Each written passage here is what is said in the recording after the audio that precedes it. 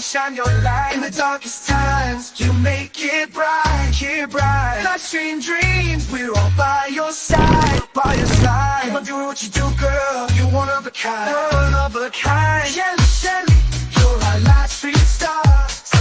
Keep rocking your show, no matter where you are.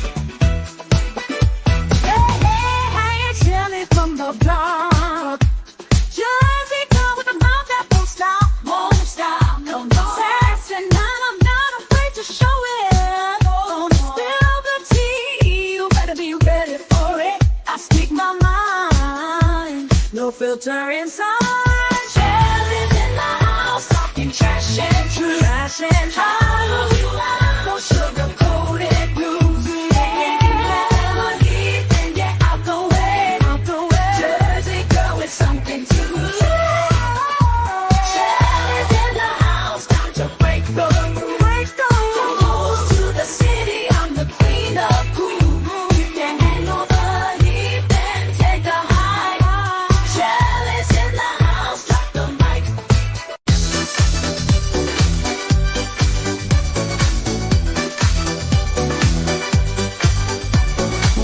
Hey, Shelly in the house tonight. Living it up, feeling so right. New Jersey girl, she's got that style.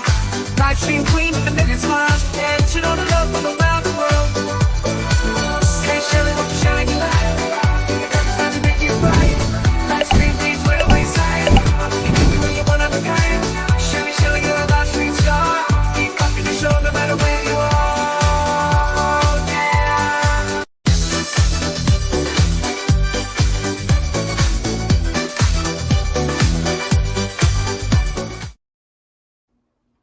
Hello, my lovies. Happy Friday. I figured I'd do a little pop-up stream because I got some stuff on my mind. It is November 1st, 2024. I'm Shelly, your mouthy mama, talking trash and truth. This is Coffee and Chaos with T3. That's me. It's 1:03 p.m. on the East Coast. It is a very sunny day. We have very clear skies, which means it's kind of nippy outside. And of course, somebody knocks on my door. Hold on. Open. Is this yours? Yes, thank you. I'm live. Yo, I'm gonna put this My in the water table. bottle came. Yay. What is that? Junk mail. No, it's not junk mail. Oh. I wish it was junk mail. Oh. Here, this is your grandmother's, and this is mine. Close the door. Bye. Love you too. Close the door. All the way. I'm live. Thank you. I got no privacy, y'all. Minute 1 and already an interruption.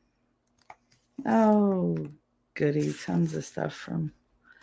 I hate when the mail comes. I really do. I forgot what the hell I was saying. I was saying hi. Yeah, no, it's crispy clear outside. The sky's a beautiful, beautiful blue.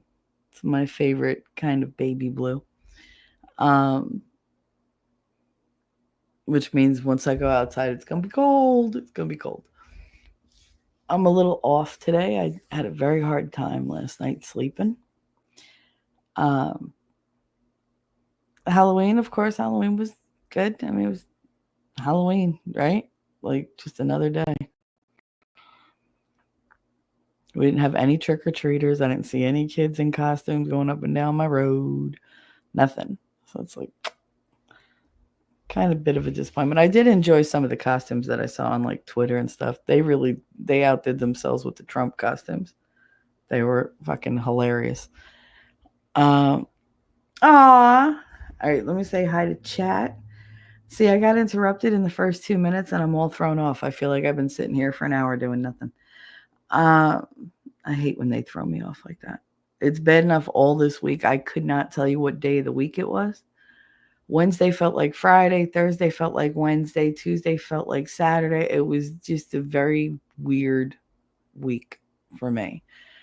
I have been in my feelings and very quiet most of the week. And that's just not working out for me.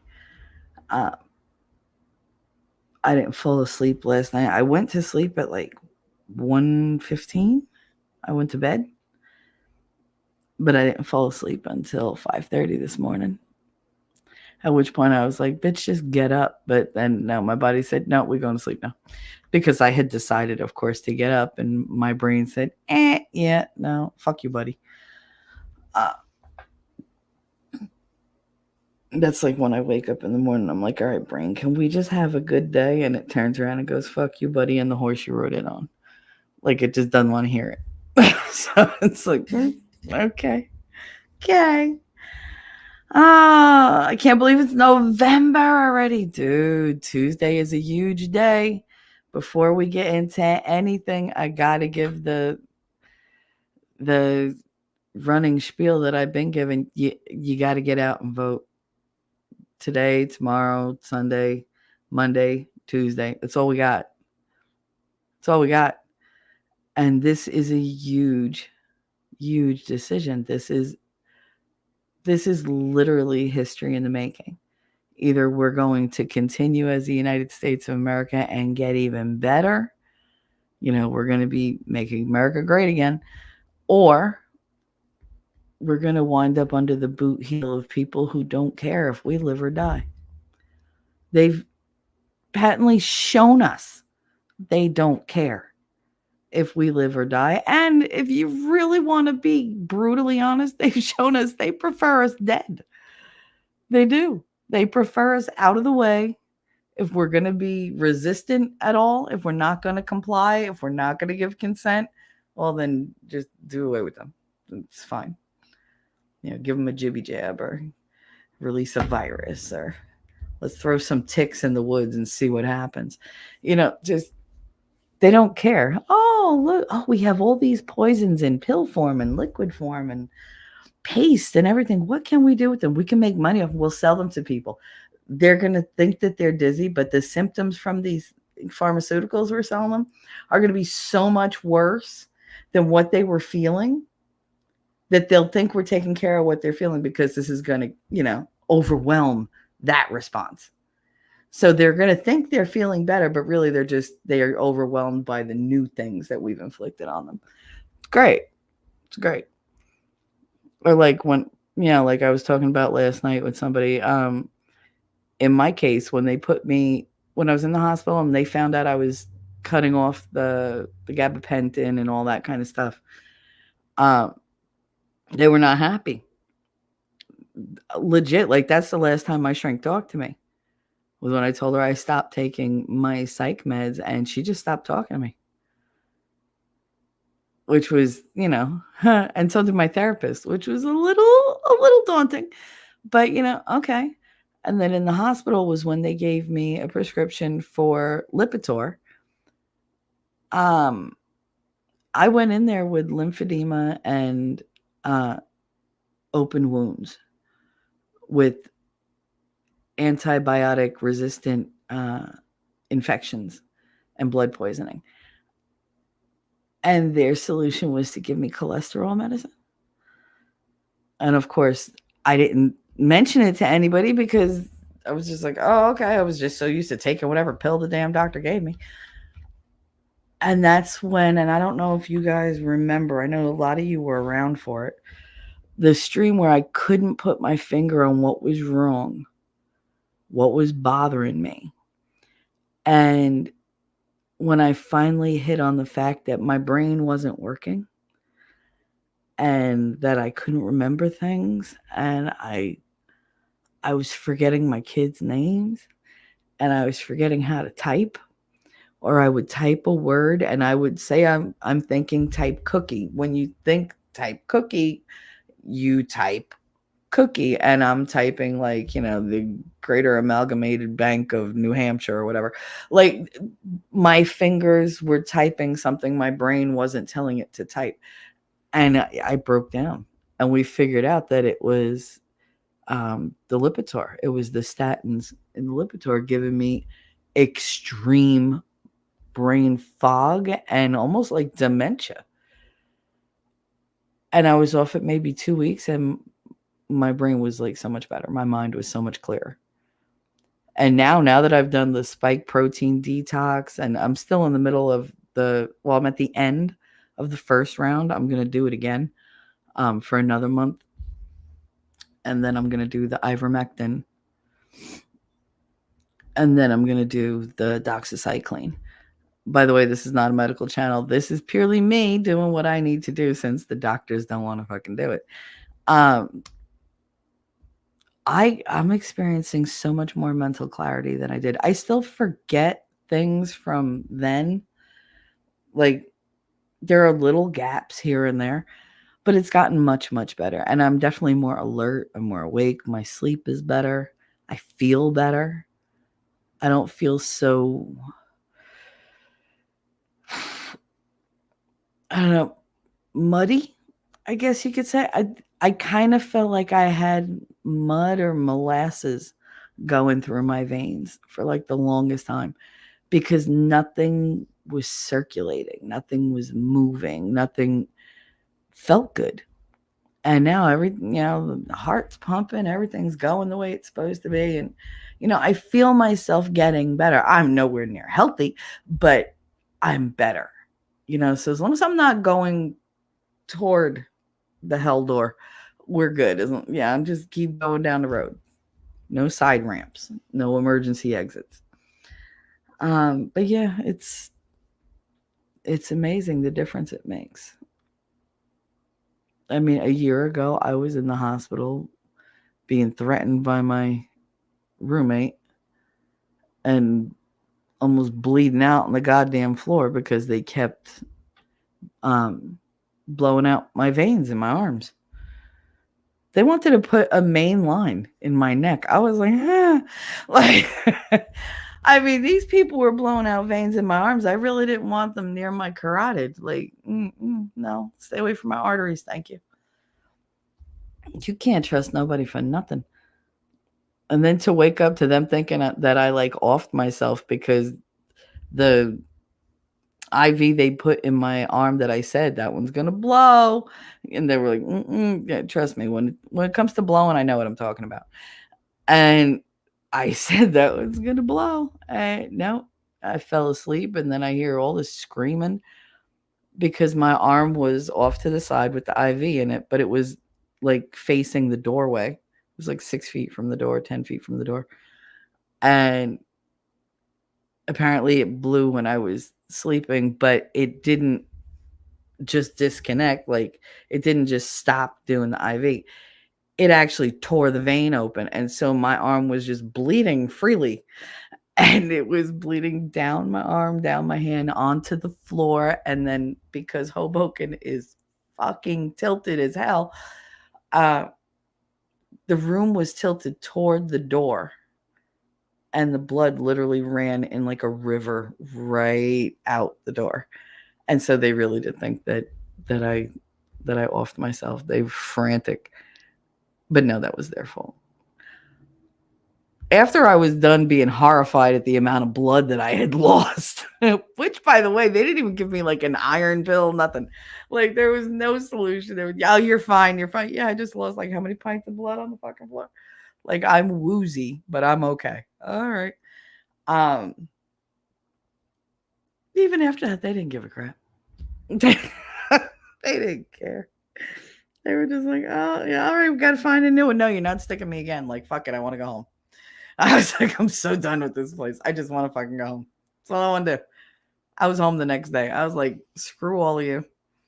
I'm tired. I had more than 20 huge, like, I'm talking about like maybe 3 inches across, 3 inches diameter, hematoma bruises from them blowing out my veins, to the point where they had to put me on Xanax to put an IV in my arm because I'm not afraid of needles. I fall asleep during like really intricate tattoos. And then when they did my nipple ring, I didn't even fucking flinch. I looked at the guy like, what? Like, I just kept talking. And for them to come in with the needle and me to have a panic attack from it, that's not good. That means you've pushed me way too far, because needles don't bother me. I self-harm. You really think something puncturing my skin is going to bother me? Really? I never understood that. Like, they can see the scars on my arm, on my left arm especially. They can see them. There's a shitload of them. There's got to be fucking 100 of them. I'm aware of my scars. Am I ashamed of my scars? No, the fuck I'm not. No, the fuck I'm not. They're there and I'm here. And mostly I'm here because they're there. They helped me when I needed it and nobody else would help me. So am I ashamed of it? No, everybody else should be ashamed of the fact that they let me get to that point. I'm not talking about you guys, obviously. This is going to be a lot of generalizations. So if I have to continue to like try to go, no, it's not you, then this is going to be bad. Just assume from the get-go, I love my chat. And none of this is directed at any of you. Speaking of chat, let me go back.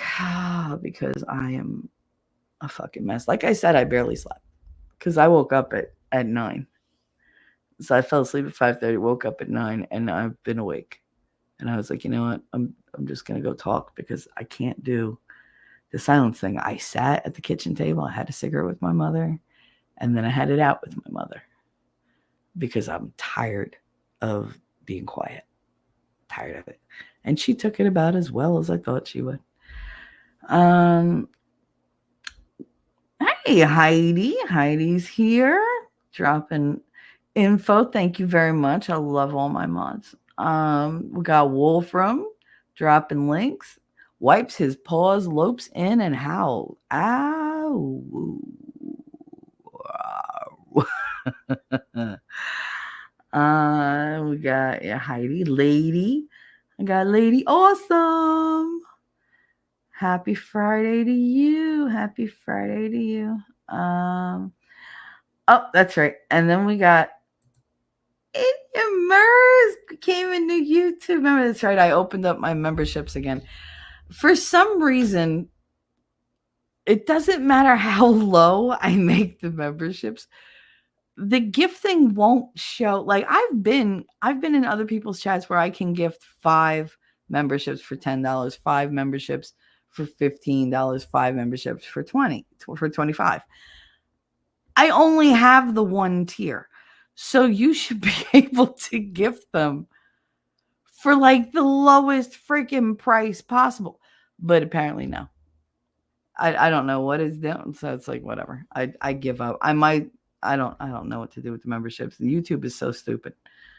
But Inya, thank you so much for becoming a new member. Let's see. What do we got for Inya?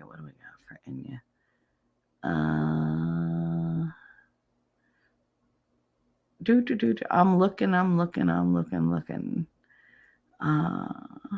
I can give you advice. Don't go to Jersey. Somebody gonna ask you to go to Jersey. Visit them in Jersey. A long lost friend, don't go to Jersey. Don't go to Jersey. You're gonna get hit by a bus. Okay? Don't do that. Okay. Don't do that. Good. Or you can have all of us just celebrating the way we only we know how.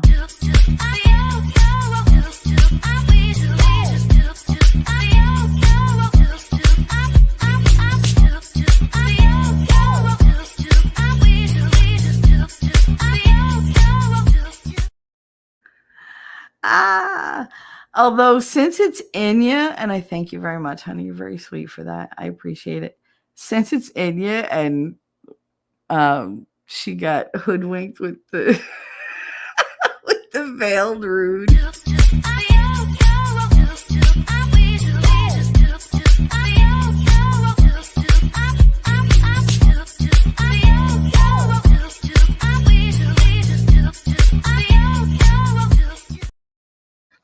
That always makes me laugh. That's fucking hilarious. Thank you, Inya. Can't believe they convinced you that I was going around like doing some Catholic ritual. And it was a wrestling reference. Oh, God, that made me laugh. You were like, oh. I didn't have the heart to tell you. Ah, funny. Wolfram. He said, "Oh, so there's chocolate left over? We don't have one piece of chocolate in this house. Not fucking one. Not one. She didn't buy candy. If she did, she's keeping it in her room." That's right. Connor went out yesterday to buy beef jerky and a bunch of other things for me to put in my room so that when I don't want to go out and deal with her, I could just grab a package of beef jerky or a beef steak. He got good ones too. He got grass fed, which, hey, I'm teaching him good. But so that's where we're at. My son bought me contraband meat sticks to keep in my dresser drawer in case mom is too mad at me for me to go outside. I'm 50. This is what we've resorted to. This is why this topic came up today, because I can't take it anymore. I sat at the kitchen table and I was minding my own business, and she started complaining. And I said, okay. I was like, listen, I have this gum. I ordered bacitracin because Connor needs it for his foot, and I need it for, like preventing any kind of like wounds or whatever.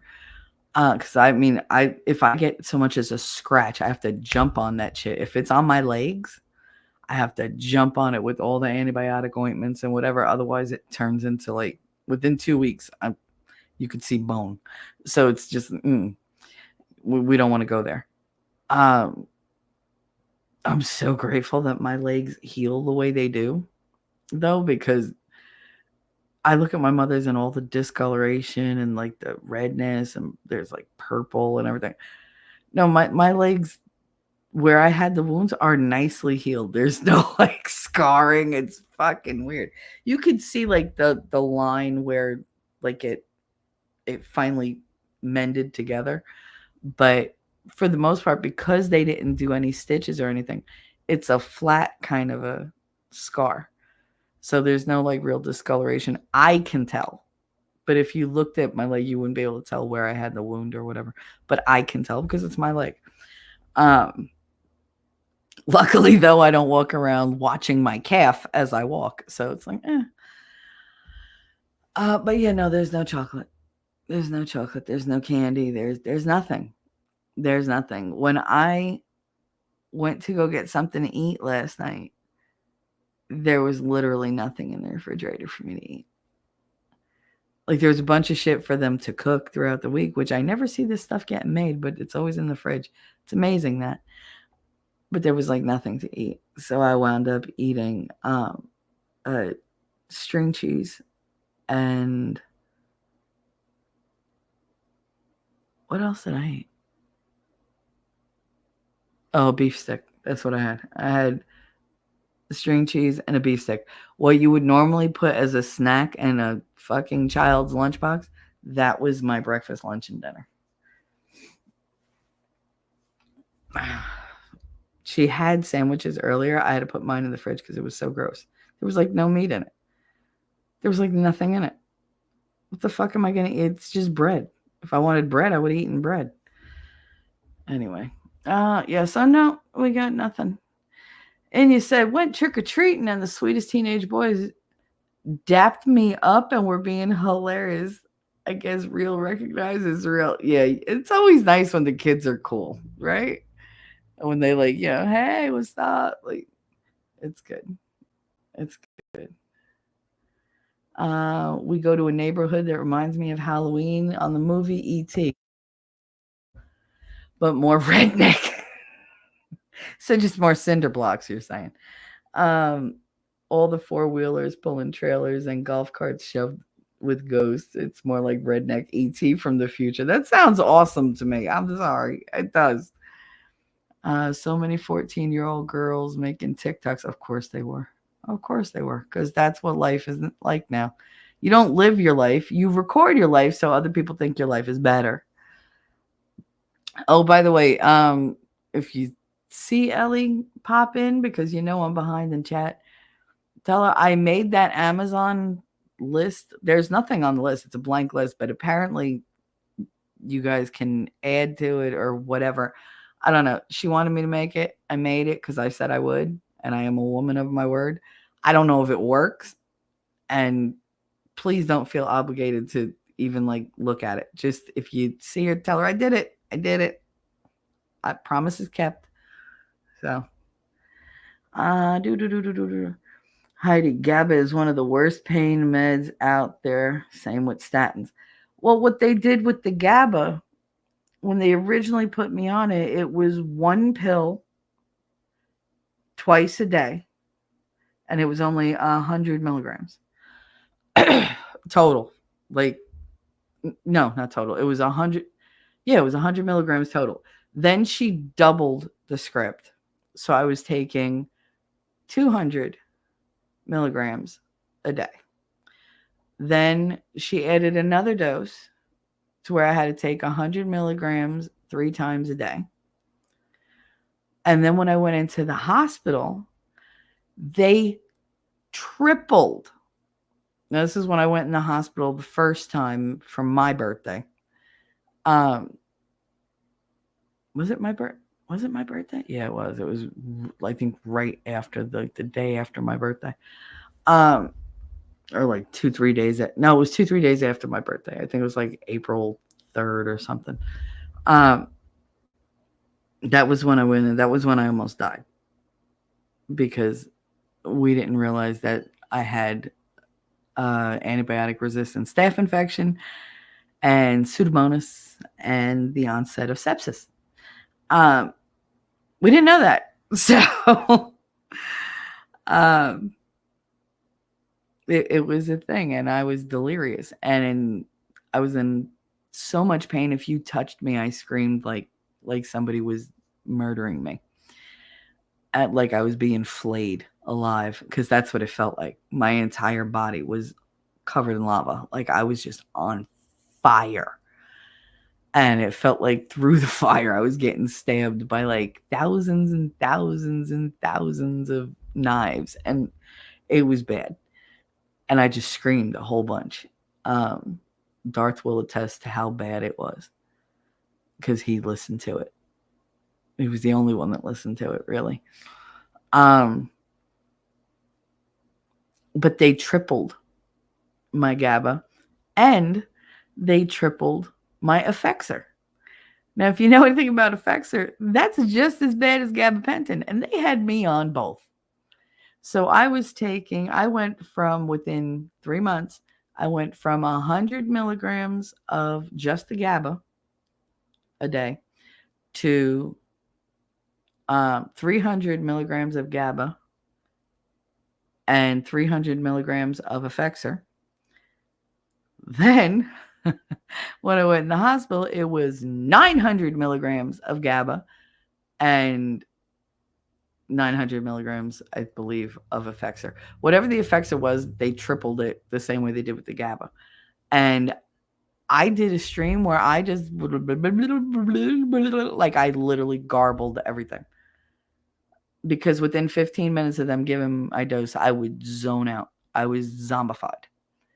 And I was still streaming from the hospital because I was hanging out with a person who, he didn't really care if I was on my deathbed, which I was. Got to get that show out, Shell. Got to get that show out. Come on. Got to be a team player. And that's kind of also what today's about, is the whole narcissistic abuse thing. Because you don't realize it when you're being manipulated like that. Especially if you've grown up with it, because that's just normal. It's just normal. It's the way the world is, right? And that's how I accepted that. And I was so fucked up on those meds that I'd do anything anybody told me to do. You want me to be mean? I'll be mean. You want pictures? Here's pictures. You want me to go and, like totally eviscerate this person and make them cry? Not a problem. You want me to act goofy? No problem. You want me to give you the most sexually explicit, like, adventures of my life in detail on the internet forever? Sure. Like, my judgment was seriously bad. I've made bad decisions in my life. But not like that. And yeah, I was bad. I have a podcast that I did with my son called Conversations with My Son, I think. And he was amazed because he's sitting there talking to me, and then all of a sudden he was like, "Ma." I was like, "What?" He goes, "Did you fall asleep?" And I didn't. I just went kind of into another mental state. And I was talking about chickens going to court and not being able to win because they couldn't sign the right forms or whatever. And he was like, "What the hell are you talking about?" I didn't know. I had to go back and listen to it because I didn't remember saying any of it. That's not what was supposed to come out of my mouth. But apparently that's what I was saying. And that's what I was doing all the time. I was hallucinating a whole bunch. I hallucinated a marching band outside my window at 2:00 in the morning. Poor Moose. That he was like, "What?" I was like, "Dude, they won't stop. This is every fucking night." And he was like, "What?" I was like, "There's a marching band, like a parade outside my window." He was like, "It's 2 a.m. Yeah, what's your point? Because to me, he wasn't being logical. It also wasn't making any logic that there can't be a marching band outside your window shell at 2 a.m. in the morning during the week when you live on the 5th floor. Like, are they a flying marching band? Did somebody build a scaffold just for you? Like, none of that. Common sense was gone. Logic gone. Reason gone. I don't know how I didn't burn down the house because I had so many cigarette holes in my clothes, in my lap, in my chair, in my rug, on my desk, which I never do. I never fall asleep with a cigarette in my hand. I was just passing out. For like 10, 20 seconds at a time, I'd wake up and like the cigarette would be in my lap and oh shit, not even remembering that I lit one. So I don't know how I didn't burn the house down. I really don't. I don't know how I didn't drop dead on the spot from just eating one ham and cheese grilled ham and cheese sandwich a day because that's all that they would feed me. Like it was so bad. So meds can fuck with you so bad, which is why Tuesday is so important. There's so many things they're putting out there that are killing us. You can't even drink water naturally. We pay for water service. I should be able to turn the tap on my water and get clean water. That should not be a problem. Why? Because I don't live in a third fucking world country. I live in the seat of power on the globe. I should have clean water. I should have healthy food. I should have a decent healthcare system. We are like one of the most lucrative, inventive, nations ever to have existed. Notice I said one of them. There were a lot that got it a lot better than we did. But we're in the day and time that we're in, we were doing really well. And then somebody came along and said, "You know what? All these people, the world don't need people." Apparently, the world doesn't need love. The world needs pharmaceuticals and fluoride in your water and GMOs and plastics in your food and everything else. Like they just want to. The fact that I drink things that are red, and now when I look at them, I'm like, all right, so is that a parasite that I'm eating? Because you got to figure it doesn't matter. People are like, "Oh, but it's dead." It doesn't matter that it's dead. It doesn't matter that it was crushed or powdered. It's still the genetic makeup of that bug. It's a parasite. It's the DNA, and you're drinking and eating and ingesting parasitic DNA. Do you not think that might build up in your system and affect some organs or some functions? Somebody might experience dementia from it. You don't know. And another person might get a rash. Another person might be completely unaffected because they have a really healthy immune system that can deal with stuff like that has dealt with outside, parasitics. Most of us have not. I mean, granted, I guarantee you'd be mortified if you went to a doctor who actually did a parasitic diagnostic on your body and you found out how many things are living in your body with you. Um, you'd be horrified. I looked into it for about 2 minutes and was like, nope, no, because I'll never eat, drink, or touch anything ever again. Like I can't. Sometimes you can't know. Okay. To function on a day-to-day basis. Sometimes you need to not have the knowledge. Like a broad overview, yes, but the specifics they can mess with your head. But I mean, do you really think that taking in parasitic DNA without our knowledge, without our consent? I mean, yeah, we bought it, so technically it's, let the buyer, may the buyer beware. But these are things that we're ingesting. They're running through our bodies. If you're pregnant, they're running through your baby's body. And they don't give a fuck. They're not asking you if it's okay. They're just giving it to you and putting a different name on it so you don't know what the hell it is. It's completely reckless. And it's them playing Russian roulette with your health. And I don't think that's fair. So Tuesday, Robert Kennedy Jr., I'm not a fan of the voice. I'm not. It does something. I don't know. I'm getting used to it, but it makes him sound nervous to me. And because I react to observations and tone and everything on such a heightened level, it really, really bothers me. So how I have adjusted to that is I turn off the volume and I put on the closed captions and I just read whatever he's saying, because then I get the message and I'm not distracted by the medically induced or medically caused tremble in his voice that my brain equates with fear, with someone who's afraid or nervous or lying. I know that's not what he's doing. I know his is a medical condition. But when you spend every second of your life doing threat assessments, that is not going to go under the radar. That's going to be a huge thing.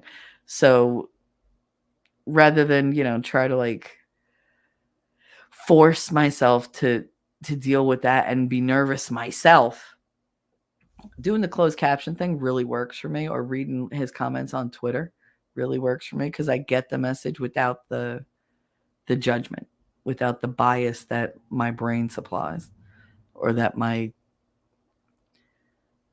trauma, my PTSD supplies. I guess I should say my complex PTSD.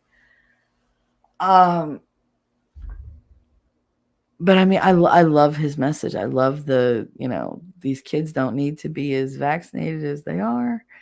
I love his thing about, clean up the food, clean up the water, get these people out of here, get, big pharma out of here. Don't let these non-elected fucking entities enter the government and run the American people. Get the ads off the TV, get the ads off the radio. They suck anyway. I would much rather listen to "My bologna has a first name," even though you shouldn't eat bologna because it's crap. I would rather hear that jingle than listen to a 15 fucking minute ad about a pill that you're going to take for leaky ass that's not just cause leaky ass and, everything besides, because it can take 6 to 8 weeks to work, because that's what you want to do, is take a pill for 2 months and see if it works.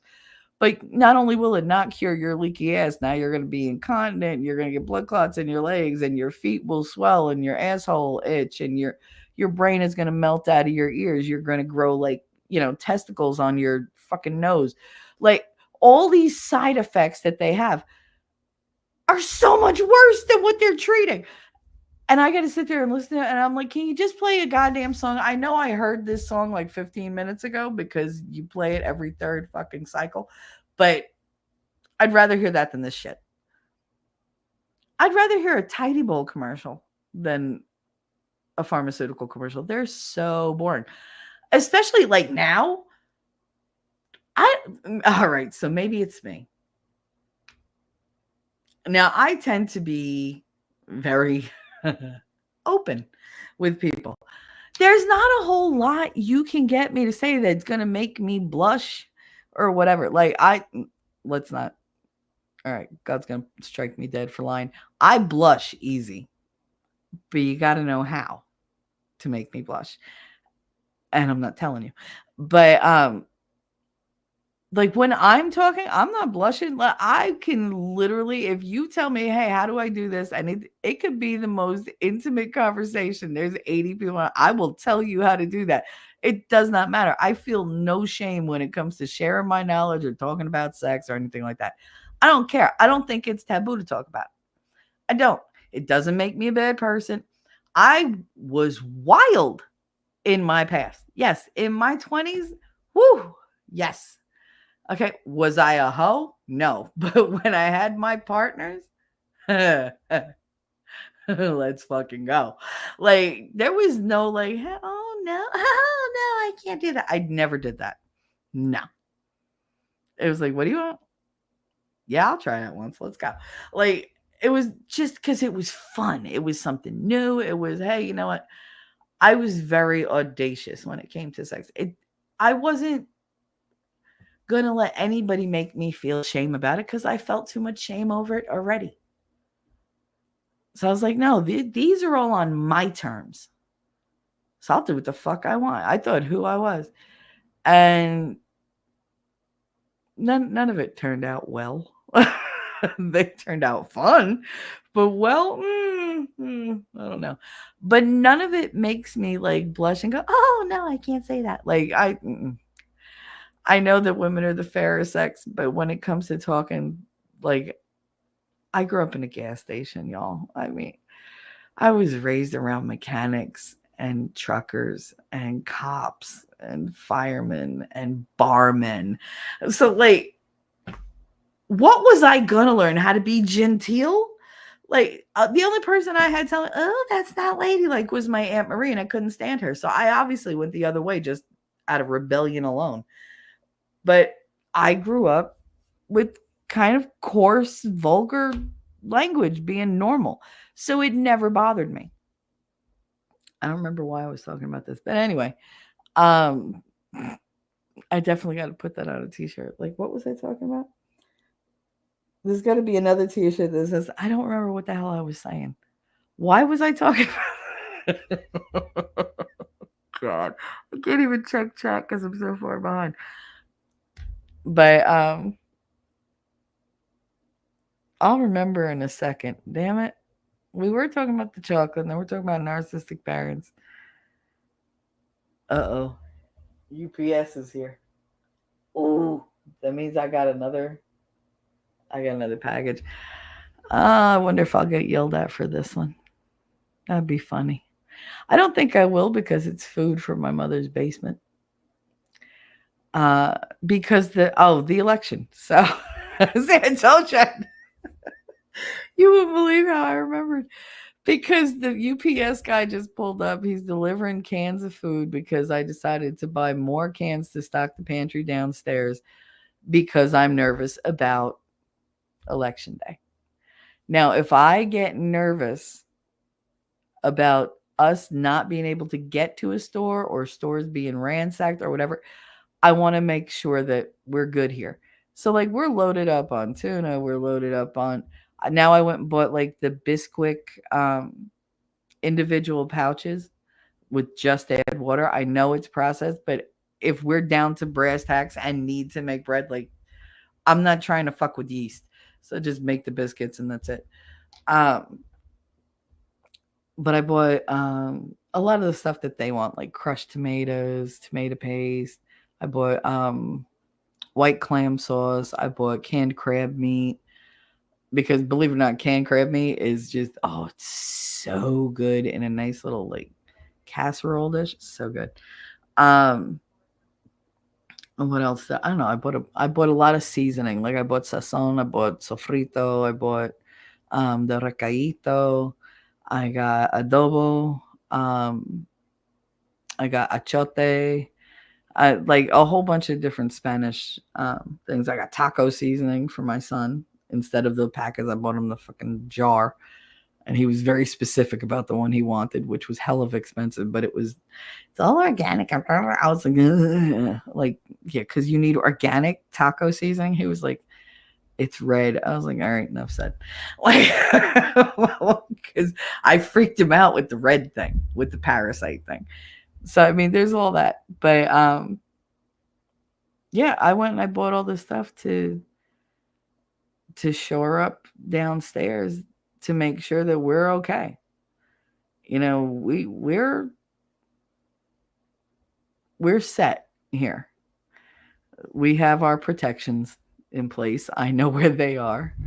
I have some of my own hidden. Mine are pointy, whereas my mother's husband's protections make a loud bang at the end. So good for that. My doorbell reloads. And we have food and we're set apart from most, people. So like we can see anybody coming. But this is like my level of alertness right now because that's how critical Tuesday is. We got to all be out there and we got to all make sure that everybody gets up and votes. You can't sit this one out. I feel almost like you're a traitor to your fellow Americans and to your country if you sit this one out. And you don't have to like Trump. Hell, you could hate Trump, but look at who's with him.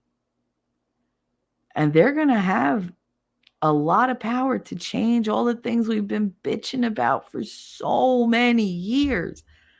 That's what I don't understand. So many people out there bitch and bitch and bitch and bitch and bitch and complain, and it's all they do. And now you have the opportunity to fix those problems so you can stop your bitching. And they're like, yeah, I don't know. No, this is not a time to be on the fence. There's not, in my opinion, there's not even anything to think about. You're voting for us and the country and the future, or you're voting for totalitarianism, for somebody else being in complete control of your life. And you no longer having anything. So you're either, and it doesn't just stop at our government, because Kamala's government is set up to flow right into the WEF plan. They want to hand over control to the World Health Organization so that they can go and say, hey, global pandemic, everybody shut down. I don't want a government I didn't fucking elect telling me what to do, especially since I don't even want the government I elected telling me what to do. You think I want people like the WHO telling me that I can't leave my house again?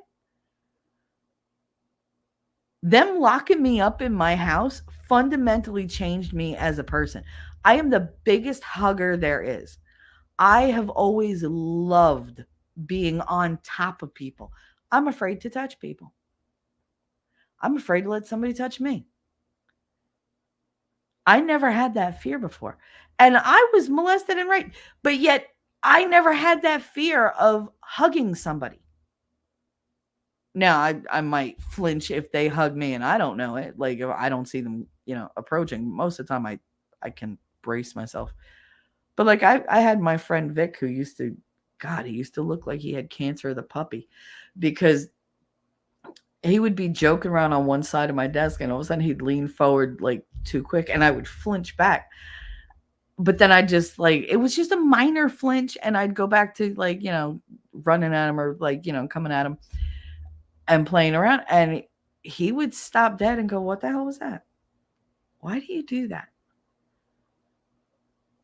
And I'd try to brush up and be like, do what? Like, you're fucking insane. Like, I didn't do anything. Let's go. What are we doing? I'd try to change the subject, try to, redirect, distract him. But he was right. I used to flinch. I still flinch. The only person who I don't really flinch for is my son. He'll come in for a hug. He can come out of nowhere and I'll be absolutely fine with it because I can feel him coming from 4 rooms away. I can hear the stomping of the feet because God knows he can't walk light. And I just can feel him, in the room. But other people, if you reach out to touch my face, I was dating this guy that I knew. I knew him 35 years since I'm 13 years old. He worked in our gas station. I wound up dating him in my 40s. Okay, so like whatever. And when I say dating, I mean that we were fuck buddies. But anyway, we only did it once, but whatever. Like, he invited me over to his house and he wanted to be all romantic, and he was trying to like further the relationship, which with me was not going to happen, because for 20 years I was like, no, it's sex only. I don't do emotions. Like, I just, nope. Like, I didn't care. Like, you want to be in my life, be in my life, bye. Like, it didn't matter. Nobody else mattered but me and my kids. That was it. And my friends.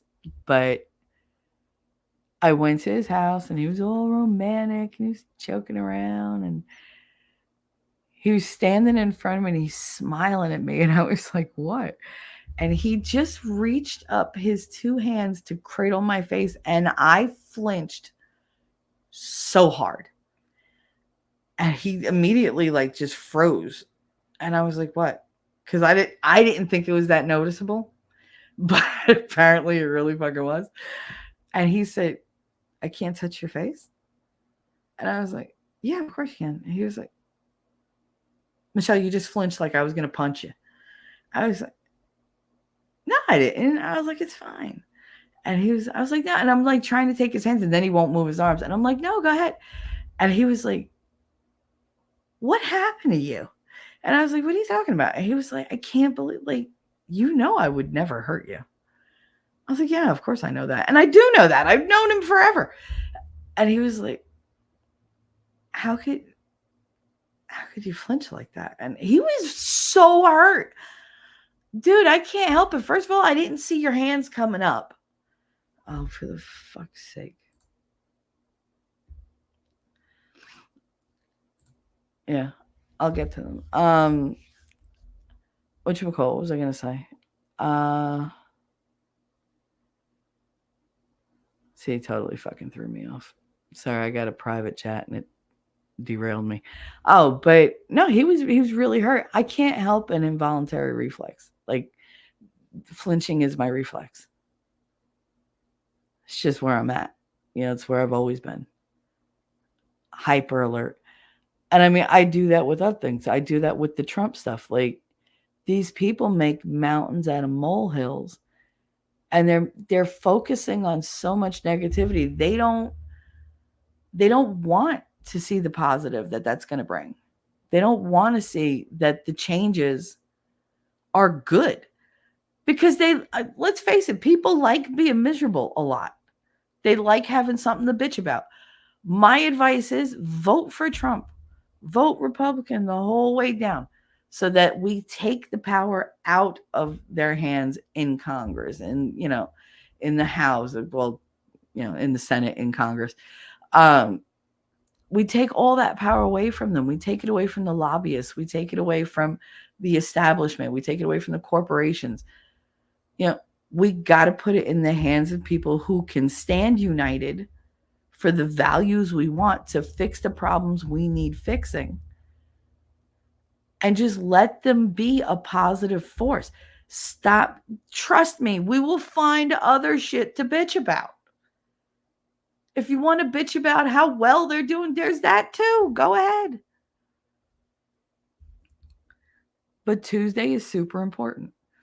I know I'm way behind, but oh well.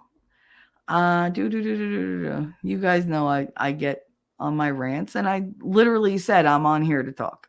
So, all right. So, because of course now I lost my place. All right. So the GABA, that's where we were with the GABA. Yeah. So one of the worst things. So yeah, I was crazy. That's what that comes down to. Totally thrown off now. And yeah, Shelly, they did that to my mom, but she wouldn't listen and get off them. My doctor knows me. But see, that's what I thought. And yeah, I thought, well, my doctor would never harm me intentionally. Like, obviously, they know what's good for me, they know what I need. And then, of course, looking into it, I wound up finding out that they're changing the cholesterol levels. They're changing the standards for it because they want to push these pills. Like, our cholesterols are not as bad as they're making them out to be. And they're focusing on different cholesterols, and then, well, this number is really high and da da da da. But then they're also making you use margarine instead of butter. Butter is so much better for you than margarine. Like, it's so much purer and your body can process it because it's more natural. Margarine is just melted spreadable plastic. I mean, you can't even burn margarine. It's hard to melt margarine. That's why those tubs, if you put one of those tubs in your car, do you know how long it takes for a tub of margarine to melt in your car? Find out. You'll be disgusted. There's a reason why flies and stuff don't land on margarine. They don't want that. They want the butter. They want the cream. They want the milk. They want like all that. They want the natural foods. They don't want the plastic. And we're literally like, oh, but it's spreadable and it's yellow, so it must be good. It's got salt in it and 90,000 cancer-causing friggin' chemicals. But yeah, sure, use margarine. While we're at it, let's go get, some McDonald's and then put the McDonald's on the counter and come back in a year and see if anything has eaten at McDonald's or if it looks exactly like it did when you bought it, but it's just dehydrated now and not by much. But you won't find ants on your McDonald's. You won't find, bugs trying to get at it. Sometimes a bee, because bees get confused. And I think they like the yellow paper on the outside.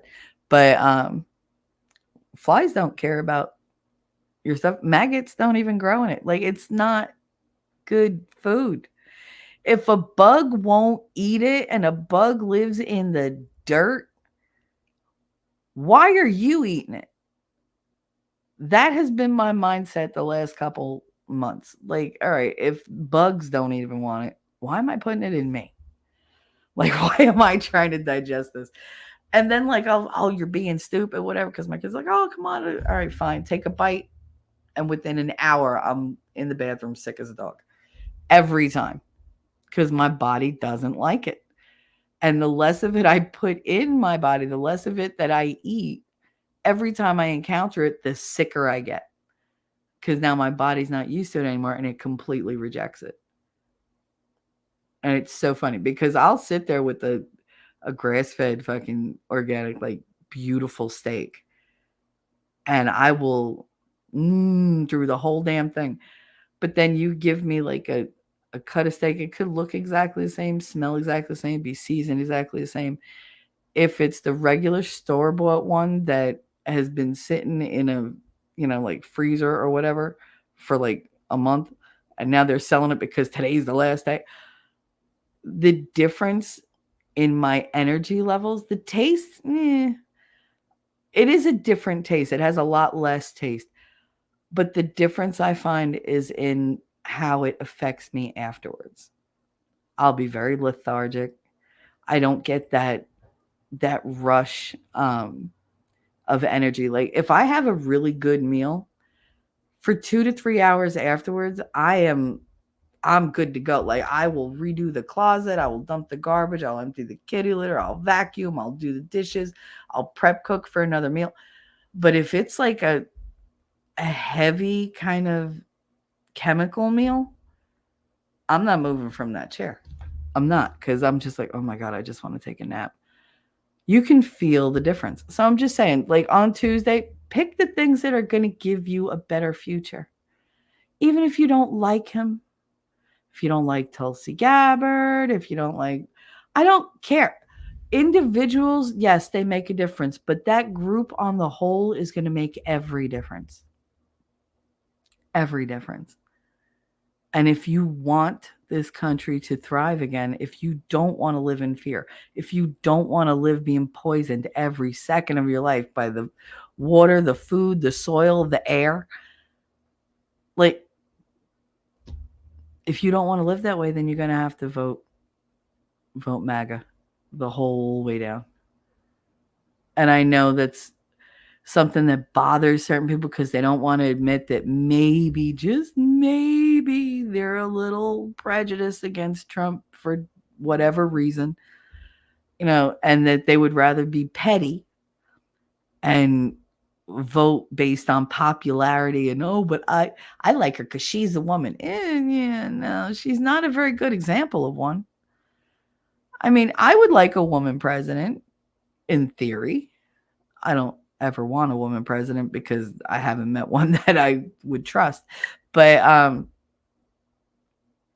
yeah, no, like, if she's a capable woman, that's something to be proud of putting in the presidential seat.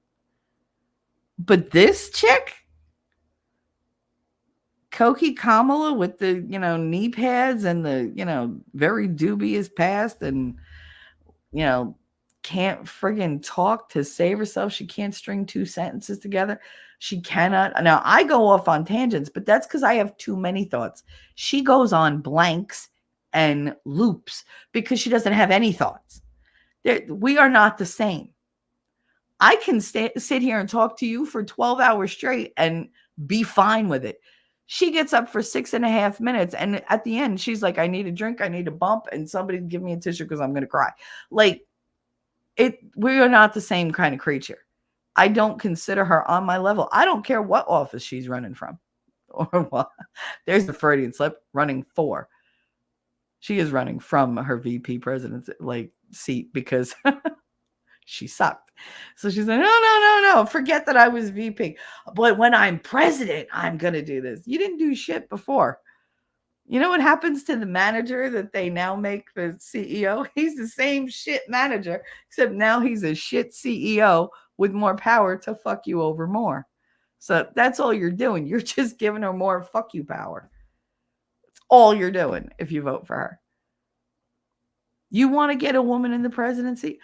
Fine. Find one. A good one. This is not a good one. I don't care what ethnicity she is. I don't care what color she is. I don't care what religion she is. I don't care if her mother and father were brother and sister. If she was a decent human being, fuck it. C'est la vie. It is what it is. But she's not. She's not smart. She's not funny. She's not personable. She's not relatable. And nothing that she wants to install in our government, in our country, is for the people.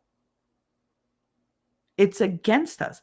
So I don't understand this weird sexist loyalty.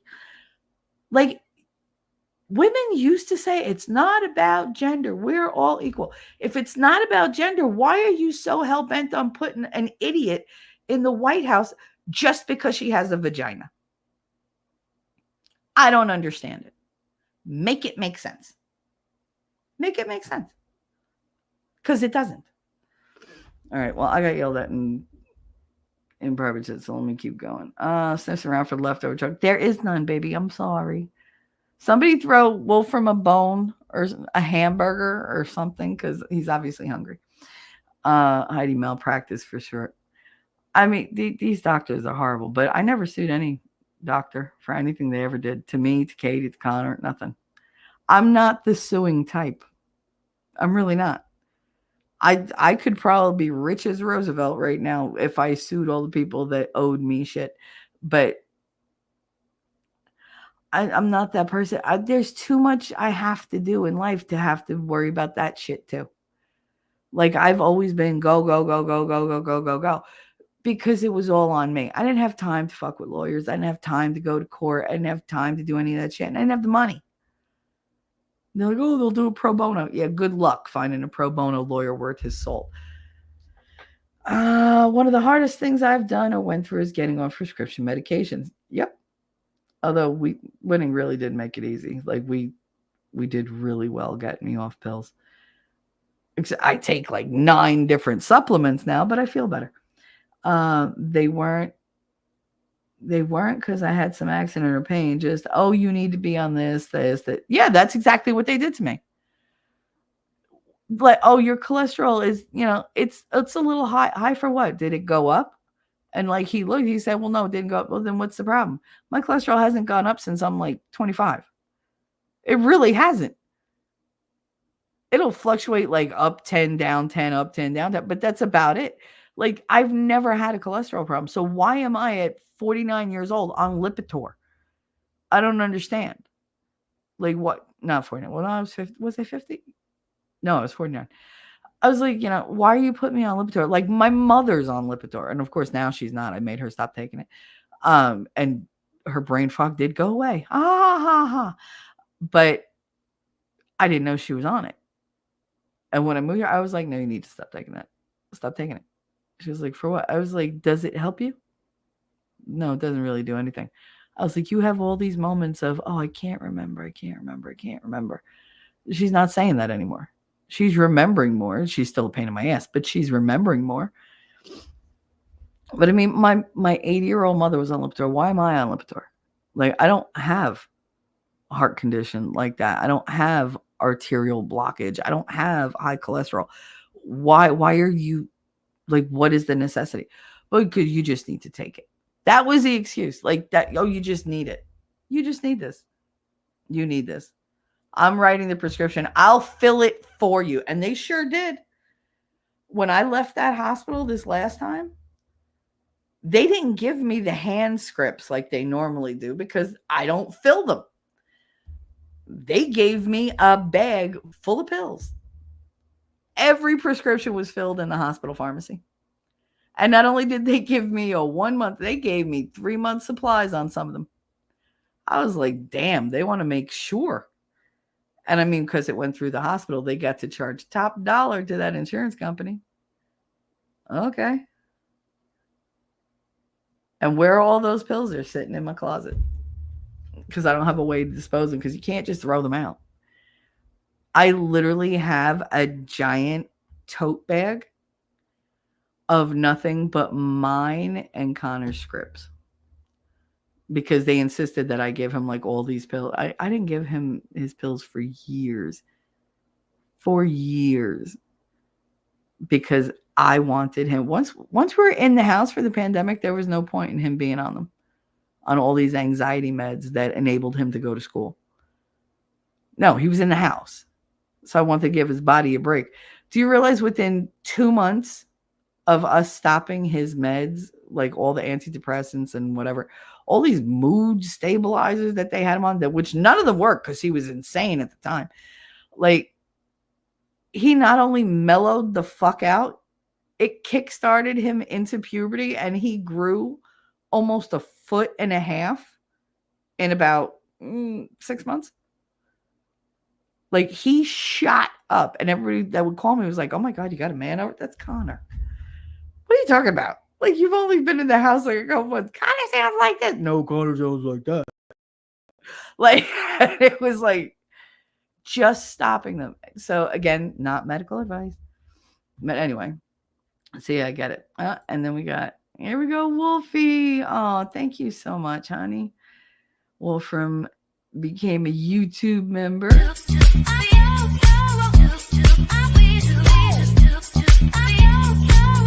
And for himself now.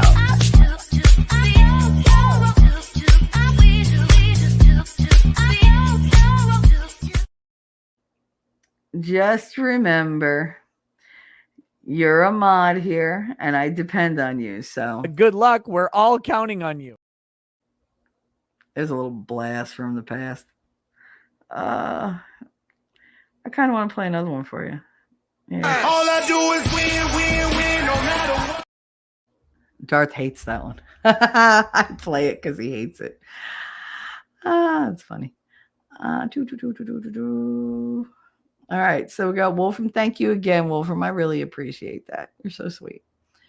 Now that you pointed it out, innocent bystander. Yeah, that's what it's called, innocent bystander. Because it's kind of what you are when you're in my chat. You're just kind of like watching the train wreck unfold. Wolfram still waiting for the coffee to kick in. Yeah, I don't I haven't had coffee in 2 weeks. I told you guys though, I bought my ghee, the really like clarified ghee, so I can make bulletproof coffee. See if that jump starts any of my systems. Oh my fucking god, I'm just veiled rude because I had to pause for a second. Girl, I'm way behind. I'm an hour behind. Well, I'm 50 minutes behind. Thomas, how you doing? Yep, getting censored by the YouTube AI again. It's just you. Although yesterday I had to reboot my whole computer. First StreamYard, not StreamYard. First YouTube kicked me out. Then Chrome kicked me out like 20 minutes later. And then my whole system crashed. And I was like, see, this ain't this a bada bitch. Like, and then I lost all my passwords. It logged me out of every single website I have ever fucking been in. And I'm sitting there with Winning last night cursing a blue screen. Son of a bitch, I don't remember my goddamn password because I haven't had to fucking do it in like 2 years. I don't remember the passwords for these friggin' websites. Like, are you kidding me? But it's all done now. But yeah, it might not just be that they're censoring. It's just that they're adding stuff. If you noticed, the look underneath the videos is different. They added some additional tabs or whatever. At least they did on my laptop, on the desktop. He just said you were taking a nap, then changed his story. My brother does that crap to me too. Will tell me some random info that he just made up in the spot. Can't even talk to that guy. Yeah, there's just a lot of people like that. Mm-hmm. Did not realize how much AI stuff is out there. Look for Panavision 50s TV and insert whatever movie you can think of before Star Wars to Alien. Yeah. Mm-hmm. I used to enjoy TV when I was a kid, but it was very like stagnant. But it was real to me because it reflected things that were going on in my own house. That's why I watched it. I didn't watch it, for the CGI. I didn't know what any of that crap was. It wasn't sensational. It was just, oh, well, I don't want to watch what's going on in my house, so I'll just watch it on TV. Did you try resetting your YouTube cookies? No, does that affect YouTube? It might. I have 2 windows, one for each account, and you can see when they don't let something through. Oh, Lord. Don't want to be walking into stuff. Yeah, no. I went through a period last year. If I could say my initial hello and then nothing. Really? Like you could just say hi and then they'd just be like, screw you for the rest of the chat? God, that sucks. For me, what they like to do, they just like to disconnect my chat when I'm in it. So I can't talk. And then all of a sudden it just goes, I get that weird monkey with I don't know what the hell he's doing, but it's always like, oops. And then everything's gone. And I got to restart everything. So I found that if you delete your YouTube cookies, reboot your PC, open your browser, then close it, reboot your PC again, then open YouTube, if I remember that right. That sounds like a lot of work. Oof. Squaw Bob, what's up? I know I'm a half hour, 45 minutes behind at this point. Tell Puffer I said hi. Hey, Triple T. Okay, we will. Good to see you. Hope you had a happy Halloween. YouTube will download.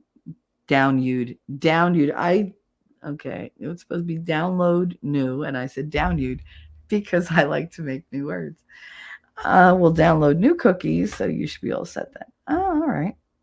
How do you erase just YouTube cookies? Where is that? Because I just go into my history from my browser and just delete everything. Dan Wolfram, what have you been saying in YouTube chats? I know, he's a terrible wolf. Those wolves can't be trusted. It's almost like they're predators. No, I'm kidding. I love you, Wolfie. You're wonderful. Squab Bob, I liked your religious program. Oh, I'm glad you liked it. Yeah, I tend to do quite a bit of God talk in all of them, especially the trauma streams, because I think God is a huge source of solace and comfort, and he's underutilized and underappreciated. And I don't have to be embarrassed to discuss how I feel about God now. Whereas before, the company I kept made it seem like, oh, you're not cool if you talk about God. I don't care. I talk about what I want because it's my channel and God is a big part of my life. The universe is a big part of my life. Spirit is a big part of my life. So yeah, I'm going to talk about it. People can show up or they cannot. It's up to them. I'm here regardless. But thank you for saying that. I appreciate that, Squab. Nope, still censored. Censored is the new privacy filter. Selmai. Hi, how you doing? What's up? Welcome. YouTube is just pissed about what I have been posting on X, I bet. Yeah, probably. I'm hella shadow banned on X. It's terrible. It really is. Shouldn't give gabapentin with the Fexer. Hey, Andrew, what's up? Yeah, no, I didn't know that though. How would I know that? Remember meth head Maggie at the house? Yes. Oh my god, the one that I almost brained with my laptop because she came at me while I was in the hospital bed. She was gonna attack me. What about the other dude that had the double armed guards that was right next door to me? Or the one the very first time, the one that was screaming. Oh my God, is that the one that you were talking about? Because I had some doozies.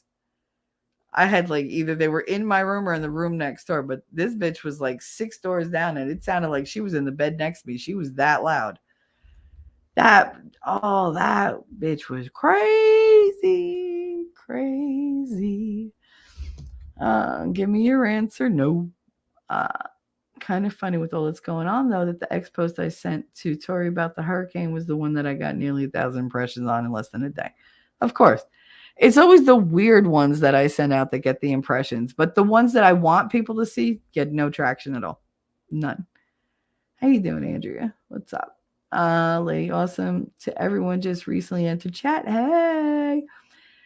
That was OD in you. What the fuck? No one should be on Effexor and GABA together at that dosage. Heidi, they had me on 900 milligrams of GABA a day, 900 roundabout of Effexor a day, Inderol, Lipitor at the time, whatchamacallit, that was when they first gave it to me. What was the other thing?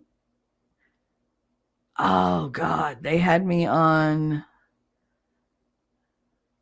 the Effexor, the Inderol, the Lipitor, the gabapentin, the levothyroxine, and there were 2 more that I took. I had something else that I took for tremors, and there was something else. Oh God, I can't remember but I used to take a total of 9 pills at night, and then I had 3 pills that I had to take 2 extra doses of throughout the day. There was a lot of meds. I was really, if you go back and listen to any of my streams, I was like, and I just go off on tangents, not tangents like I do now. These are actually thoughtful tangents. Those were just word salad. I sounded like Kamala. What if that's her problem? I mean, who doesn't think she's not over medicated on something? I do. I think she is.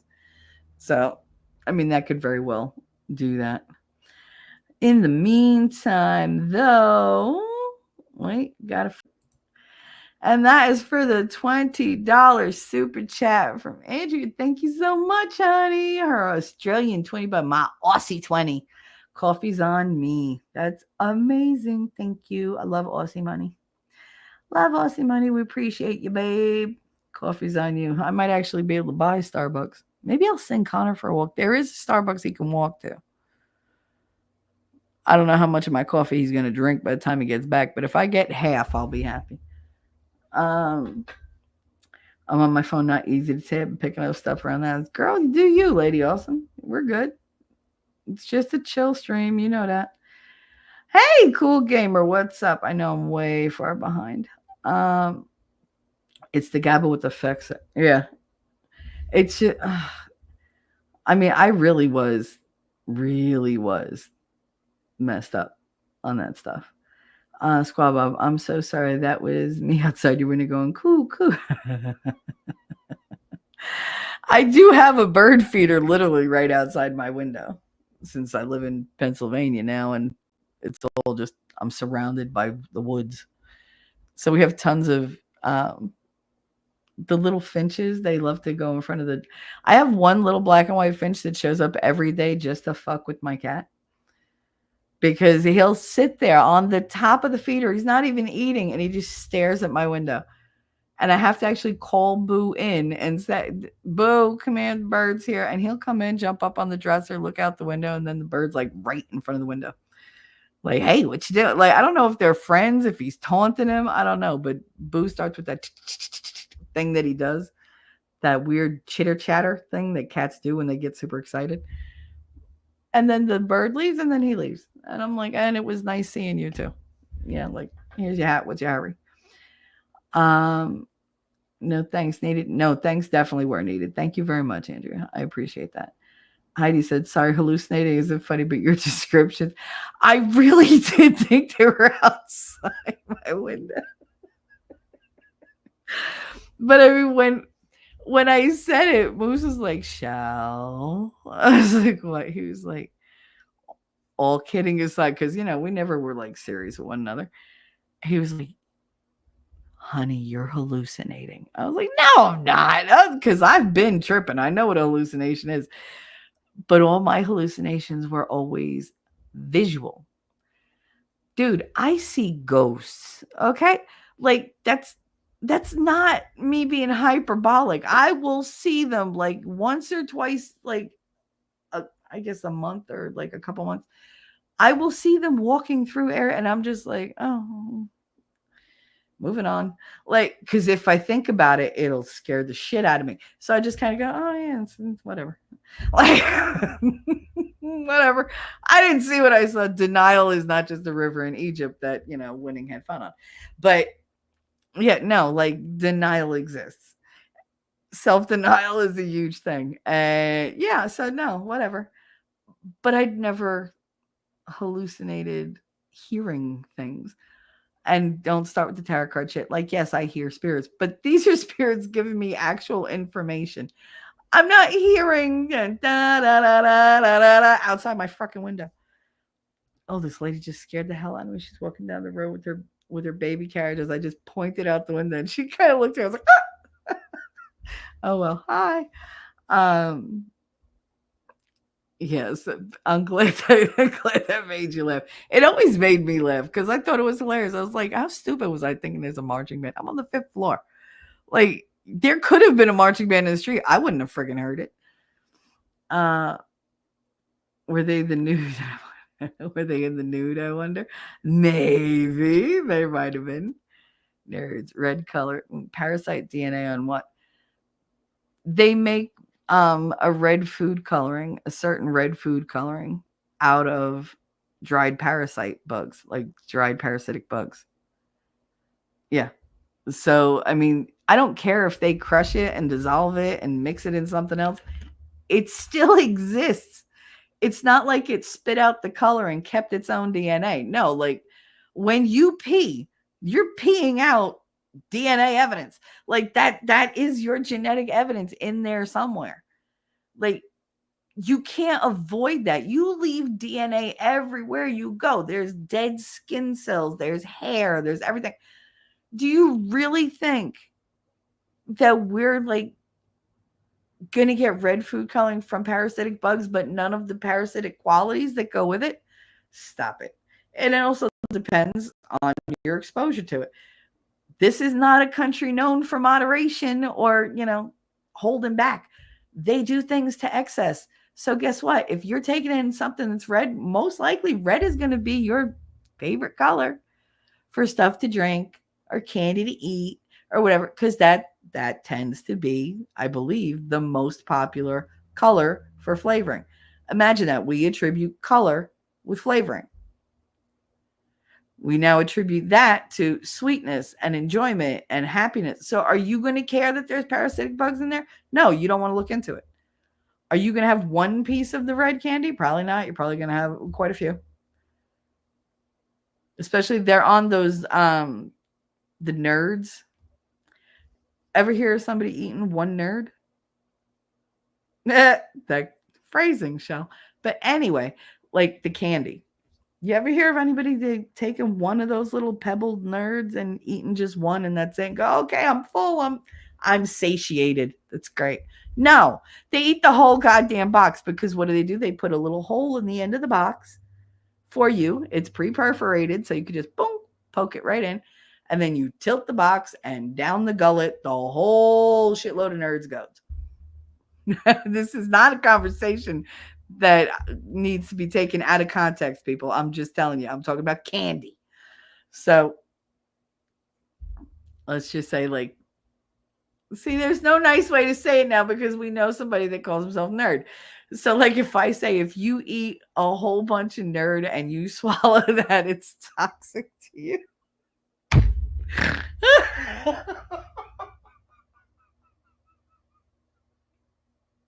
I can't.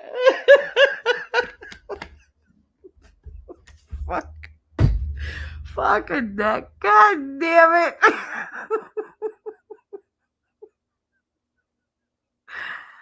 There's no good way to say that. I wish I could remember the other airheads. There you go. If you swallow an airhead, you're hurting yourself. You'd swallow a parasite. And that actually is really good advice. Ignorance is bliss. Yes, it is, Grimmy.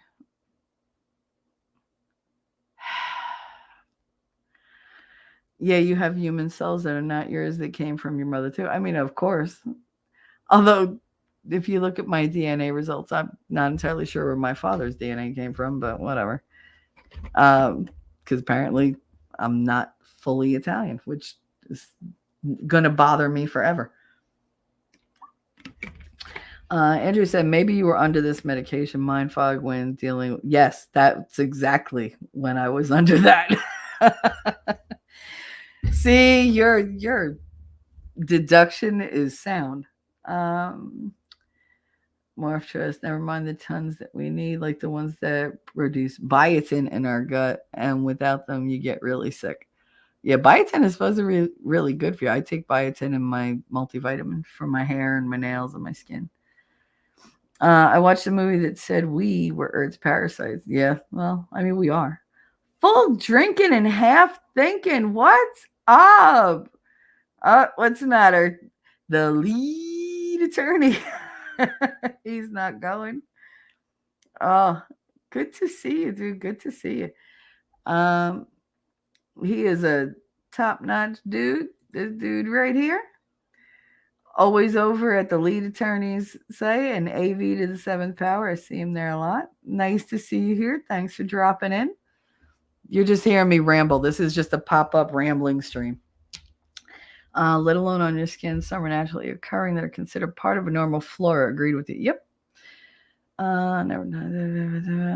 You can't help it though. It's a medical condition. Yeah. Like I said, his voice, I know it's a medical condition, but for me, since I judge most body language and tone and everything else, those are my senses that are always hyper vigilant. So I'm always listening for the lie. I'm always listening for the tremor that makes me think somebody's untrustworthy or makes me think, like they're setting me up for something. When I was on all those meds, I couldn't do that. Like those senses were so deadened. I had no idea what was going on around me. But then, like normal me, I listen for all that. And that puts me on even a more hyper alert. So his voice was triggering that kind of like, no, don't listen, back away kind of response that I've conditioned myself to, go with all my life because it served me well. So now if I just don't listen to his voice and I just read what he says, I'm much more in tune with the message and I'm able to absorb what he's saying and really like think about it. And I don't have any of my walls up. Like I'm very open to it. So that's one of the things. Like that's what you have to do. You have to find strategies that get you around these trigger points when the trigger is going off for no reason. Like if something is falsely setting it off, you need to be able to counter that so that you can function. I don't want to miss out on the good things that he's saying because his voice and his medical condition trigger something in me from, like my childhood or whatever, is trigger a trauma response or a survival response in me. I want to be able to hear him. So I had to figure out a way to do that. People don't want to find solutions to their problems, though. Trump is a huge solution to our problems. Is he every solution? No. Can he be nicer? Maybe. Does he have to be? No. Because it's a free country. He is the living example of what we want. We want to be able to do and say and think what the hell we want to do. What is ours? We want that autonomous control over ourselves. And they're trying to take that from us, and he's not. And I think if people would just stop hating him for a minute and look at him and say, hey, this dude went through hell for this country, and he's not even guaranteed the presidency. He's not guaranteed anything. He could have got shot for nothing. But like I told you guys, I think God has a purpose for everything. I think God intended for him to lose in 2020 because we were not desperate enough to see the truth. We were not desperate enough to see all the lies coming through and like how they were manipulating us and how they were using us and just how little regard and care they have for us as individuals. Like these are people that we put into office who hate us. And I think without him losing 2020, without the, lockdowns, without the vaccines, like I said, God made me get the vaccine and it crippled me. Why? Because I needed to stop. And I wasn't listening. I wasn't doing what I was supposed to be doing. I just kept going. And God was like, no, see, if you're not going to listen, I'm going to make you stop. And he did. And that's where I started my healing journey, not just physically, but the mental healing journey that I had avoided for 40 plus years. So everything happens for a reason. And I really do believe that he was cheated out of that election because as a nation, we just weren't desperate enough to face our fears, to face our ignorance, to turn around and say, hey, you know what? We've always hated how this has been, but why are we letting it continue? And why is it getting worse? Like now we're like, you know what? It wasn't so bad before. We kind of want to go back to more traditional things. We did our whole, teenage rebellion. We're done. Just like they go on and on about gay rights and whatever else. Most of the gays that I know, male or female,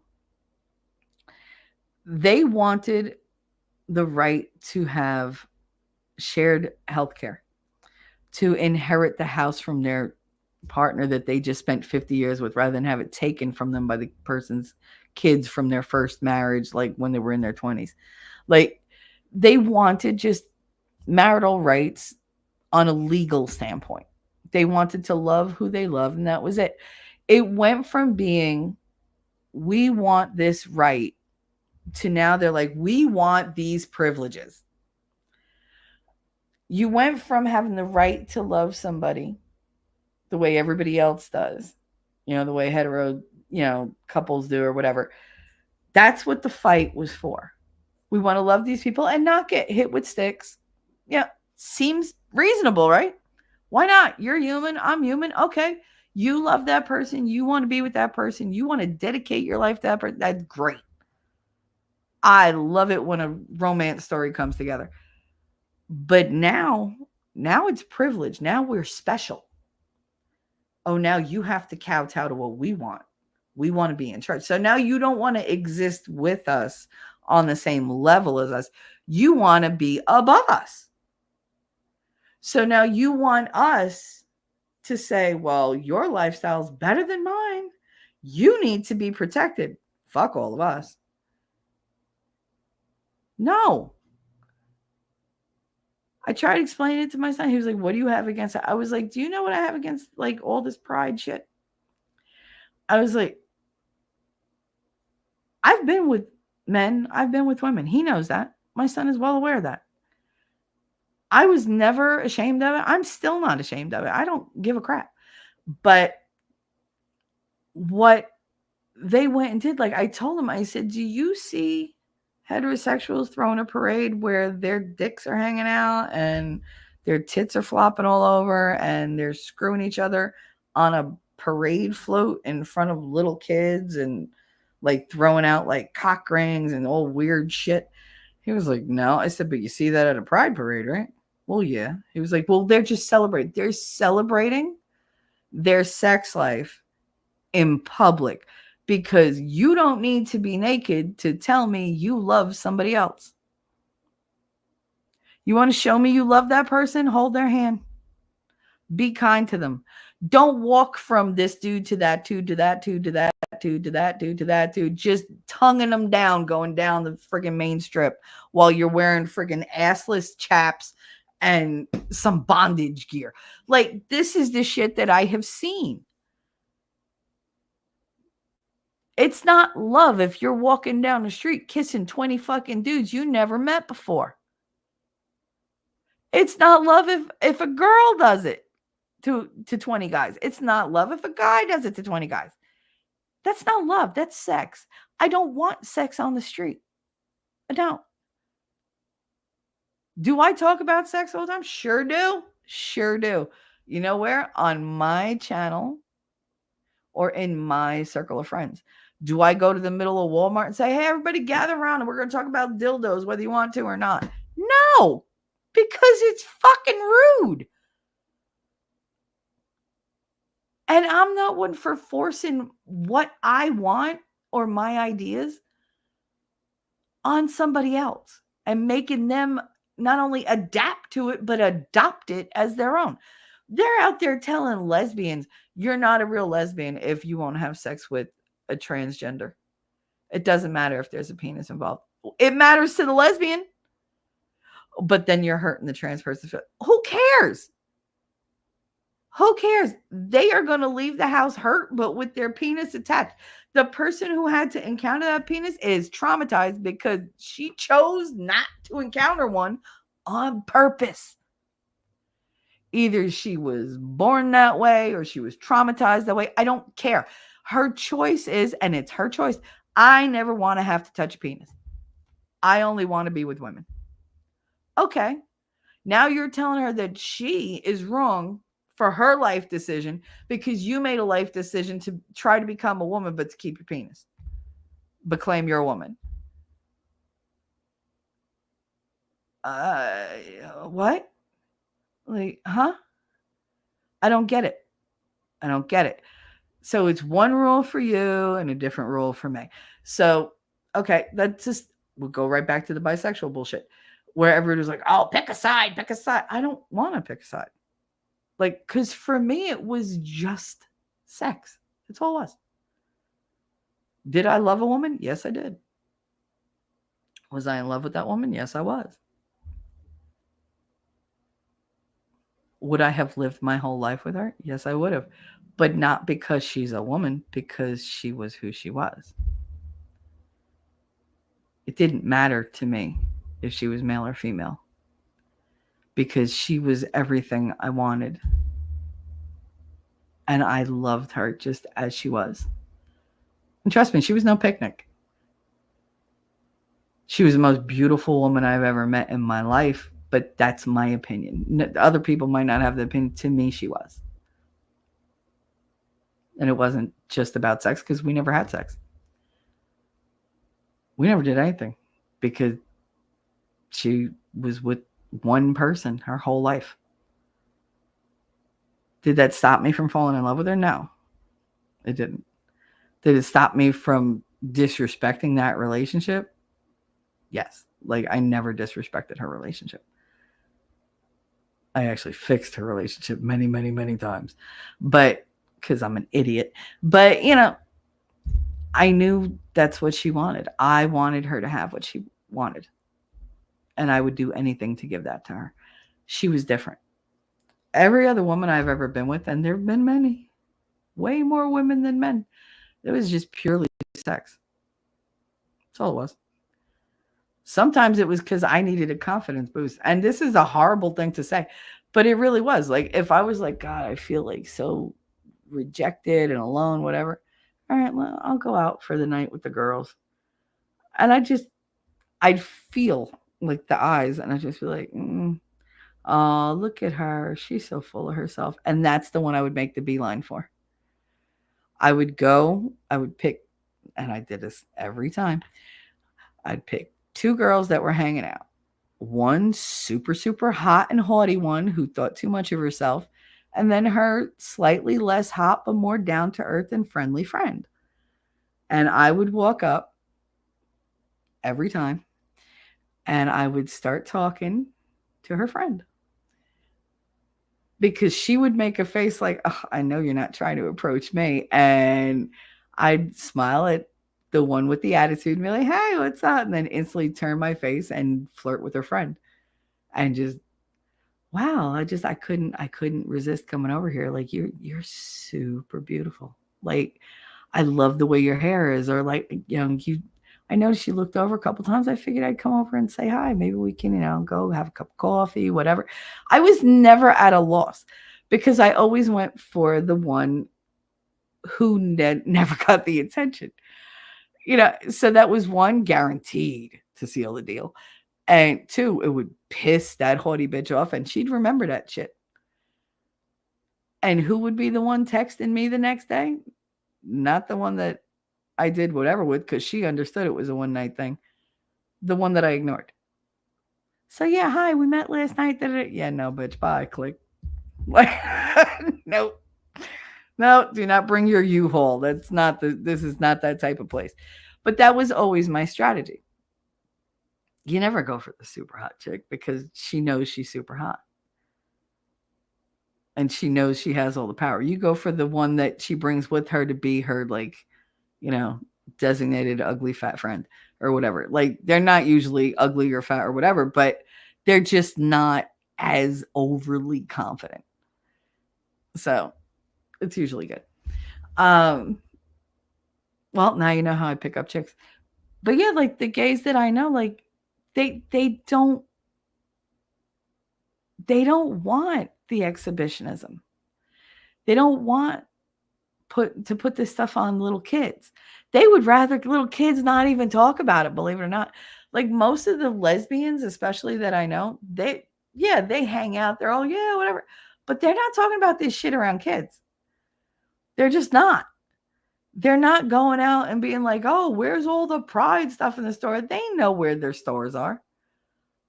And I don't want to hear discrimination shit either. Because let me tell you something. Old women know where their clothes are sold. Fat women know where their clothes are sold. Lesbians know where their shit is sold. Gays know where their shit is sold.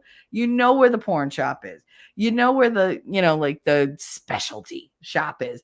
You know where all the shops are. So I don't want to hear that it all has to be in fucking Target. Like if it's a friggin' superstore for families, I think there's certain shit that shouldn't be there. Because there are specialty places for that. Go there. Go there. What do you think? They carry like every single size? No, they have one size of everything in like each item. That's about it. And if they're out of that size, you are assed out of luck. You assed out. It's the same thing with what they have going on. They're like, I don't have to see shit all over Target. I don't want to walk down Target and see like vibrators hanging. Like that, how do I explain that to my niece, to my nephew, to my cousin, to my kid, to my sister? Like they don't know how to do it. It's embarrassing for them.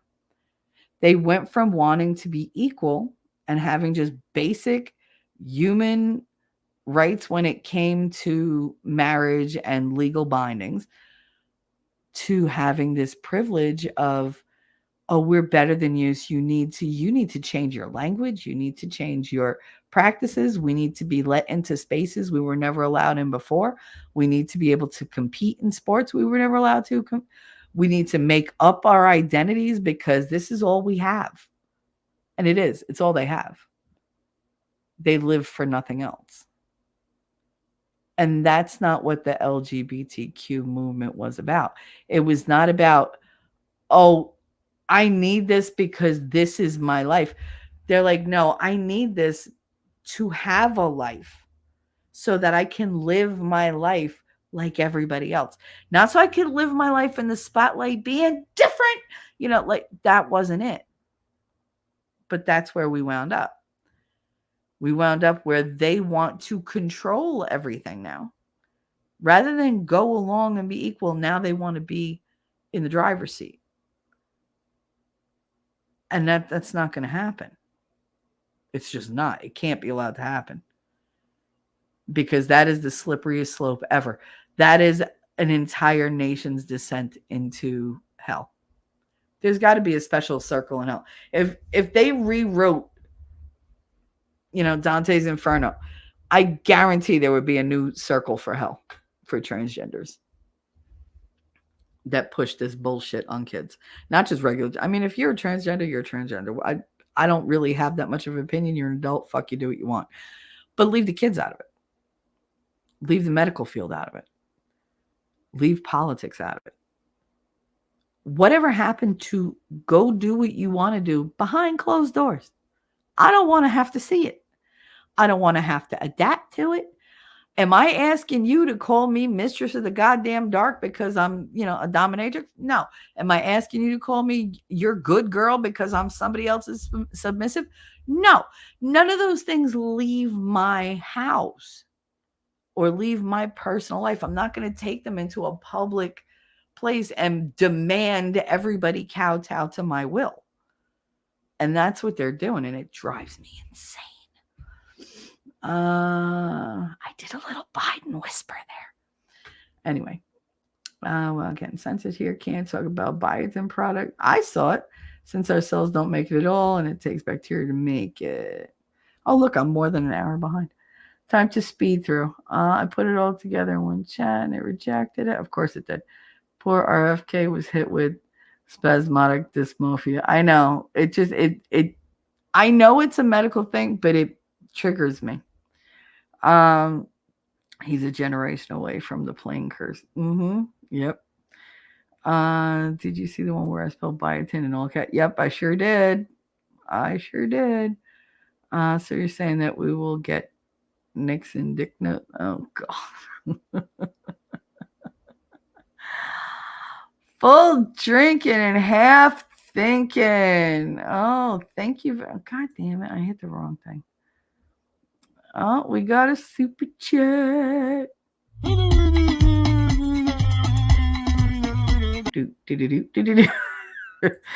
got full drinking and half thinking $10 super chat. Aw, no comment, just love. Just kisses and love. Thank you, sweetie. I appreciate that.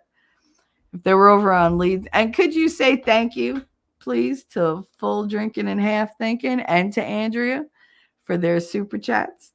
I very much appreciate it. As Lead would say, put the name. You got to name the names. Name the names. We got manners, y'all.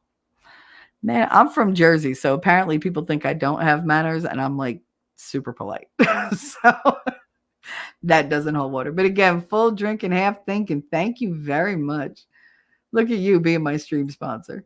You're so cute. Wait, I missed one. And then it just sits in there waiting for me to crunch down. Have you seen any South AF or hot toad? Nope. No hot toads. I don't even go over there. Like I went to check on something the other day to see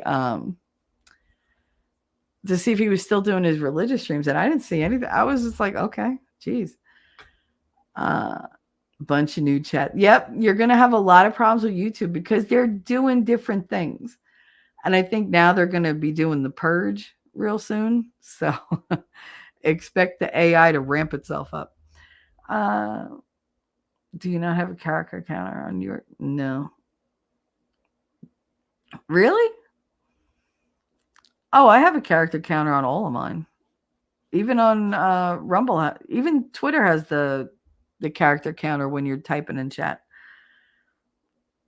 I'm having YouTube issues lately. Chat is one, and not being notified at all. I don't get notifications for the majority of the people that I'm subscribed to. I get notifications for AV, for Lead, for Good Logic, and Michael Knowles, and Benny Johnson, and Candace Owens. That's it. Occasionally, I'll get them for winning. And the funny part is, like, even the shows that I'm tagged in, that I'm going to be on his channel, I don't get notifications for. Ain't that a bitch? It's like, dude, I'm there. I'm literally like and you're not even going to tell me? Okay. Or I'll see his notifications like 2 hours after the show started. All of a sudden it'll pop up and I'm like, they're like, oh, he's live. He's been live for 2 hours. Where you been? It is. It's insane. Nothing works. Nothing works.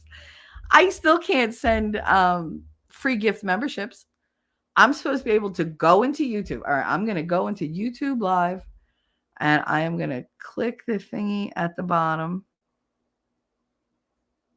Engage your audience. Start a poll, start a Q&A. No. Never judge or... Damn it. I clicked over too far. Wait. All right, so close that. That does nothing. I can send myself a super sticker. I can send myself a super chat. I can't send the gift memberships. I'm supposed to be able to send, hey, Castro, what's up? I am supposed to be able to send gift memberships, free gift memberships every month to people in my chat. And it won't let me. It popped up the other day and I clicked on it and it went boop. And that was it. It was gone. And I was like, no, now how do I get it back? I was like, I didn't choose anything. All I did was open it and it just boop. It literally made that sound. And it was just gone. And I was like, oh, all right, fine. Like, fuck YouTube too. But I mean, they've been telling us we could give you guys free memberships for like 3-4 months now. And I still can't do it. And I have this, I signed up for this thing where they give me like these rollout things before you guys, like before the non-enlisted people get it. Because I signed up for it. I said, all right, I'll do your beta versions of whatever. And that's what I've been doing. Like that little goal thing that you see people have now. I've had that for months. I just haven't used it. But they said, well, this is a, not everybody's going to have this feature, let us know. And of course, I took it and I used it like once and it did nothing for me. So I gave them a really bad review and it's just like, whatever. But I mean, I give them feedback. They constantly send me surveys on how did this work out? How did that work out? So I'm trying to play nice. But then they do stuff and it's like, all right, you rolled it out. Nothing else works. And I still can't find the feature that you're saying you just added. Like, I can't do it. Like, where to go? It drives me insane. Yeah, I hope the Green Machine video hosting site sorts the rest of its bugs soon. Right? Because Rumble's being kind of like shitty lately. Full drinking, half thinking baby oil. Not that kind of baby oil. Nope. Danielle! Hi, honey. How are you? And yes, using the R word for that hosting site will actually block your chat. It doesn't, I don't edit myself anymore. I try not to anyway, because if they're going to hit me, they're going to hit me. It doesn't really matter to me, but I refuse to use their little happy words to get around things. I'll say jibby jab only because I know the whole medical whatever thing that goes with that, but that's only because I've seen people like really suffer for that. And I don't ever want to slip on somebody else's channel and say the actual words for it. But like all the other stuff I'll say rumble. Fuck it. I don't care. I'm not going to minimize things for their comfort. Like, I'm not going to say I was great and take away the power of what was done to me. Like, you're uncomfortable hearing about it. How do you think I feel talking about it? If I have the courage to say it, you should have the courage to hear it. And if you don't like it, get the fuck out. Go listen to somebody else. I won't be offended. Well, I might be offended, but I don't. Who cares? What happens when you're offended? Do you die? No. You go on. These people who are offended, and what happened to you? Show me the boo-boo. Show me the boo-boo where your offense left a scar. Go ahead. I'll wait. Show it to me. Oh, you have no physical scar? You just, your feelings are hurt? How old are you? Because if you're not a little kid, grow the fuck up. And get over it. Like, pick up your, leg, throw one leg over it, and get the fuck over it. Because you're offended. Who cares? You can't, there used to be a saying, you can't please everybody. Right? That's true. That is a universal truth. Prove it wrong. Go ahead. But these people walk around like, oh my God, I'm so offended. Everything has to stop. Why? Who the hell are you? I'm sorry. We go around the sun. We don't go around you. You are not the center of the universe. I don't know who didn't tell you, but I'm here to tell you, you are not the center of the universe. The world does not revolve around you. We revolve around the sun. You don't like it? Well, go out and stare at it for a while. I'm so over these fucking weak people. I get my feelings hurt all the time. You know what I do? I shut the fuck up or I fight back. You know what? That's what it is. You say something to hurt my feelings, I'm either going to call you on it direct to your face, or I'm going to clamp my mouth shut and just not talk and just not be around you and just find reasons to avoid you, because I don't need that in my life. If I allow it in my life, then I allow the possibility for offense. That's my choice. It's your choice to say what the fuck you want to say. Say it. Say it all. I'm so tired of holding my tongue all the time now. Because I'm like, somebody might take it the wrong way, or I'm always worried about backlash on somebody else's channel, and I don't want them to suffer because I'm, abrasive, or I'm acerbic, or I'm sarcastic, or I'm, my opinions are mine. They're my opinions. I get to have them. You don't have to agree with them. You don't even have to listen to them. But I'm allowed to have them. I have a right to them. Do I have a right to make you believe what I believe? No. Do I have the right to have a discussion with you where maybe I could try to convince you to see my point of view? I think that's a right. I also think it's a privilege. I think when somebody's going to sit down and talk to you about something and debate something with you, you should have the mutual respect to not take it to a personal level, to not get angry with the individual, but be angry at the situation, at the problem, at the topic. That's fine. Put your passion where it belongs. African toads and hot dogs are not fans of mine. No, not fans of mine either. Nope. Especially those South African toads. Which is hilarious because when they do encounter me, they're like, she was in one of Winning's chats a couple weeks ago, and I was like, yeah, I can't stay here. I'm going over to Rumble. And I left the YouTube chat because I just couldn't take it. I was like, no. I was like, I'm not going to blow up. Not going to do it. And see, that's my choice. I remove myself from the situation so that I don't lose my shit on somebody. Now, would I feel better if I let them have it? Yeah, probably. But it wouldn't be long lasting. And in the end, she's fucking irrelevant anyway. So I didn't want to expend the energy. So I just went over to Rumble, hung out until, she left, because when I went over, everybody else came over and she was there by herself. So That's what you get. Sure up downstairs at Talking Trade can be taken to. I know. I like me some Trump, but even over here in Oz, people have lost their ever-loving minds. Oh yeah, this is a global thing. I mean, they drove us crazy as a planet. They're like, oh, climate change. It's not. The only climate change that I've experienced is a societal climate change. That is the only one that I have detected, and it's the only one they're really striving for. Because by pushing this fake climate change, they're changing the climate of the society to be more afraid, more indoctrinated, more reliant on the shit that they're producing that they want us to buy. They're shaping society using this climate change thing. That the only thing they're doing is changing our attitudes.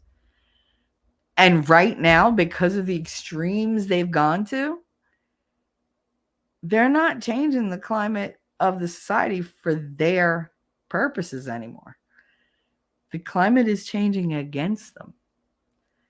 And they don't know what to do, because I don't think they anticipated it, because they figured the first shot would do it and that would be the end of the problem. I don't think they really, I know they planned for other scenarios, but I don't think they could have foreseen how bad she is and how much of a disaster it is. Because I really don't think they put into the equation that they were going to piss off Joe Biden by essentially, what do they call it? Kneecapping him. And they didn't expect him to have brains enough left to be like, oh, all right, you want to play? Let's play. I mean, the man's been in politics over 50 years. He knows how to screw you over with just a couple words, obviously. Oh, I didn't call them garbage. Yes, you did, you sly piece of crap. Like, they say hell hath no fury like a woman scorned. Well, Joe is a simp. I mean, he is. He's definitely a soy boy. So, yeah. He's had enough transgender people around him at the White House, so maybe now he's identifying as a woman and he could be scorned, because he's definitely out on the petty train. He is riding that petty train into the station and he ain't gonna stop. I can't wait, because he still has 5 days just to blow her whole shit up. I don't know how he's gonna outdo the garbage comment. I mean, he started with the Trump hat. That was okay. And then the whole, yes, Kamala was there for everything. Like, it's okay. That's 2. And then 3 was like the garbage. It's like, wow. Okay. Like, Joe knows what he's doing. He waits until she's engaged in doing something. He goes, ooh, somebody get me a mic. Somebody get me a mic. Come on. The whole coming out of the White House with his wife in a panda costume, knowing what the panda eyes thing is about. That was like, oh, just want to remind the American people, we're all degenerates over here. That's what you're voting for. You're voting for child trafficking, child molestation, child abuse. That's what you're voting for if you're voting for us. Just come on. Look at my wife is a teacher who deals with children, and she's dressed up as a panda, walking out hand in hand with me. Isn't she cute? Yeah. Okay. People are like, oh, you're giving him too much credit. He did make it to president. I mean, I gotta give him some credit. It's not like he's Joe Schmo picking up stuff out of the fucking gutter. That, oh, he's got an IQ of 40 and is like, oh, I can't do anything with this finger. Like, he was savvy enough. He stayed out of jail all these years, crooked as he is. So obviously he knows how to play the game. And he's playing it against his own party. And I'm here for it. I have popcorn. Fuck it. Winning doesn't like, us to eat popcorn, or whatever, but I will eat popcorn for that. That is a show I would sit there. No. Like, that'd be great. But anyway, so many tangents. I know. Zuckerberg and now Bezos have backed off from endorsing what's her face. Oh, yeah. Because they realized that the tide is turning. Like, they can tell which way the wind is going. And those are not people. Billionaires tend to not want to be on the losing side. And there are so many of them who just do stuff quietly in the background that we wouldn't know if they switched anyway. And think about it. I think most of the people who say they're for her are not going to vote for her.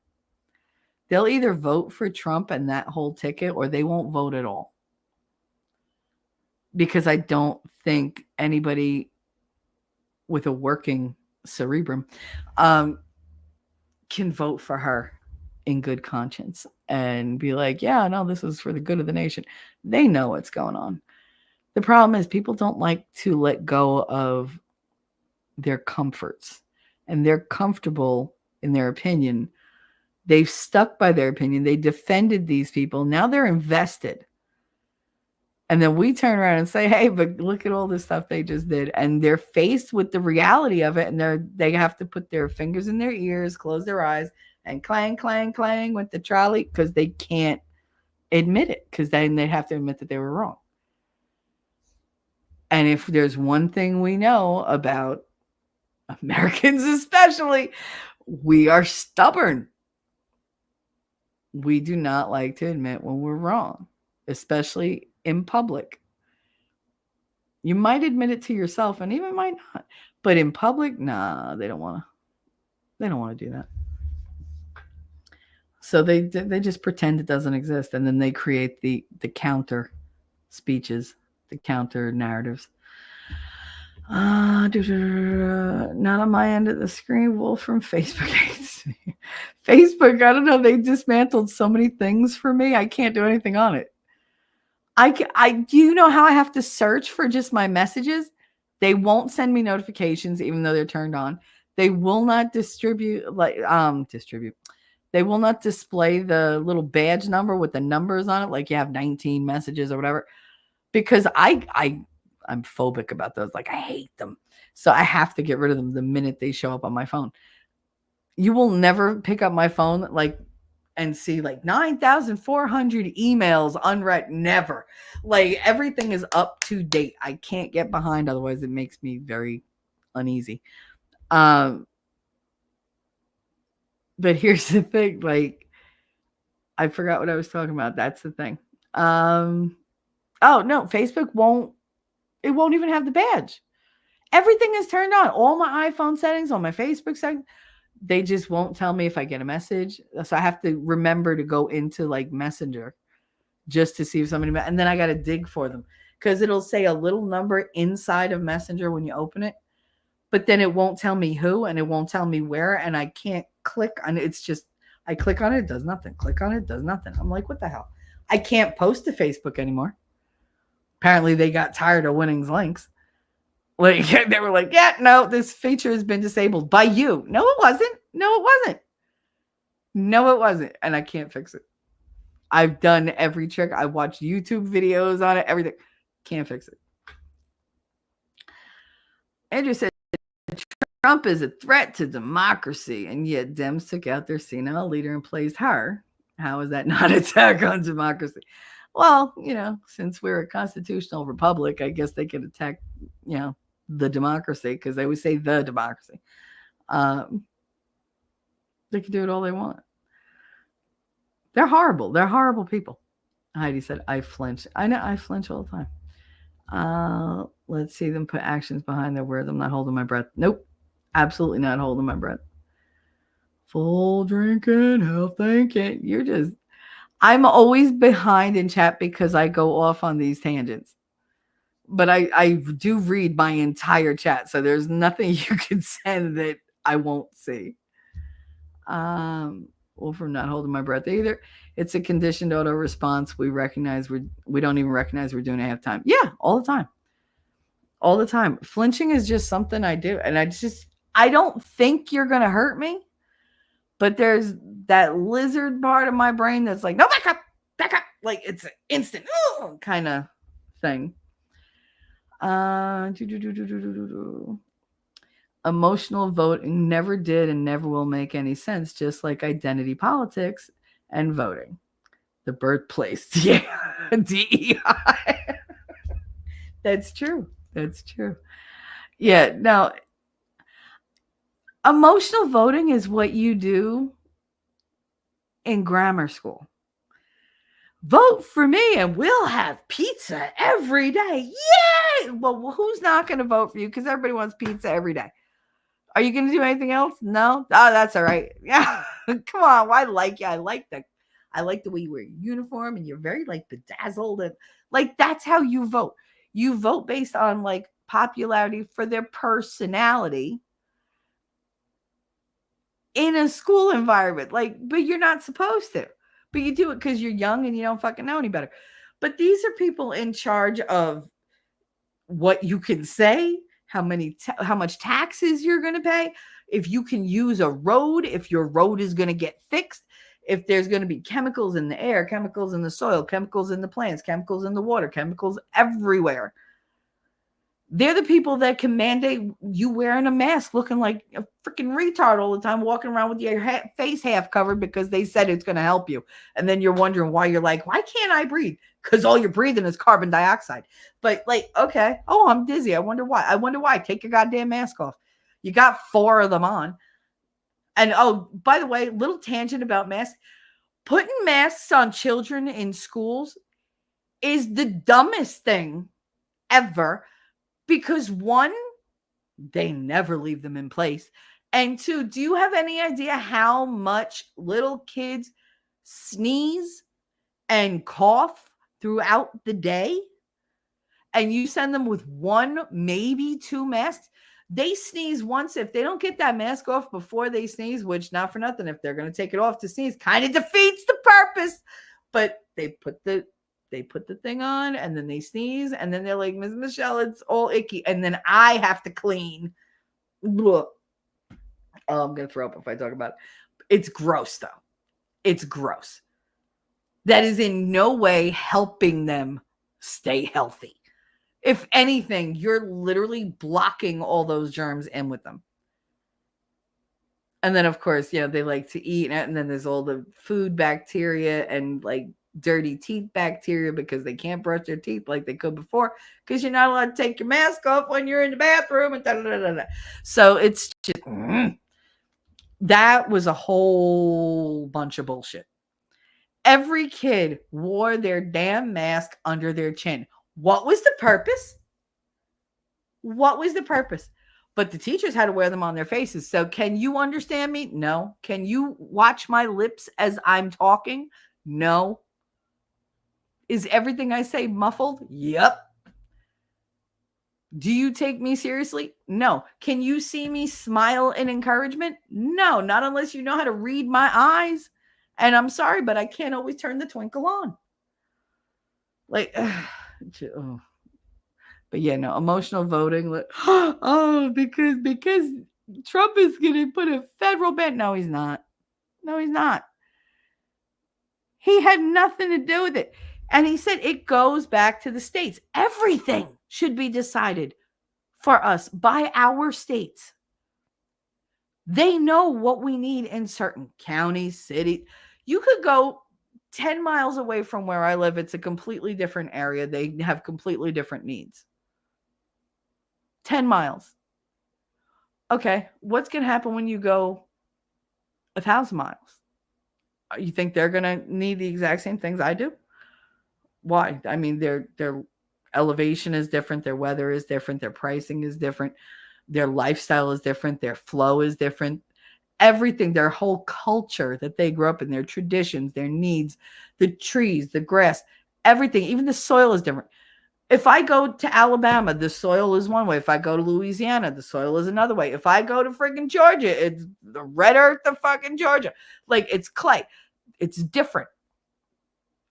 Go to different beaches. Not every beach is the same. Some are whiter, some are like sandier, some are grittier, some are finer, some are rougher, some have like nice shallows that you could walk out in. Some you walk out 1 foot and you drop into the, Mariana Trench. Like, everything's different. You have to govern differently. So yes, states should have the power to govern within their borders. Borders. Oh my goodness. But that's what he believes. I believe that too. Should there be certain things where the federal, oversees? Yes. Yes. But should they be directly involved in our business? No, get the fuck out. Get out. And take all your corrupt bullshit with you. There should be no politics in the judiciary system at all. You look at Fulton County. Dear God, what that Young Thug just went through 2.5 years of bullshit because the DA's office decided they were going to take every single detail.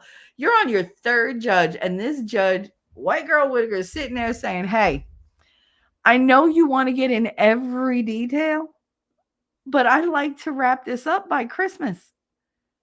Oh no, we're going to need like another year. She was like, not all the details are important. And as it turns out, none of them were because they didn't have any goddamn evidence. They had a lot of circumstantial, like, minutia that they inundated everybody with. I watched that trial from the beginning, off and on for like the first, like, I don't know, maybe like 4 or 5 months. But then once we got into like really like the whole ex parte thing, I was like every day, all day there. I'm here for it. Because I was like, no, this is different. This is like corruption on display. I'm literally watching it in real time. And it fascinated me. And I watched it every day. Always on leads and or AVs. And I'm watching it and I'm just like, how do they get away with this? How? Because one hand washes the other. You got the DA, and then you got a judge that's willing to let the DA slide and do little favors here and there. And then that judge gets in trouble, but they have a friend who's higher up than them who's going to, yeah, well, no, all right, well, I'm going to have to give you like a verbal little, like, you've been a bad boy, but then you can just go away quietly and nothing's going to happen. We'll cover for you. It's always like the buddy boy system. You know, this person helps that person who's higher up. That's why these people like Kamala, they fail upward. We're ordinary people. When we fail, we fall.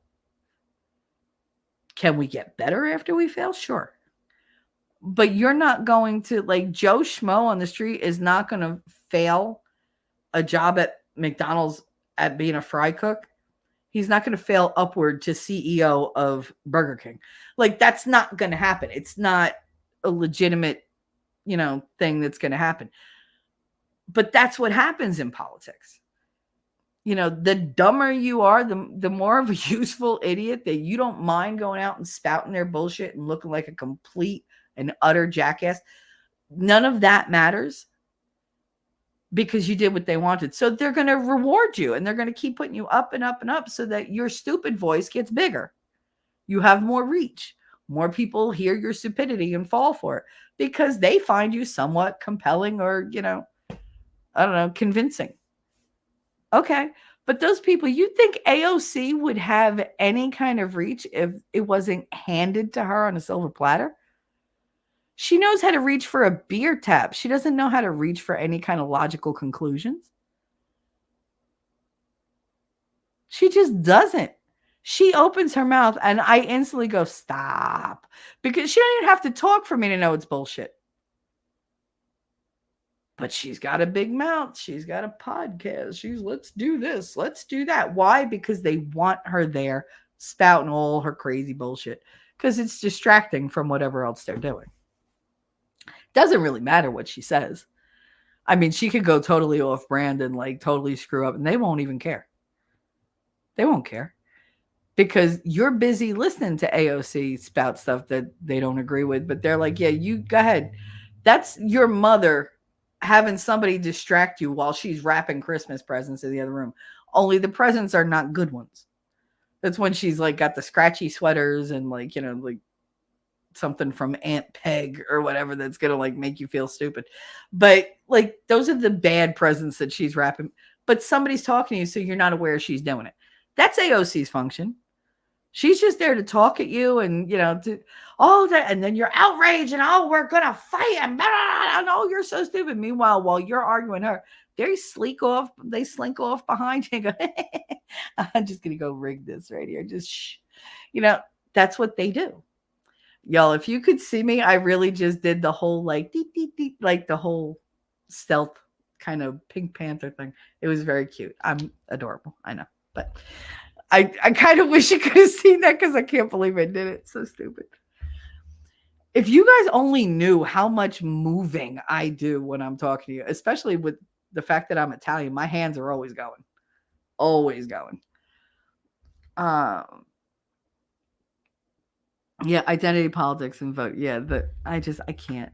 Anything DEI at this point, I just like get rid of it, please. I worked my ass off through school and got no kind of reward for it. And I watch people who are dumb as a post and they're making $150,000 a year doing nothing because they had the right friends. It's not what you know, it's who you know. But can we get back to what you know? Because I think merit, you should work for what you have. If you don't, you're not going to appreciate it. You're going to take it for granted. That's why, like, none of these people now know how to fix anything. They're just like, oh, I'm just going to buy it new. But just this little piece broke off. You got glue? Like, I'll fix it. Oh, no, it's ruined. No, it's not. Why would you? I can't. Like, they're so used to just replace. What happened to repair? Because that's the way the nation is. Kamala wants to replace us with what she wants put in place and seen as American ideals. She wants to replace the people of the nation. She doesn't want to repair the nation. And what we need is a whole bunch of political handymans.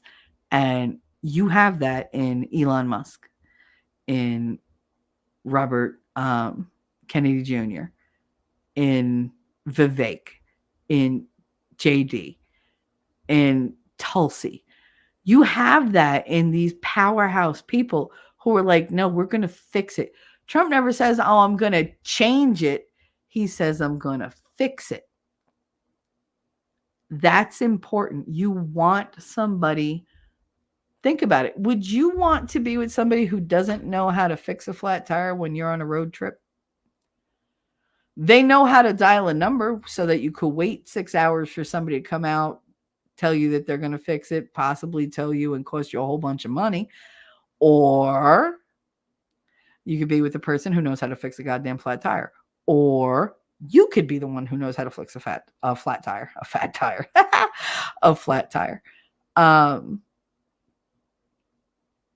What's your choice? Would you rather be with the person who knows how to get it done eventually, but at high cost, or somebody who's just going to jump out of the truck and do it themselves?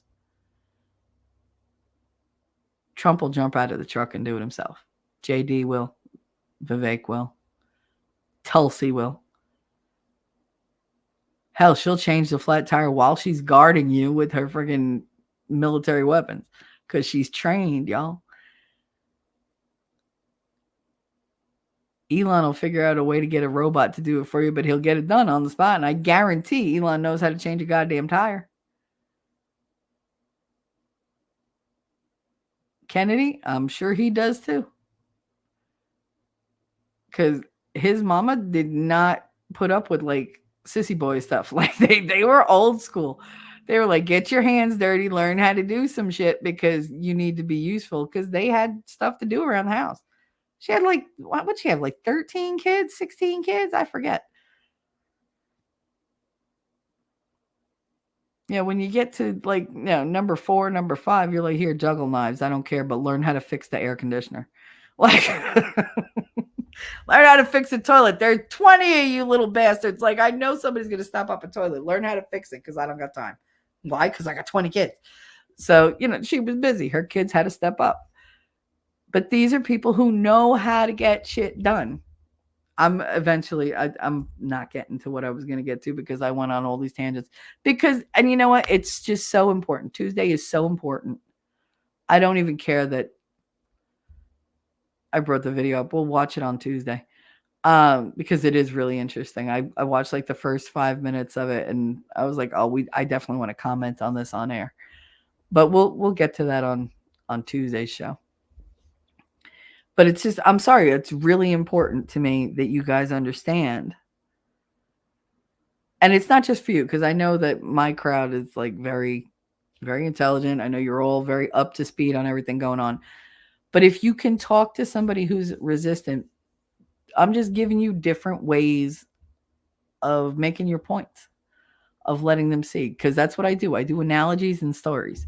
Like, I can make you see something based on whatever experience I have. And yeah, no, like, you really want to be with the handy guy. You don't want to be with somebody who's completely useless when you're in dire straits, when you're in need. You know, Trump, that whole team, they're all fixers. They're all handymen. You think Tim Walz knows how to fix anything? The man almost like crushed his balls trying to just load his damn rifle or shotgun. I couldn't even tell what the hell he had because he had his back to the camera. But I could tell that he was using his crotch for it, which was like, like I've never seen anybody load a gun like that ever. And I've been with hunters my whole life. Never seen anybody that awkward with a gun. Ever. But they're all trying to be things that they're not. And you can't keep up that facade. You can't. It cracks. The mask has to slip. Go for the people who show you who they truly are. You know, that's my main thing when I talk to people. Like, I still have lib friends and they'll bring it up once in a while, but they usually know not to tangle with me because now I'm very well informed. Like, my brother tried that when he got here and he was like, oh, Trump did it. And I was like, that's not true. And let me tell you why. Have a seat. And I talked to him for like an hour and a half that he was like, damn, Shell, like, really? And every time I said something, he's like, but why you gotta stop with the tisking because you don't like what I'm saying, because you don't like to hear the facts. You can't back your shit up with facts. You're all about the feelings. Oh, well, you know, Kamala, she seems cool. I don't need a cool president. You know who's a cool president? The one with the mug shot. He's cool as hell. You know, he got shot in the head. Fine, it was his ear, but it's still on his head. And he stood up and said, fight, fight, fight. How fucking cool is that? Hey, you know what? He went to the other political parties, to his opponents, and said, hey, you're not doing so great, but we share these values. We share these goals. How about we team up? You get on my team. Because I have the momentum. You're going to add to it. But I'm going to give you the one thing that you want. You're not going to get the position you want. So you won't make any of the changes that you want to make. But if you ride with me, you got like passenger seat status. You could even like work the knobs on the radio. Like, if you come with me and you come on this ride with me, we're going to win. And I'm going to let you make every one of those changes you want to make. You find resistance, I will have a team ready to assist you. I will give you all the resources you need to get the job done. That's what Trump is about. He's not a bureaucrat who sits around and goes, well, if I do this, I'm going to offend such and such. No, he never does that. He goes, yeah, I did it. Well, no, he didn't like it, but he got over it. He didn't like it, but he didn't have a choice. I don't care that he doesn't like it. That wasn't the point. I didn't call him to make friends. I called him to make a deal. And that's what he does. And they hate him for it. The other side hates him for it.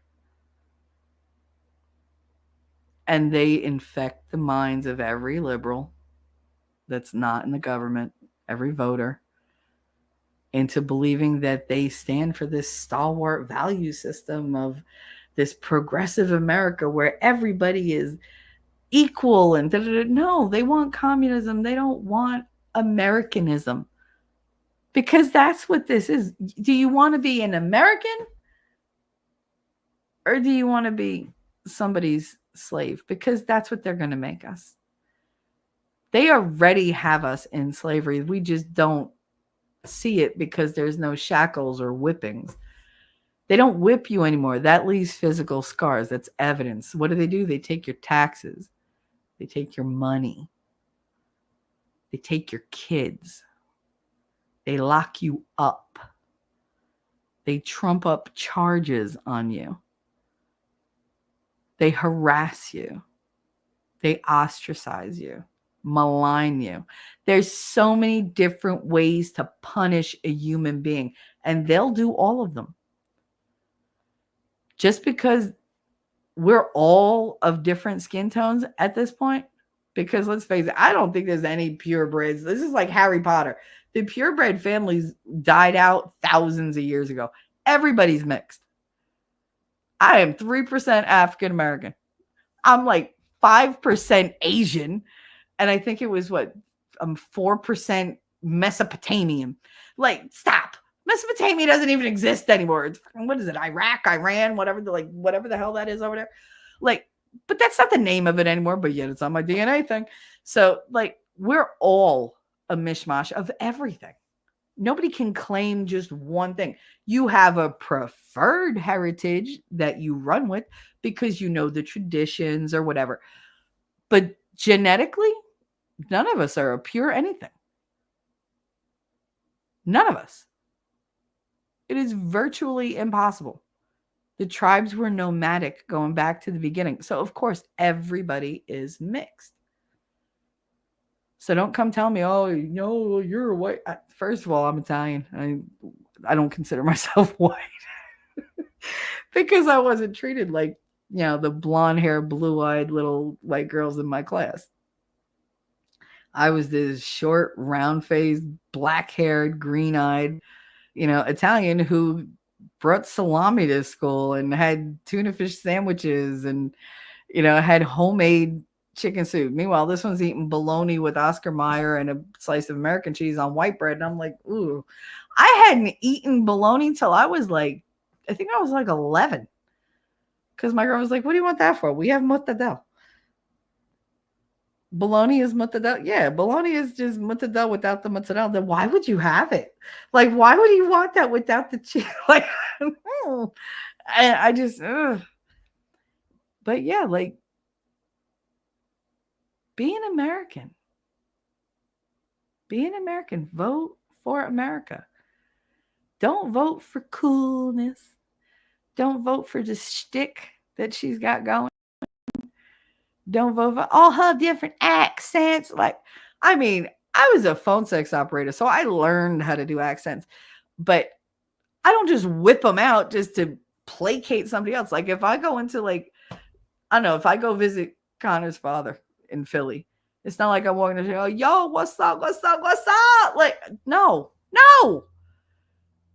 Now, do my eyebrows descend a little bit and do I get a little puffed up and a little meaner? Yeah, because I'm not about getting my ass kicked. But I mean, I've also lived there.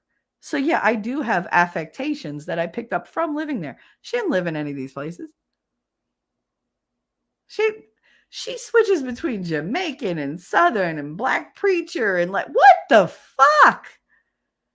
I've never seen anything like it. Unless you're like Rich Little. He used to do that. And Johnny Carson, screwed him over for it. But because he didn't like his Johnny Carson impression, which I thought was amazing. But whatever. But he ruined that dude's career. And he was way better at accents than Kamala is. She's not what Americans stand for. She's not what we dream about. She's not what we strive for. And I really hope on Tuesday and before Tuesday, every single one of you gets as many people as you can. Just spread the word. You don't have to bring them yourself, or you can. Did you know that Viva is going to be driving people that whole day? He's making himself available to pick up Viva Fry, I'm talking about. He's in Florida. He's a Canadian, but he's willing to shuttle people who can't get to the polls, who have no transportation. He's willing to go pick them up and take them for nothing. I think that's amazing. We need more of that. We need people to mobilize and do their part in getting people to the polls. It doesn't matter. I don't care if you voted a week ago. If I had the means, I would do it. I would totally do it. But there's only 2,700 people living in my goddamn county. And most of them have already voted. My mother did a neighborhood sweep through like all the surrounding streets around us, like a good like 10 block in each direction. And she found 2 Biden Harris signs. That was it. And they were right next door to one another. Everything else was Trump. This is MAGA country over here. And I'm in central Pennsylvania. So they love him here. Love him. Love him, love him, love him. The most wonderful thing I did for my mother's husband was I bought him the camo MAGA hat, and he wears it all the time, and he's so popular. They all, oh my God, I love that hat. I want that hat. Where'd you get that hat? That I had to give him the friggin' email address, the website address. But yeah, they all want that hat now. It's like, all right. And it's a banging hat. But is he wearing it because Trump is like his favorite person in the world? No, he does like Trump. I mean, he loves Trump. But he's wearing it because that's what he wants. It's what we all want. We want America to be great again. And my feeling is, if you don't want America to be great again, why are you here? Go be destructive somewhere else. See how they treat you. No, you're destructive here because you're allowed to be. Because we've pussified this entire country to just allow people to do whatever they want. It's ridiculous. Full drinking. Your voice is nice as fuck. Thank you. I appreciate that. I don't get complimented that often. Thank you. It's very nice. See, you made me blush. Baby Love Substance. Hello, Baby Love. How are you? Heidi, get Big Pharma out of the edu funding and revamp the edu. Yes, absolutely. Get them out of education. Just take down the whole Department of Education. They do nothing. They literally do nothing. Stumbled on the live. New sub. Oh, thank you so much. That makes me so happy. I'm having a hell of a time getting subs. But yeah, I did just go through a huge move from Jersey to Pennsylvania. So I'm still trying to find my way again. Oh, look, I'm almost 2 hours behind. Now I got to really speed up. Food's supposed to give energy. It ain't happening. Definitely eating incorrect. Yeah. TTT. You can just call me T3. That correlation from politics to food was absolute fire. Thank you very much. Look at you. Oh, look at all the compliments. Look, my face. I'm literally like, I have a little bead of sweat on my nose because I blushed so hard. Where's Dart to set you straight? Charlie T3 about a woman president. No, I know. He wants to take the 19th away. You know what I do to aggravate Dart.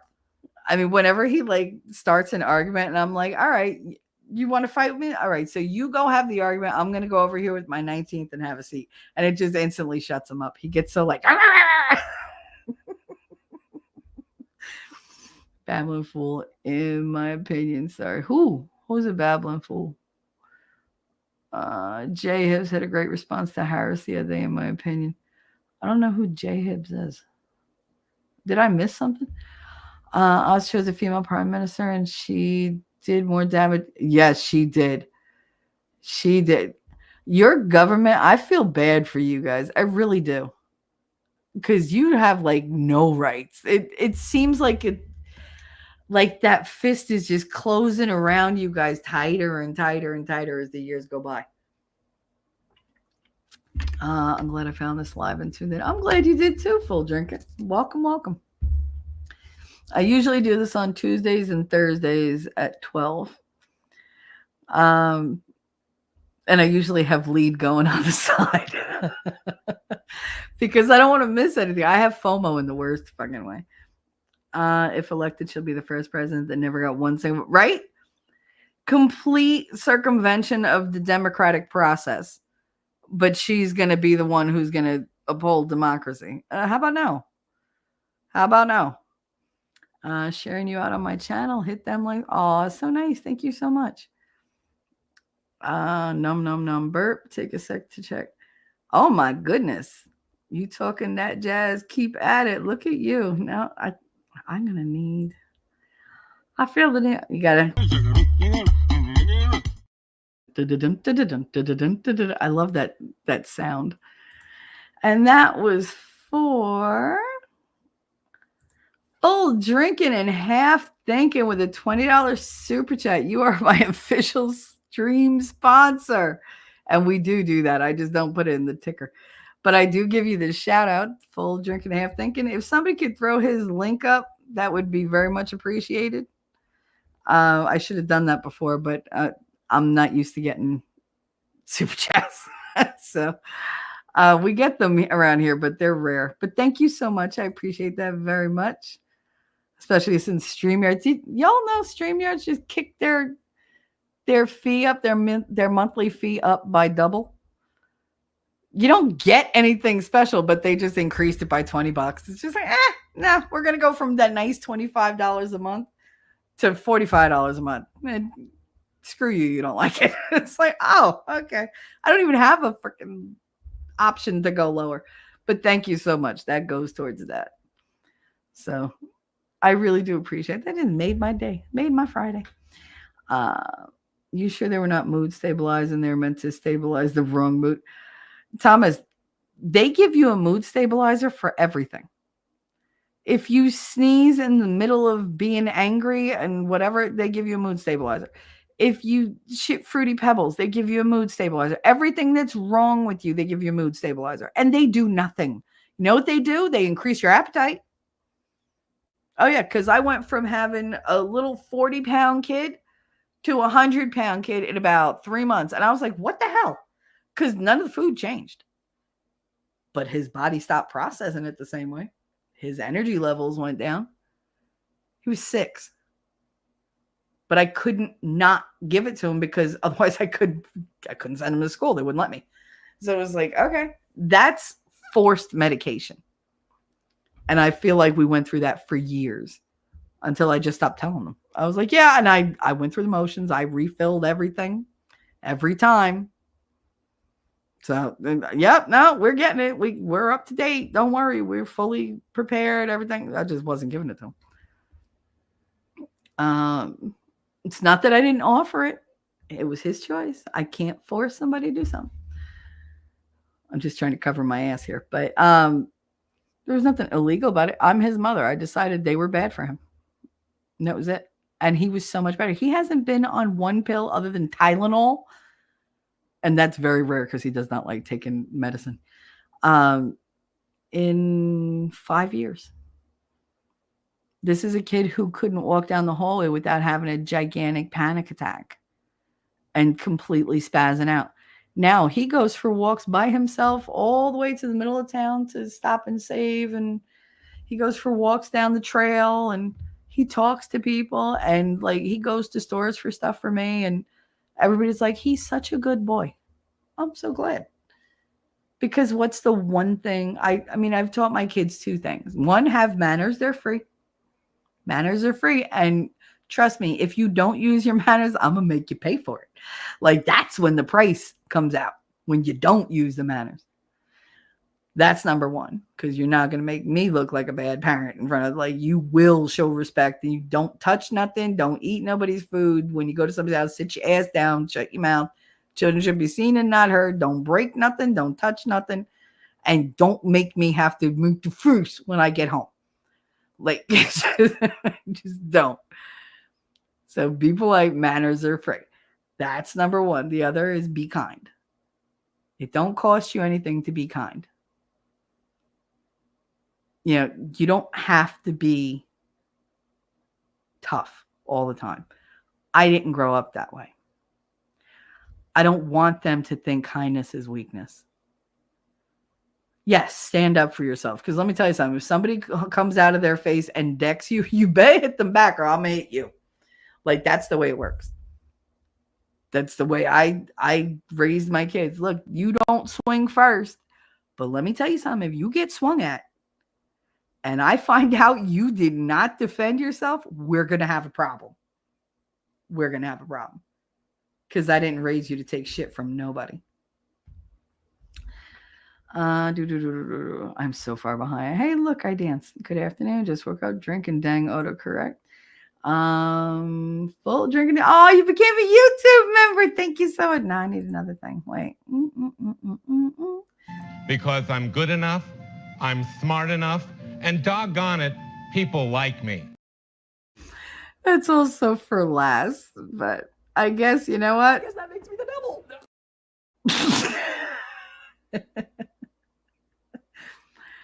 Oh, whatever. Where's my favorite? God, I can't find it. Well, here's Nerd.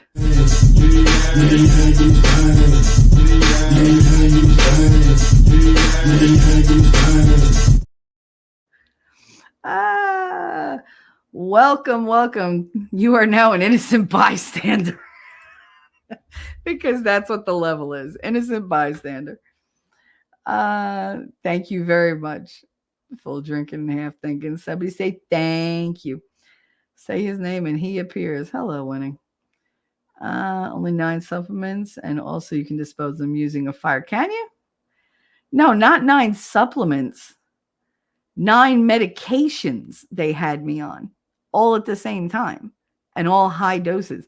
So it's not like I was taking 9 pills. I was taking 9 medications, but I was taking something like 20 plus pills because of how many they had me taking. It was ridiculous. Even now, like with my supplements, I take a handful of supplements every night, along with mushroom capsules and stuff like that. Not like psychedelic mushrooms, but like the beneficial kind. Not that those aren't beneficial. I'd like to try them, but whatever. I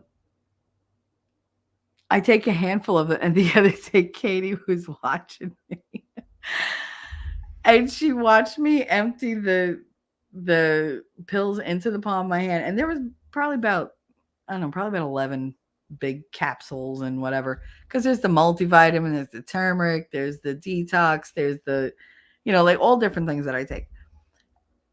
And she was like, it's going to take you forever to take those. And I was like, what?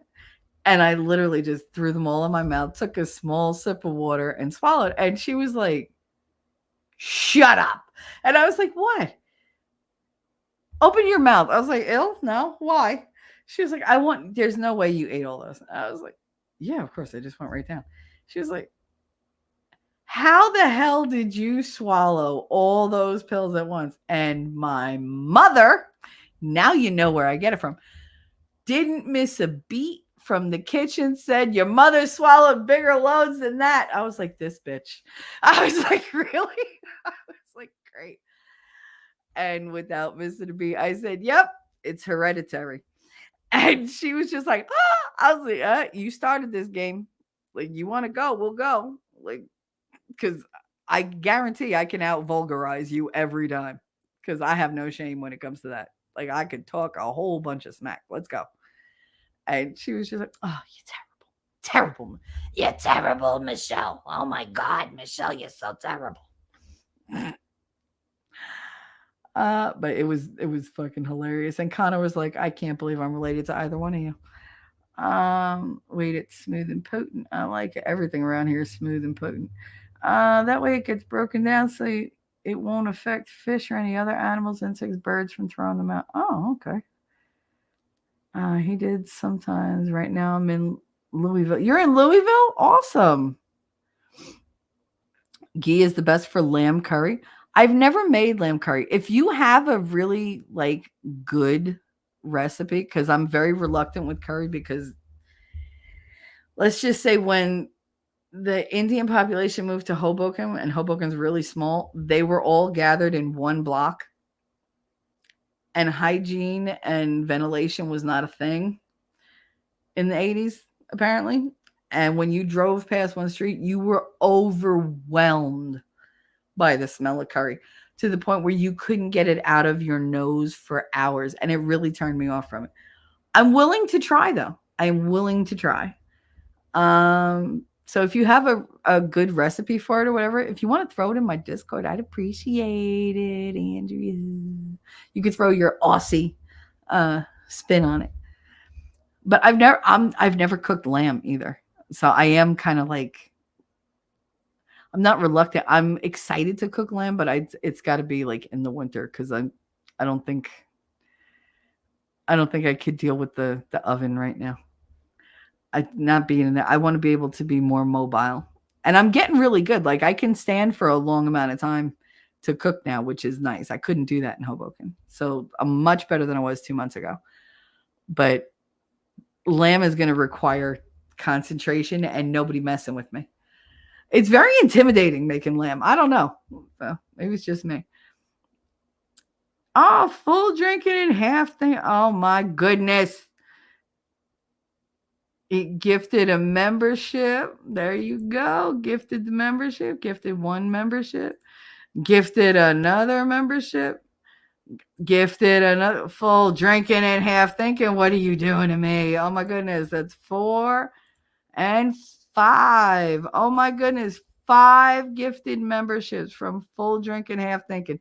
Can you guys say thank you in the chat? Put his name on it. And I will thank you. I gotta find something good.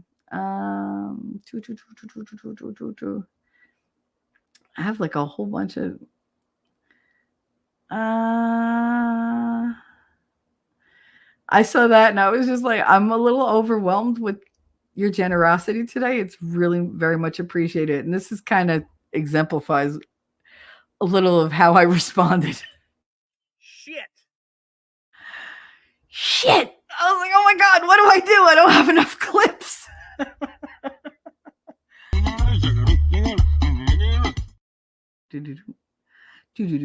I love that song though. That's me all day though. Just walk around humming. It's supposed to be a code monkey. Oh, is that a code monkey that shows up when my chat crashes? I didn't know what that was. I thought it was just funny that they chose mine. I was like, but why a monkey? Like, is it a monkey? You know how you say you throw a monkey wrench in the works? I thought that had something to do with it. Yay, memberships. Thank you so much. Full drinking and half thinking. Guys, please thank him. Put his name up. But I really appreciate it. You've made this Jersey girl very happy going into the weekend. Which, I mean, you all know what my plans for tonight are because I got to watch, Friday Night SmackDown. And then tomorrow is the big one. Tomorrow's going to be, what is it? Crown Jewel or whatever. I forget what it's called. But I know it starts at 1. So wrestling tomorrow is going to be off the chart. I'm going to be so happy tonight and tomorrow. Because I really do get into such a good mood when I watch wrestling. It's just this huge release of energy, like aggravation. Because I can't do violence in real life because it's frowned upon. Damn it. But I'd like to, but I can't. So wrestling soothes the savage beast. My mother thinks I'm insane because she hears me at like 1 a.m. when Winning and I are watching it. And I'm like, you son of a bitch, hit her, come on. And I'm like screaming. And she's like, what the hell? And her husband's just laughing because he's like, what? She's watching fights. He's like, that's what have you watched anything with your daughter? Because he used to watch boxing with me and he used to watch football with me. So he knows how reactive I am. I'm not that person who's going to sit there and be like, yeah, yeah, well, that was a good game. No, I'm the one who's on her feet going, are you fucking blind? Did you see what he did with it? Open your goddamn eyes, ref. I'm there screaming at them because it's like I'm there. And yet, if you bring me to a game, I'm a lot quieter. I'm just like, oh. But in my living room or in my bedroom, I will scream at that damn TV. You'll upkeep the gift. Oh, you're so sweet. Thank you so much. The Tori I'm talking about is the CEO of the company that makes all the that makes ones for NASA. Do they make them for SpaceX? I thought he just went around like buying everybody's rockets they don't want. Isn't that how he started? He like went to the Ukraine or Russia or where did Elon go and say, hey, you got all these rockets that you're not using and they're just decaying. Can I buy them? Like, I wonder what kind of questions followed. Like, what do you want them for? Just lawn decoration. I'm just going to put them around my compound and just make it look really cool. He could have easily said that. You realize that? That is totally a thing that he would do. And if you missed his mother on, I believe it was CNN, she's hilarious. And that's where he gets his wit from. I guarantee it. Because she was just mocking Kamala Harris. I can't even say the name anymore. I literally have heard her name so much I can't say it anymore. She was mocking her. Oh, it was glorious. I was like, oh my God, that's where Elon gets his little quippy thing from. I love that man. I really do. The stuff for the cholesterol apparently causes Alzheimer's. Yes. It erodes the fat and it supports it. It eats away at the myelin, I think they call it. Myelin that's covering your brain so that your brain is more exposed to bacteria and damage. It's easier to injure the brain. It's easier for the brain to decay. My brain wants to yell at those hospitals from way back then. Girl, I mean, they put me through so much. Many of the same people tell you herbs have zero medicinal value. No, herbs are good for you. I mean, I come from a family of women who that's what they did. If my great grandmother was alive, she would know every herb out there that would help me. But it's been lost over time. I mean, my grandmother too, she had a million different bottles of stuff. Oh, you have a headache? Take a sip of this. Oh, you got cramps here. Take it, put this in it. Go put this in tea. No, don't have it hot, have it cold. Put it in the iced tea, swirl around, swallow it down. You'll be fine in about 5 minutes. And she was always right. I never went to the doctor as a kid unless I needed a shot. And that stopped when I was like 5. So like, why don't they put more in it? Because there's no money in it. There's money in killing people. I mean, you're giving them all these chemicals that are making them sicker so that they have to take more of the chemicals to get rid of the symptoms from the first bunch of chemicals that you gave them. It's literally like feeding the machine. Like you're the machine. They're just going to keep giving you the things so that you need more. They're the fuel. You're the machine. And they're only going to do things to you that make you run low on fuel. So you have to go back to them and get more. Oh, but I'm not running the same on that fuel. It doesn't feel the same. Oh, well, we're going to have to increase your dosage. That's more fuel. Oh, those don't work. Well, we have a different kind of fuel. So that's all they keep doing. It's all the bait and switch. It's like, oh, this doesn't work. Try this. Oh, this doesn't work. Try that. It doesn't matter. None of it works. You know how I can say that? I have never taken one goddamn migraine med that got rid of a migraine. Not one. And I've tried about 20 different migraine meds in the last 25 years because I didn't start getting migraines until my mid-20s. Not one migraine pill works. Not one. You know what works? Ice. If I put ice on my neck and my forehead, it works. But no. Some only words. Never mind where the original medicines like Valium have come from, valerian root, right? I mean, that's most of them. They used to just give you raspberry tea leaf, red raspberry tea leaf for cramps, water retention, and headaches. It's a cleanser. It's very good for any kind of hormonal imbalances, any kind of like spikes and anything. Do you think they give that anymore? No. Take Midol. Okay. I took Midol once. It didn't do shit for me. Catch chat later. Bye, Andrea. I hope you have a wonderful weekend. And thank you so much, honey. I love you so much. Thanks for coming by. Stay strong, T. And no swimming with hot tub. No. I stay away from all amphibians. Anything reptilian in look or nature, I stay away from. But thank you for that. Thanks for coming by. I appreciate it. Have a good weekend, honey. I know you're gone by now because I'm an hour and a half behind, and I'm sure when he wants to string me up by my pinky toes, but oh well. My stream, I'll do what I want. Back in chat, listening, working with the kids. Awesome sauce. That's because of the grooming received in their classic education. Yeah, classic education is ridiculous. They don't teach them history. They teach them social studies.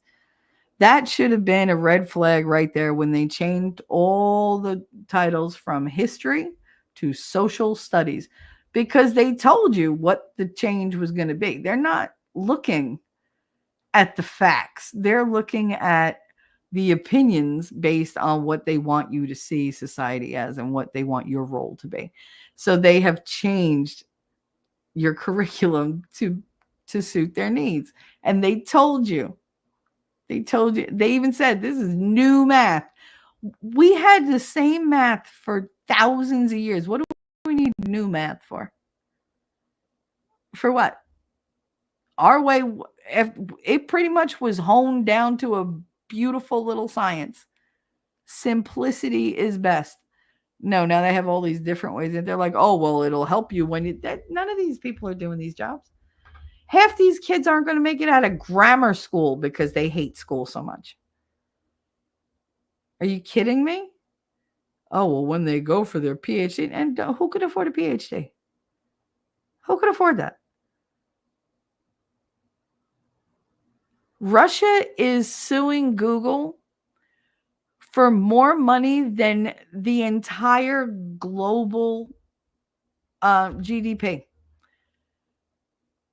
And it's something like 1,000,000 times higher than the global GDP. They're suing Google for that amount of money. A dizillion dollars. It's a dizillion. It's I believe, 36-figure amount. It would take 1 trillion years, I think they said, for anybody to pay that off, for any global system to pay that off. But they're suing for it. You want to talk about the ridiculousness of it all, but it got my attention. It got my attention.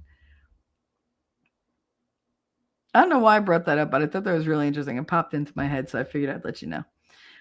Just remember, you don't hate MSM enough. Now they're saying Trump said he wants to put Liz Cheney in front of. Oh, they're so.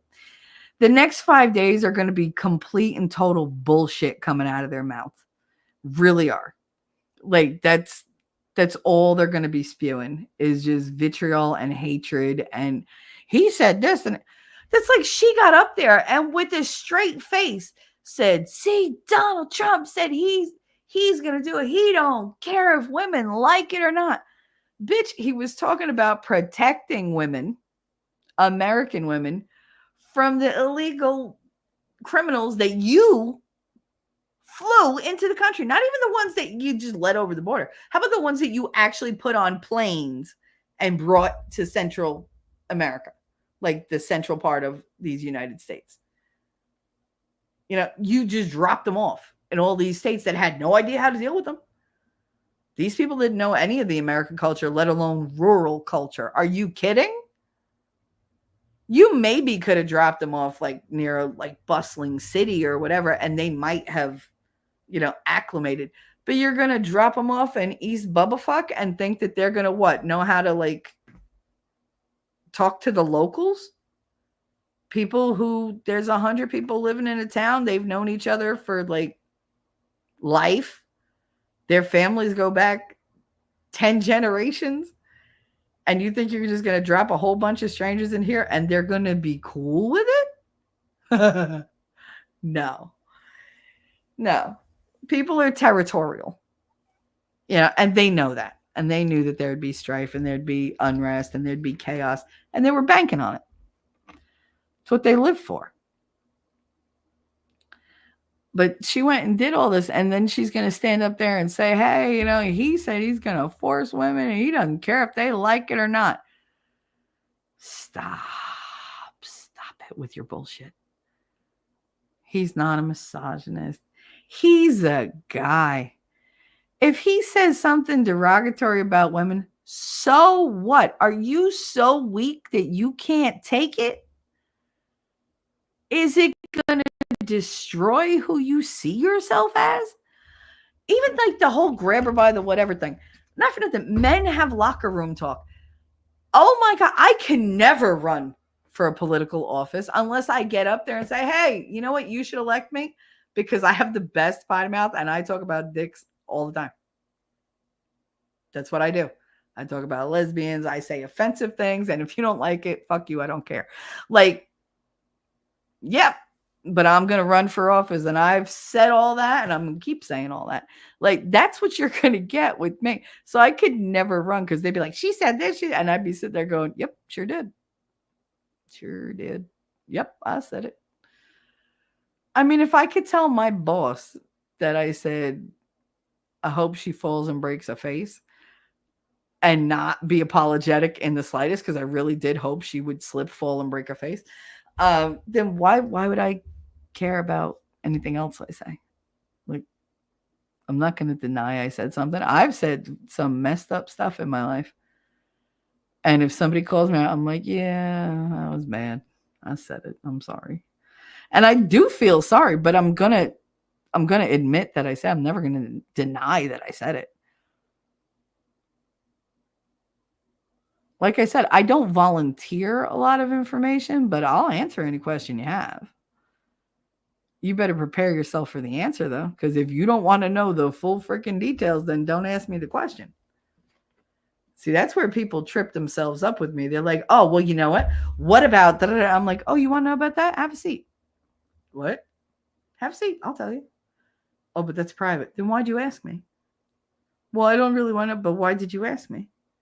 Well, I didn't think you were going to say why. Have I ever held anything back from anybody? No. You want to know? I'll tell you. It's done. It's in the past. It's not like I can undo it. It's a matter of my private history. It's unchanging. I don't rewrite my history. I don't have that talent. I don't have that desire either. Facts. I know. They don't want you to grow from your own seeds, though, because then they could always say, oh, well, that was cross-contaminated with my seeds, and now you're using proprietary information and products, and that's all mine, and I'm taking your whole crop. Don't you remember watching that? What was it? Was that Seeds of Death that we watched that had that? Oh, somebody wants to throw up a link for the old school watch party. That'd be great, because I love that show. Only two major things I'm missing in that book are chaga and ginkgo biloba. Nice. So far, please. They'll get there. YSL likes red. Does he like red? All right. I'm sure he does. I wonder just what it was like in his house last night when he got home. Did he go home last night? I'm hoping he did. I know he misses those kids, because that's all, like, that was his main point. Like, I got kids. I want to see my kids. I'm sure he also wants to get one off, but because I mean, he's been in jail. He's been locked up 2 years. Like, no, there ain't nothing like your man coming out of jail. It's like, oh, he's getting out of jail on Friday. We will see you the Friday afterwards, because he's going to have a lot of energy. He's going to want to do a lot of things, and he's going to want meals. That's what I have found. Every guy I ever knew that got out of jail, either brothers, friends, whatever, the only thing they talked about was sex, sleeping by themselves, and usually naked, because they're like, oh dear God, can I just sleep with no clothes on?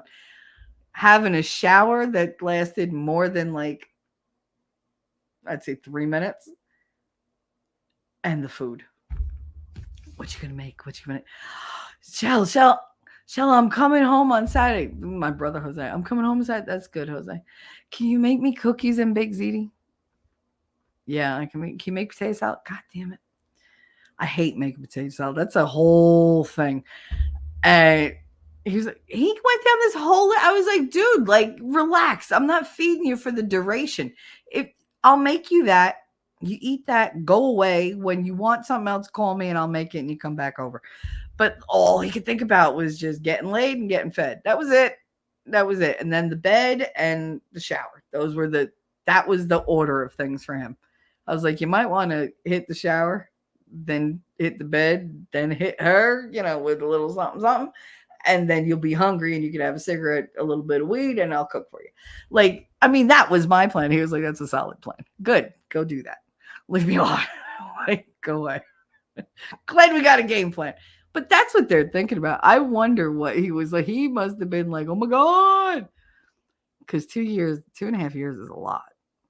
That's a lot. And I'm sure he was not anticipating her letting him go like that.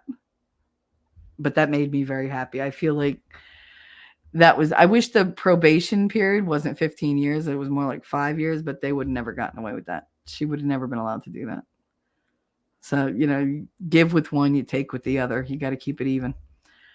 I didn't know Shelly liked to eat many, many nerds. I didn't say me. As a matter of fact, I'm pretty sure I said you. All right. I'm pretty sure I said you. Oh, dang. I should have clipped that. You are so messed up. Oh my God. I'm an hour and a half. I got to speed this up. I bet you want to do swallow it. Ew, I bet you do want to swallow nerds. No. Remember who we are friends with. You can't just use that word because that's gross. She gonna delete this or hide it when it's over? Never. I never touch my chat after anything that goes on in my stream. I don't edit unless YouTube makes me. Everything I've ever said is still out there because I'm not ashamed of anything I've ever done or said. Because I chose to say them, and oh well. How do you get a membership? Yeah, I've been because he no, YouTube gives it to whoever the hell they want to give it to. It's so weird. I don't even know who got them. Let me see. I got to go back and see who got all these.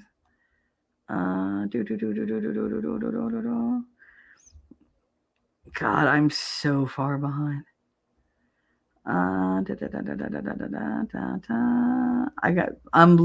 can't scroll back any further. Let's see. We got Gutters Pub. She got one. Suzanne got one. Who else? HT got one. That's awesome. Pete Digits got one. Look at that. Pete Digits. Oh, I love it. Thank you so much for that. I really do appreciate that. I'm going to try to catch up. So let me speed through. If I don't read everything out loud, just know I read it out in my head at least. I know there's one slogan for both potato chips. One of the slogans for both potato chips and potato sludge chip. What the hell is a potato sludge chip? I don't know what that is. I think I had to allow. There you go. Sadly, I know my jingles. My baloney has a first name. It's OSCAR. My baloney has a second name. It's MAYER. Oh, I love to eat it every day. And if you ask me why, I'll say, 'cause Oscar Mayer has a way with BOLOGNA. I love that jingle. That's one of my all-time favorites. What's better than that? You learn to spell Oscar, you learn to spell Meyer, and you learn to spell baloney. That's it. It's an educational thing. Listen, I'm all for teaching moments, teachable moments. It's on now. Damn, I'm thinking about some Lay's with some Louisiana hot sauce. Girl, don't start with the hot sauce. I will put buffalo sauce on pretty much like any food.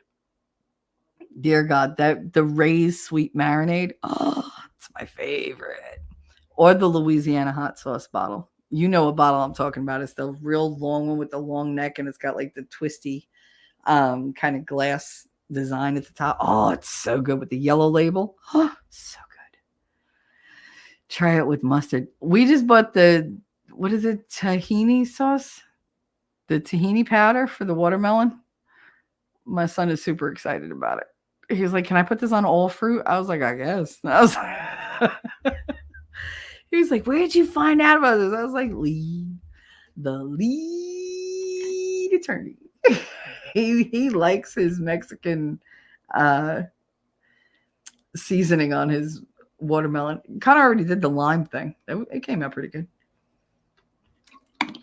Crunchy Cheetos and mustard is amazing. Blech! Are you pregnant? Cheetos and mustard, girl. That's orange and yellow. No, those two things can't go together unless it's Halloween. Like, mm, mm. Crunchy Cheetos. What about spicy Cheetos? I've tried like the spicy Cheetos. By the way, Cheetos do have that certain dye in them. But I love crunchy Cheetos. My mother's been on a kick with the Cheetos puffs. So like with, I guess what we used to call them, doodles. Were they cheese doodles? Cheese doodles. That's what we used to eat. She's been eating those, but they're the Cheetos version. I used to like those Planters, the cheese. I shouldn't say it. Nope, not going to say it. I'm not going to say it. But you know, it came in a canister and it rhymes with Tim Walls. So they were just little cheese things. They were so good. They were so crunchy, but they went stale really fast. I thought you had to be in the chat and subscribe when the gifts go out. You don't have to be in the chat. You could be anywhere. As long as you're subscribed, then you can get a membership. I get gift memberships for people that I subscribed to when I first joined YouTube that I've never seen again. And I'm like, oh, that's nice. I got a whole month. I'll go over and give them a like. But I'm like, why did that pop up? The best was I had left a community year and a half ago because it was just bad. And it was very abusive, whatever. And I left and they were just maligning me left and right and talking shit all the time. And I just let them, like, whatever, do you. You want to be petty, go be petty. I'm going to go over here and have peace of mind.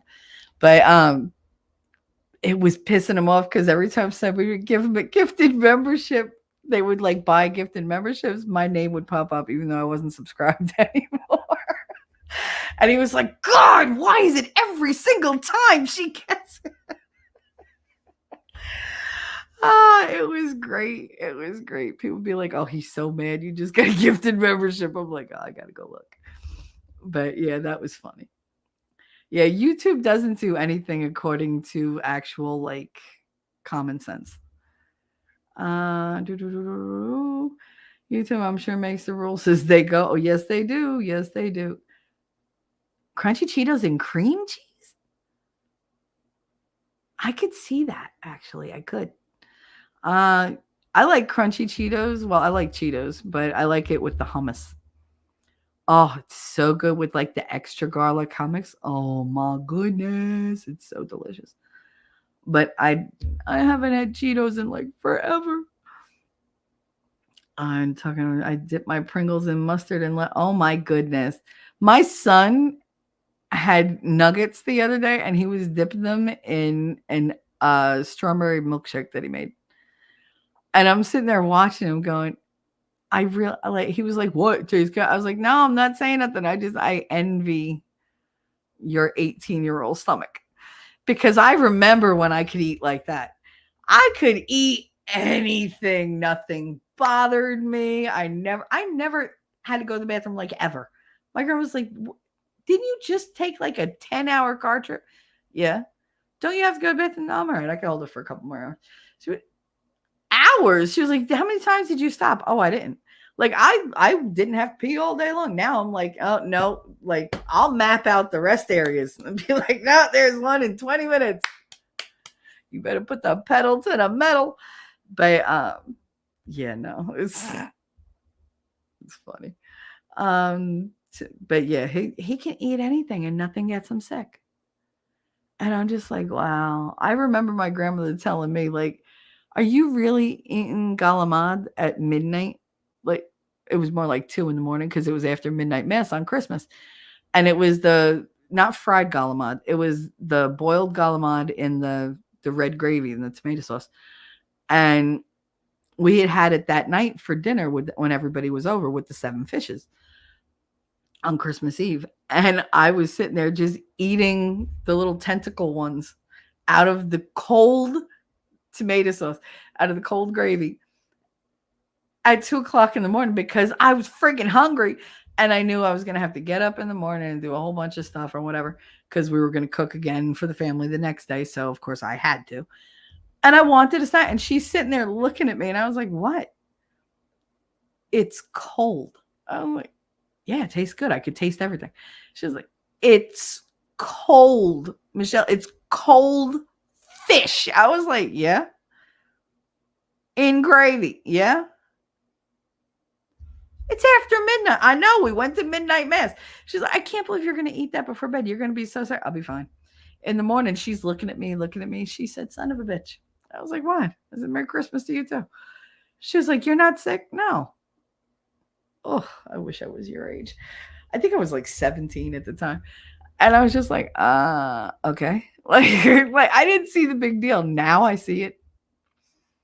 Now I'm like, oh, I envy the stomach I had then, that I could eat anything and nothing bothered me. I don't think I even burped. It was just like, ugh. Now I look at a cheesecake and I'm like, gotta go.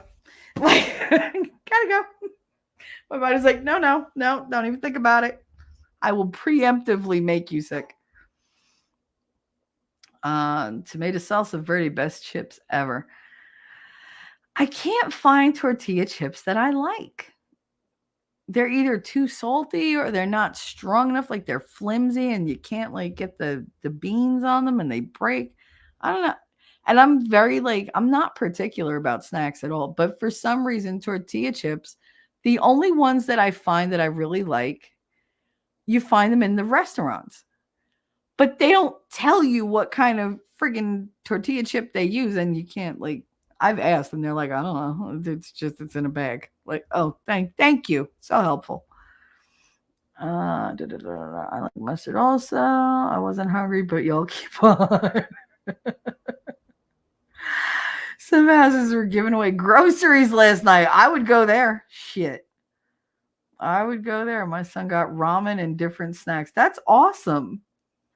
That's actually not a bad idea. Give them like a cup of noodle or whatever. At least you're not giving them great food, but you're giving them something other than just plain sugar. Corn chips with shredded sharp cheddar. Nice. Make sure you guys stay away from Lunchables because there's like all sorts of stuff in those Lunchables that are bad for children's endocrine systems, for their brain development, and they have lead in them, just so you know. Enya, LSA, Wolfie, all women. Wolfie's not a woman. Wolfie and Morph, they're not women.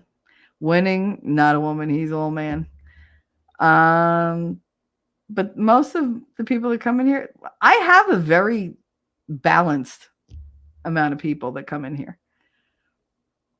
I've taken that to the next level too. The ground beef that's been brown and crumbled. Nice. Now you're making me hungry, and I haven't eaten. It's hella processed, but Taco Bell's new bean dip is addictive with corn chips. Girl, stop. I love bean dip, but I'll make it myself. I usually make it with like the black beans because I like that, it's all in the can. It's got the gravy with it and everything. And you just blend that up, throw in a little bit of sour cream, get it nice and creamy, throw in some chili powder, some cayenne pepper, a little bit of adobo for the like salt and pepper. And you mix that up. Throw some like diced raw onion in it, like dice the raw onion really, really small. Throw that in it, mix it up. That is such a nice bean dip. And then if you melt cheese on top of it, it's even better. I love it. Love it, love it, love it. I'll do that over a bowl of rice and then just mix that whole thing. But I mean, I live with my mother and her husband. Like, he cooks all Puerto Rican stuff. So I've been eating nothing but like yellow rice and beans with like pimento olives and ham and everything else in it. We eat a lot of rice in this house. I just bought him. You think what I bought him? I bought him 40 pounds of rice. He was so happy because he couldn't find the rice that he likes in any of these stores. So I ordered it on Amazon. I ordered 2 20-pound bags. Didn't cost me hardly anything. And he was so thankful for it. So I was like, yay. And you didn't have to. Yes, I do. I love that rice. That's my favorite rice. Like, if I want you to keep cooking it, I kind of got to supply you with it. I'm the guy in the top hat. He'd be an alpha. Yeah, Wolfram's an alpha wolf. I think the name is dope. Awesome. Careful with processed foods and chemicals and artificial dyes, especially now. Yep. TSP is used as a solvent for paint, glues, and stains. Oh, so it's like nail polish remover. It's great. Turpentine. It's always good. I wonder how much acetone we're actually drinking. I'm sure plenty. You identify as an ambulance, Enya? Nuh-uh. Her pronouns are wee woo. What did I write yesterday? Somebody wrote, what are your pronouns? I can't know, but it was a funny thing. And I remember I came up with something. I can't remember what the hell I said. It was funny though. So you could all ha ha ha ha ha because it was funny. I see you in Lee's chat all the time, but it's always bustling. Oh yeah. Yeah. Anya, we all go there. Sometimes I run into Anya, sometimes I run into Daisy Girls, sometimes it's, Lass is in there. But we're all just like, hey, but it goes so freaking quick. It goes so freaking quick. I think JD Vance was right on the money yesterday on Joe Rogan. I haven't listened to the whole thing because I was in a bit of a mood last night. I have not been feeling good lately. I've been very quiet and very withdrawn. Today helped. I will give you this: full drinking and half thinking. You infuse the chat with an excitement that we haven't had in a while because, you're new and you did new stuff and we're just having fun with you. We love new people, but I needed the boost today. I did. And I feel like you got directed here for that purpose. And I thank you for it. I do. Because I've been doing nothing but crying. You could ask Lass. We were talking before I went live. That Lass is Lady Autumn Sky. I call her Lady Awesome. So just so you know. But I was telling her, like, I'm deep in my feelings. And I'm crying at the drop of a hat. And but you made me feel really good. And you really brightened my day. Thank you very much. And it's not about the money. It's about somebody new thinking that I'm not shit. To come over and say, hey, I like it here. That does more for me than anything. Because I love my chat. They know that. I'm always there if they need me. They'll hit me up on Discord or whatever. But I appreciate that you came here. You came here with a purpose, whether you knew it or not. So I thank you for that. Look, I'm getting choked up. You know how I am with tenderness, guys. I'm not good. Not good at all. Not good at all. Whoo, because I'm a Jersey girl. I think JD Vance was right on the money yesterday. Joe Rogan, he's going to get the normal gay guy vote. Yeah, I saw that right before I went live, and I was like, oh, that's not going to go over well. Because they're going to take it, because it's just ammunition they could run with. But I get what he means. I mean, there are your standard gay dudes. They're your standard lesbians. They're not all blue-haired, can't figure out what you are. I identify as a cat, and I'm going to sit over here and meow. Roof! Because I said so. You cis bitch. Like, that's extreme. There are moderate people, normal gay people, just the same way there's normal heterosexual people. Like, they're just your average Joe. And I do think he comes across for them, and they like the eye candy. Let's not lie. I mean, John F. Kennedy was a great guy, but a lot of him won votes on his looks. Like, yes, they listened. They listened to him. I lost my breath. But they also were sitting at the TV looking at him going, he's dreamy. Like, let's face it. If you're like Nixon, you're at a disadvantage. Kamala is at a disadvantage because Trump looks younger as this campaign is going on, even though they've shot at the man and everything. He looks younger. He's vivacious. He's got vigor. He's running around. He needs a vacation. She looks like who did it and ran. Do you see the bags under her eyes? The dark circles over her eyelids? The way her jowls, which she never had before, she now has jowls, are hanging. Her neck is getting all wrinkly. Her hair lost all of its luster and is just kind of laying there. Like, she looks like she hit the wall and the wall hit her back a couple times and brought friends. She ain't gonna make it through a presidency. Well, she never made it through a pregnancy either because she got no kids around, which makes me automatically not trust her. But yeah, especially on parental issues. Like, do you have kids? No, then shut the fuck up. Like, if you've never cooked, don't tell me how to use my kitchen. What the hell? Certain things you just can't learn out of a book. Like, you have to have life experience. Otherwise, none of it makes sense. You know where book values get you? Where we are. Because everything looks good on paper, but it doesn't play out that way. You know, and that's what we're looking at the Democratic Party. It all looked good on paper, and you were good up to a certain point. And then you installed friggin' Tits McGee over here who can't friggin' talk her way out of a wet paper bag, and your shit just fell apart. Because you screwed over the old lifelong politician who said, yeah, all right, I'm going to be quiet for just 2 months. I just got to wait till the last 2 weeks of the election cycle. That's all.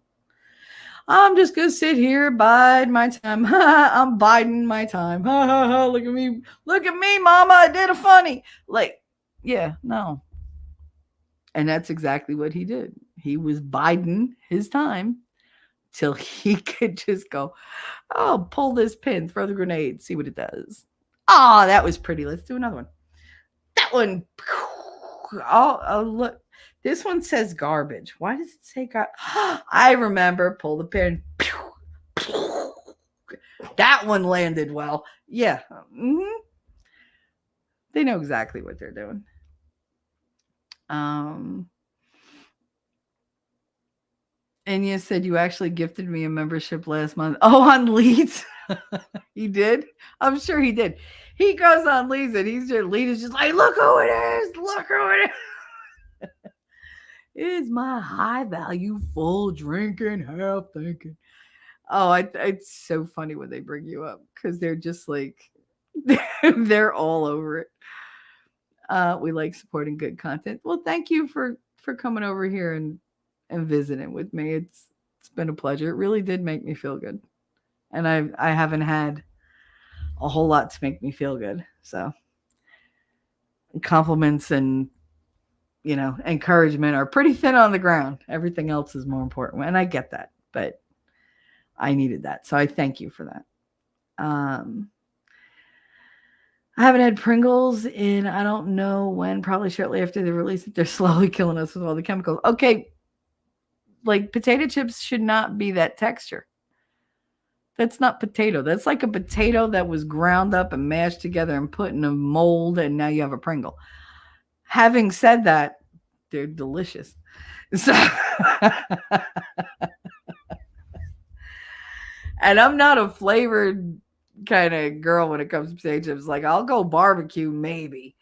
I'm very much like just plain salted potato chips. Like, that's my jam. I'm so easy to make happy. You ever make like a sandwich and then take the Lay's chips and you put them in the sandwich and you lay them down and you push the other piece of bread down, you make a crunch, and then every bite is crunchy until like that last one when it finally gets soggy. That's when you know you should have eaten a little faster. Those are the best sandwiches. We used to use them with Dipsy Doodles. Who remembers Dipsy Doodles? Oh my God, they smelled like feet, but they were so good. The corn chips. They were like Fritos, but they had like these weird, like little fan-like pleats to them. They'd tear up your mouth. Oh yeah. They used to tear up the roof of my mouth. Oh my goodness. It's a loving community. We can accomplish anything. It's Yep. Shelly's like 50 months. No, I'm way more behind that in chat. I'm 2 hours behind in chat. Are you kidding me? What's the name for that sexuality? I have no idea what we're talking about anymore. I gotta go faster. Stopped all corn from the U.S. Original. Maybe shit too. Make it real interesting. So genetically manipulating would be practice for manipulating human DNA. Absolutely. Last, that's terrifying because so much has corn in it somehow. Yep. I mean, they're definitely trying to genetically modify us. I mean, give me a break. That's why they're injecting us with all this stuff. Even if they're not using a needle, they're still getting it into our systems through the water, through the air, through the soil, through everything that the paint we use. You ever notice everything says on it? If you go to like Home Depot, pick up a paint can, any paint can, it does not matter. What it says on it is that in California, this causes cancer. This has known carcinogens. So it's like, and my mother's like, how do they know that when it gets to California? She said this to me, I swear to God. How do they know when it gets to California, it becomes cancerous? And like, I just looked at it. I said, what? She was like, they said if in California, this contains cancerous materials. So it only has cancerous materials in California? I was like, that's what you took from that? Well, that's what it says. I was like, I know English is your first language, Mom. Like, she really thought that, like, oh, I'd have to walk into, like, once I cross the border into California, this all becomes cancerous. But then if I step back out, it's fine again. And we're not in California, so it's fine. I was like, no. But all those things have those labels. In California, the grammar is terrible. The wording really is terrible. But I mean, how come Californians get told, oh, there's cancer causing stuff in here, so, be more aware? What about us? What about the rest of the nation? Does the cancer not affect me because I'm from Jersey? What, do I have like a freaking tri-borough immunity? The fuck? Honestly, because I grew up in Hoboken, right outside like Newark and Elizabeth and all like the industrial gasoline depots, the oil depots. I probably do have immunity, to be honest. I probably have more of a chance of getting sick in fresh air than I do in contaminated air, because that's what my body's used to. But yeah, that's what she thought. She thought that they only had cancerous materials if they were in California. Like there's some type of vibe in California that turns everything cancerous. But when you leave California, you're fine. People, this is what I'm dealing with. This is what I'm dealing with on a daily fucking basis. The nutrition of corn. All right, I gotta skip ahead. Let's go. The game. There is more to it than that. Heidi, it'd be broken down. There's one you need the whole body tooth and out. It is it's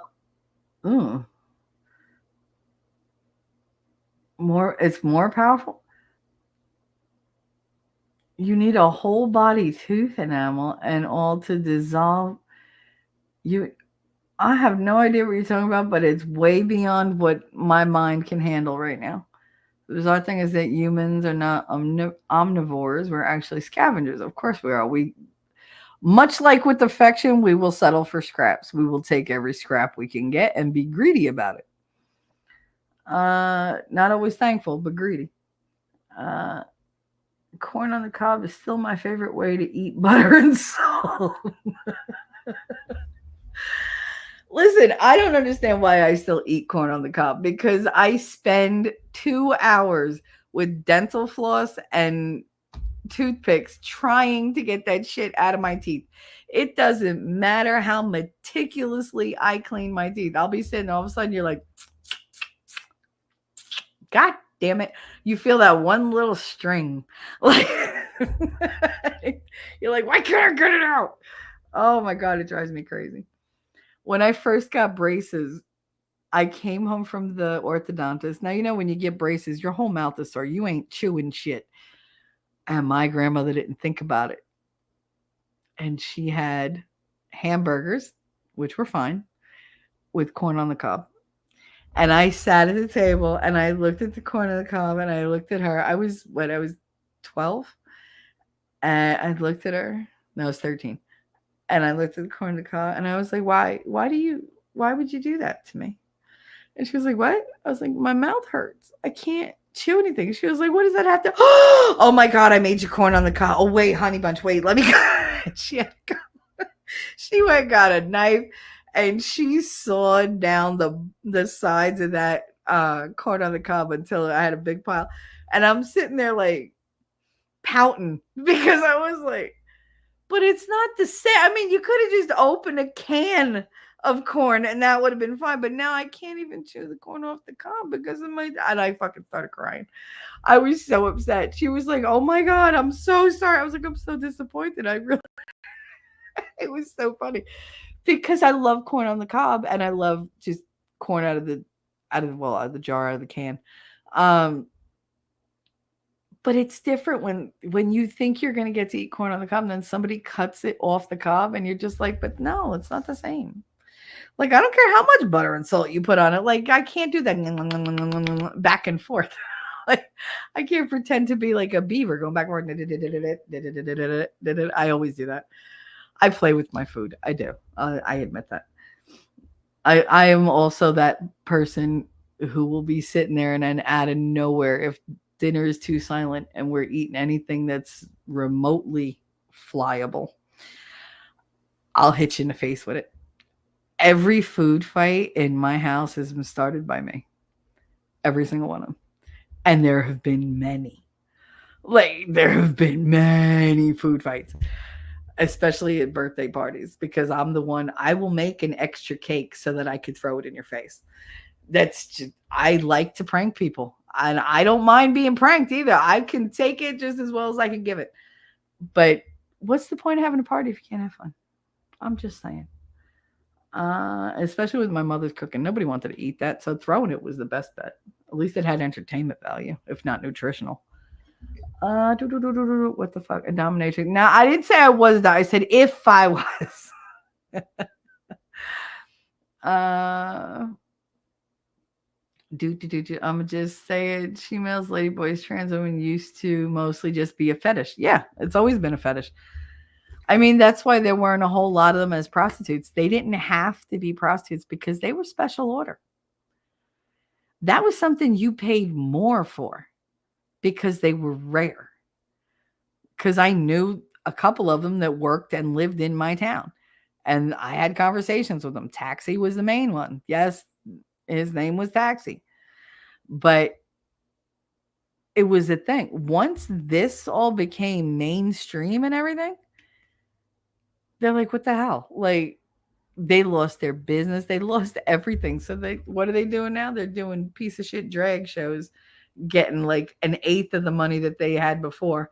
And now they're out in public and everybody knows about them. And now they can't live where they lived before. So it's just like their lives are completely upside down. But yeah, it used to be a fetish. It was something that was a specialty because they were rare. Now they're everywhere. And ugly. I will never understand why ugly men want to become uglier women. Y'all don't understand how hard it is for women who are ugly. I mean, personally, I understand it, but I don't have to apply it. But it's hard to be ugly. If you're even slightly attractive for 5 minutes as a woman, somebody's going to remember that shit and bring it up for the rest of your life. I guarantee it. Guarantee it. We are so hypercritical. But do these men realize how many doors will get slammed in their face being ugly women? I mean, it's hard out here for pretty girls. When you ugly, you're asked out. You done. You are SOL. You better get yourself an ugly husband who knows how to make money. Like, because you're not getting the pick of the litter because you're not the pick of the litter. Women, it's all about the attractiveness. I know you men like to say, oh, it's about her personality too. You did not notice her personality walking down the street. You noticed her tits, her ass, her face. You noticed the way she walked. You noticed her height. You noticed her weight. You noticed her clothes. You noticed that ass. Like, that's what you noticed. You didn't notice, oh, she seems like a really nice person wiggling that butt with those double D's up in front. No, you're not noticing her personality. You don't care. You know how I know that? Because these gorgeous bitches out here are miserable. Miserable. They can't crack a joke. They can't hold a conversation. They can't have an intelligent conversation. They can't do anything on an existential level. Theoreticals go right over their head. They can't add. They can't spell. They can't write. They can't work because, God forbid, oh no, my nails cost me $150. No, they cost him $150. Like, they don't do anything. They're just pretty. They're just pretty. And they know it. They know it. And they are going to milk that until the cows come home. They're going to get a house out of that. They're going to get their bills paid out of that. They're going to get a condo, a car, whatever, the vacations, furs, jewelry. It don't matter. They're going to have all the accessories. Why? Because they're pretty. They're so pretty. Do they have actual value? No, they have a shelf life is what they have. You're talking about beautiful women who learn no skills. No skill. Did I just call them women's? Wow. Beautiful women with no skills. Now, I'm not saying this about everybody, but for the most part. And the thing is, they have no skills and they have no personality. And they stand there afraid to smile because they might fuck up their $300 makeup. Or a hair might fly out of place. Or they might, I don't know, lose a diamond.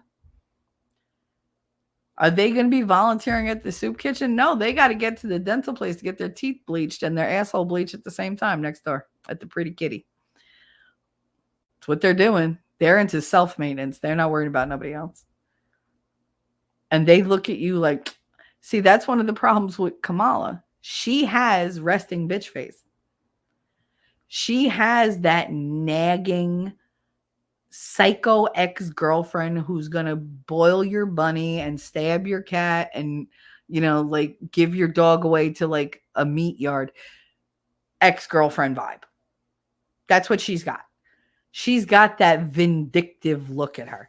She's the one who will stand there, punch herself in the face, and then call the cops on you and say to the cop with a straight face and have her girlfriends back her up that you did it to her. And she will watch you go to jail for 20 years for aggravated assault, and she will giggle. She's just another Amber Heard. What can I get out of these motherfuckers? She puts that vibe off beautifully. It's loud and clear. And yet some people still refuse to see it. They see it. Don't fool yourself. They all know. But they're in denial. They like to pretend they don't know.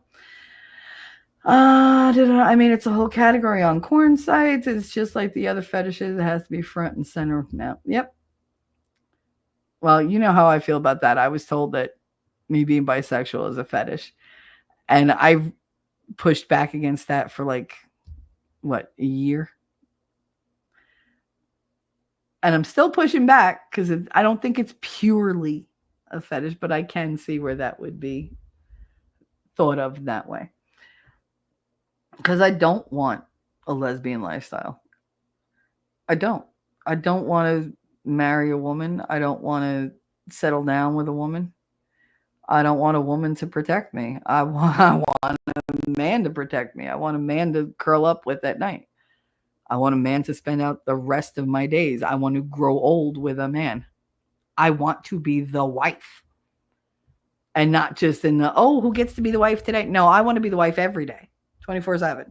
Like, that's me. That's my role. Mother, wife, nurture. That's who I am. I am the caregiver. I don't want to do what I've always done. I don't want to be the provider. I don't want to be the protector. I don't want to be the man in the relationship. I'm tired of it. Everybody's like, oh, well, you're the one, you went and did it. I had to, because what I was dealing with, like the guys that I was with, not one of them was more, not masculine, but was more of a, I don't know, accountable, valuable person than me. They didn't have what it took to raise a family. So I had to do it. Somebody had to do it because I had kids. I wasn't going to let somebody else fuck up my kids. If anybody fucks up my kids, it'll be me.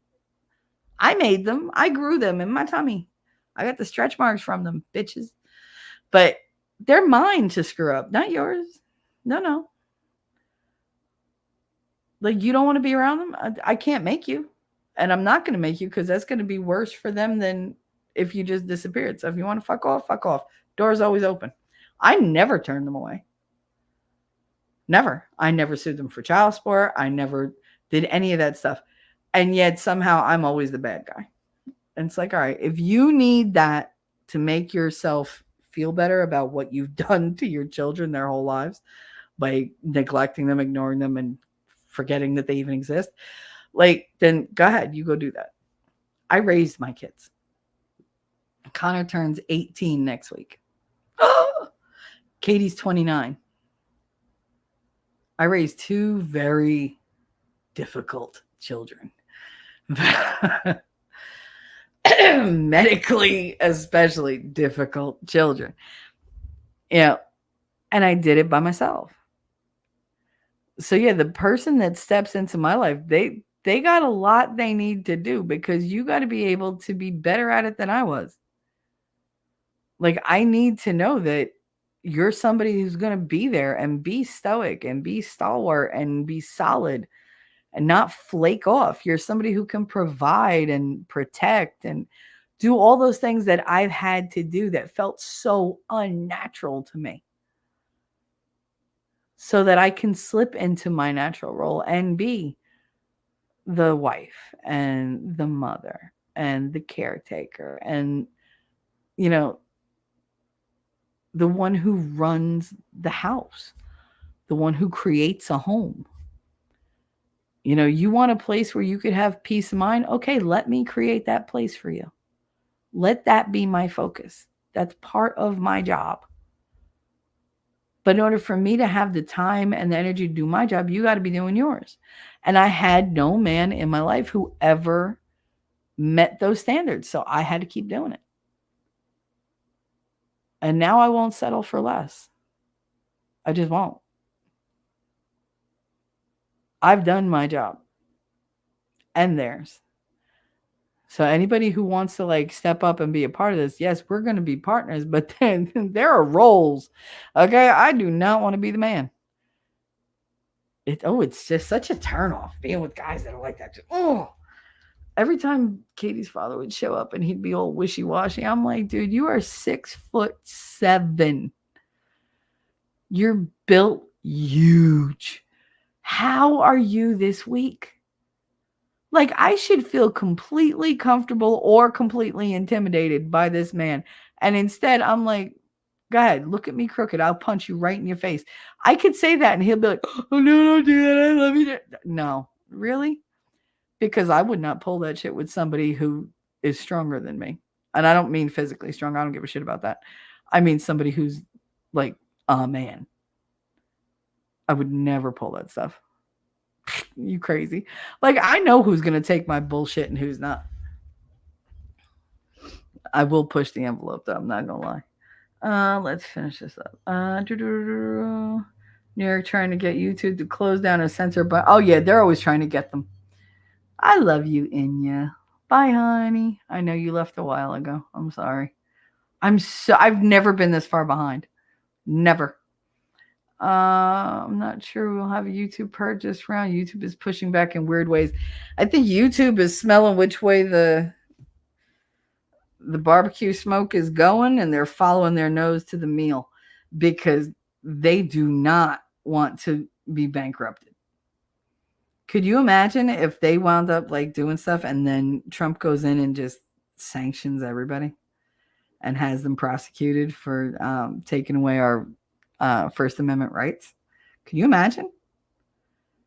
They'd be devastated. They'd go from multiple billionaires to bankrupt.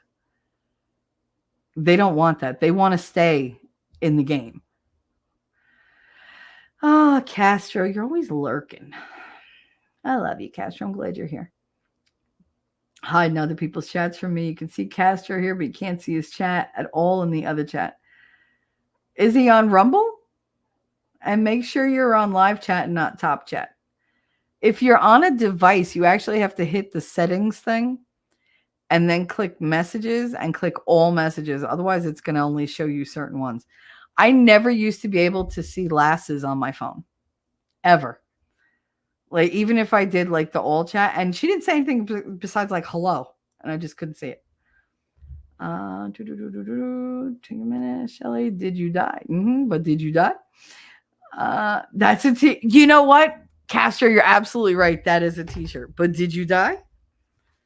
I gotta write that down before I forget. But did you die? I wrote down the one that Ellie said yesterday. So what was I talking about? That's gonna go on a t-shirt.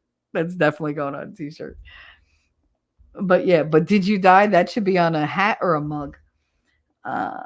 We're not. Yeah, no, I'm not on Rumble. No, I didn't have the head to set it up because this is just a pop-up stream, and Rumble hates me anyway. So you can go to Discord and just look. I posted screen cap. Okay. I can't open Discord because then my mic turns off. I don't know what it is. Please, like I go all wonky. I go robotic. Odd that it's censoring you. I don't know why it would censor just you. Every moment of lucidity Biden has is used to destroy Kamala. Also, I've noticed Harris looks absolutely defeated at her rallies lately. She looks hurt. She is not going to age well. She's 60. I mean, let's face it. Her collagen in her face is gone. It is gone. Chinese pedo panda. It's not even about the Chinese.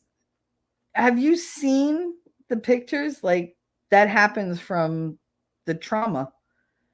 And they actually, because they're squeezing their eyes so tight and the pain is so intense. And trust me, as somebody who, like, the first time I tried to do a certain something, I was like, my eyebrows felt like they were catching fire. I was like, no, we're done.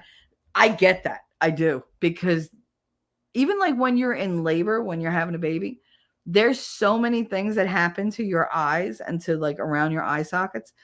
They warned me about that when I gave birth to Katie, because the way I was pushing, I was putting a lot of pressure in my face. And they were like, you're going to wind up popping the blood vessels in your eyes and around your eyes. You don't want to do that. Focus on your hands, like grip onto the side rails, focus on your hands, look at your stomach and push from your stomach. Don't try to push from the head down, push from the diaphragm down. And yeah, then Katie came fucking flying out. Granted, she went back in because she took one look at this world, scrunched her eyebrows up, and went whoop. Right, I was like, no, I'm screaming, get her out, get her out, get her out. Talk about an alien moment. Jesus. She was so ugly too when she was born, because they had that stupid cone on the back of her head, like on the apex of her head, with all the wires coming out of it to monitor her, that I didn't know they suction cupped onto her head while she was still inside me. And so from being in the canal, being squished, and I was in labor like for 5 freaking days, but I was pushing for like 6 hours straight. Her head was already cone shaped. And then you put that suction cup thingy on with the wires. I thought I gave birth to a damn snork. I was like, oh no, but I did. I cried. Oh my God. She looks like me. Yo, she looks like a monkey. I was so upset. So upset. I carried this child, went through 5 days of labor. Hell, I went through 2 months of labor because they couldn't stop the damn contractions. Bitch wouldn't let me eat. I had preeclampsia. She tried to kill me in so many ways. She gave me kidney stones, and she comes out and looks like him. I was mad. I was so mad. I was like, why can't you just look like me? You look exactly like him. Like, she looks exactly like him. Oh, it broke my heart. But you know what? God is fair, because I said, do not make me give him a son. I will never be rid of him. Do not make this child a boy. I swear, because all he wants is a boy. Do not make this child a boy. God said, all right, I'm going to give you that one. However, you can have your girl, but it's going to look like him. I didn't read the fine print, but I'm all right with it now. But yeah, after all that labor, I was devastated. I was devastated that she looked like him. I could not get over it. I was like, hey, give me her. Like, it doesn't matter that she looks like her father. Give me that shit. Give me that baby. Give me that baby. Oh my God. That was so funny. And then Connor came out and he was all round headed. And I was like, oh, you're the most beautiful baby. You look just like your mama. But the very first thing that I said to him was, because I had a C-section with him, so he was all round headed and clean when they gave him to me. They brought him over and I was like, oh my God, you're the most beautiful baby I've ever seen. Nobody's ever going to be good enough for you. And you remember, nobody's ever going to love you like your mama. And to this day, he will tell you, if you're like, oh yeah, your mom loves you. Nobody loves me like my mama. I'm like, that's right. I spent 9 months saying that to my belly, going, nobody loves you like I do. No, nobody loves you like I do. That is why my son cannot leave a room or enter a room without saying, hey, love you. Hey, love you. He's the biggest hugger. But go ahead, fuck with him. He will lay you the fuck out. Because he is a little sensitive about certain things. He's got to toughen up in certain areas.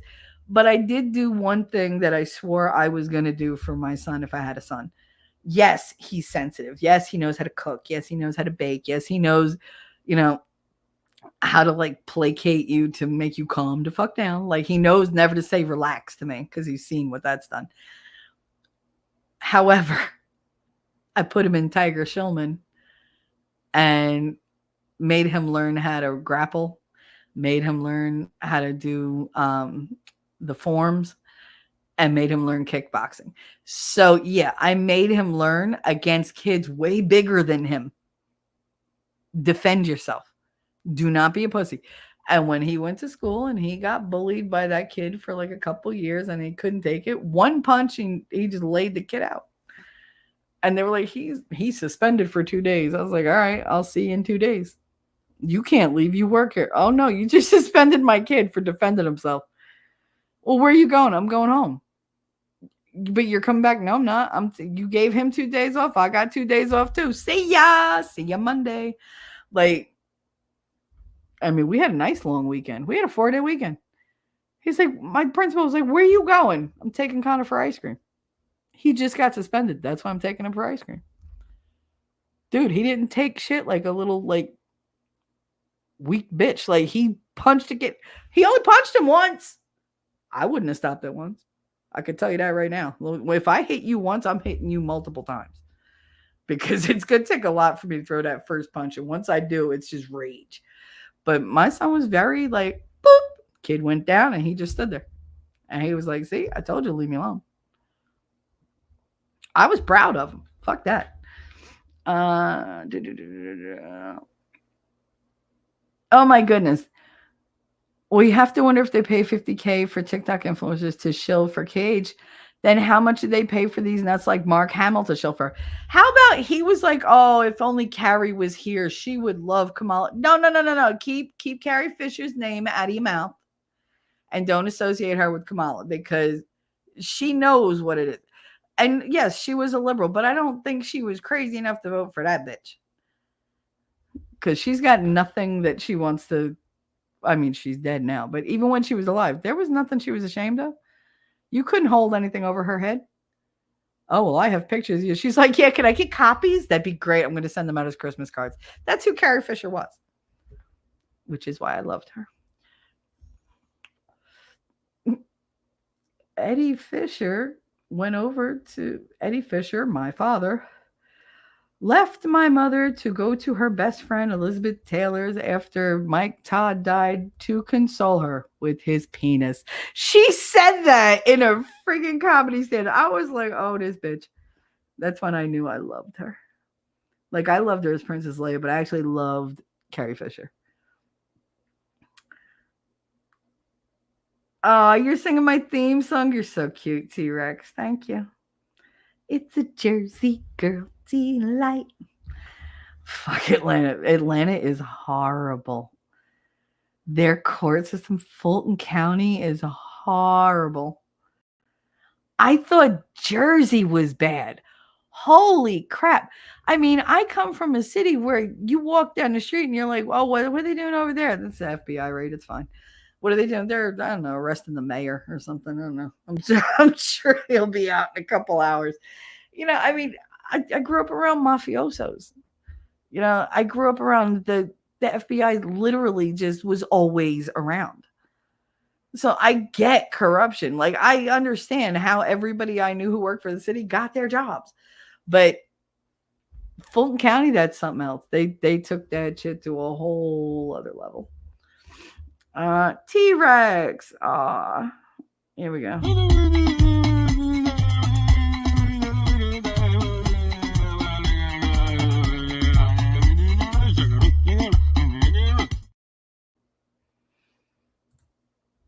Thank you, T-Rex. Elon just built a car with run flat tires, so he doesn't need to learn how to change that. Shut up. Did he really?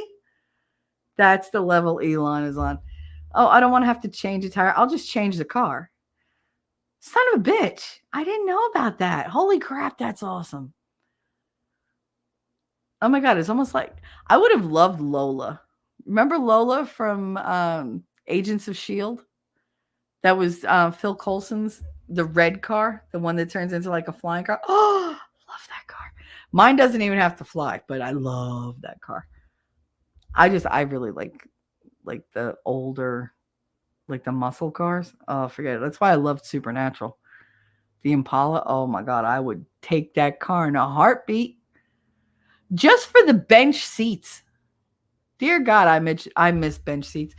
Why they did away with them so they could put the gear stick in the middle. But I mean, all of us girls knew how to sit in the middle with your legs to the side so you didn't get in the way of the gear stick. But you like sitting next to your man, you got tucked up under his arm. Sometimes, you know, if you're feeling a little frisky, he was right there. You know, sometimes it's a long ride. You don't know. But I mean, you go cozy up. You didn't even have to run the heater. And I know that's why half the guys that I was with didn't put the heat on the goddamn car. So I'd get cold and scooch up to them. And I mean, yes, it's actually a really good strategy. It works. But like then they went and had bucket seats and it's like, like, well, what are you doing all the way over there? It's like, I'm going to sleep. That's what I'm doing. Because that's what you wind up doing. You wind up falling asleep. I bought my dad the dark MAGA hat. That's awesome. If y'all interested, we're going at 5 p.m. Eastern. You're going on at 5 p.m. Oh, that means you're on now. All right. Jay Hibbs. I gotta catch up because I gotta wrap this up.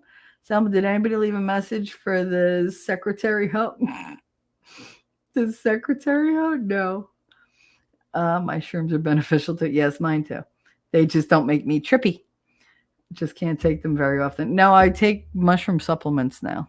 Different mushrooms. There's like lion's mane and the chaga, but I had to get them from different places.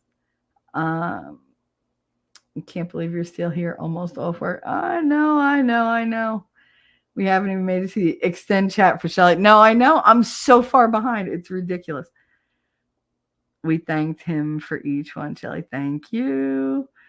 Devil, I'm fast forwarding through this whole damn thing. I like fuck it all. Yes, Yamaha, how you doing, baby? What's up? The side effects are leakage and memory loss. And wait, what was I saying? What was that smell? That's what I was saying before. These ads are crazy, but dude, when did it become normal are you having erectile dysfunction problems? When did that become normal? I'm sitting there trying to eat dinner. I'm about to take a bite into a hot dog. And they're like, are you having problems, maintaining an erection? I'm like, not today. Like, what the fuck? Do you want to please her? And then they have like all these longing looks. Dude, no. They need to stop selling sex as like this romantic, I see you across the room and we're going to run at each other. Like, dude, sometimes you just want them to like grab your hair and go, I'm gonna fuck the shit out of you. You're like, okay, daddy, like, let's go. Like, let's go. It don't have to be all romantic and lights and set up. Like sometimes it's just down and dirty. Because sometimes that's what you need. Full drinking and half thing. Oh my goodness. Oh my goodness.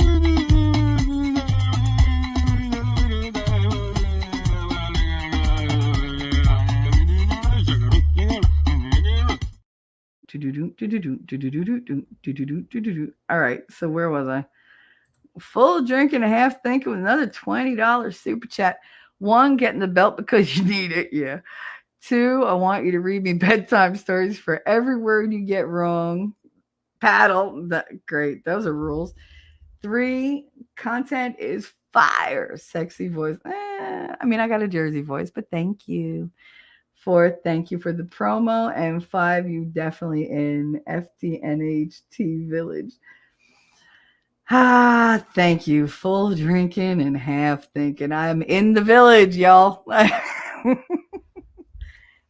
And I could say, y'all, I lived in Kansas, so I don't want to hear any appropriation bullshit. Like I learned how to say shower, dog. Where's the dog? The dog. That's how my friend Peggy say it. Shelly, I'm going to pick you up in an hour. I got to jump in the shower. Then I got to take the dogs for a walk. And that's how she talked. I'd be like, the first time she talked to her, I was like, what?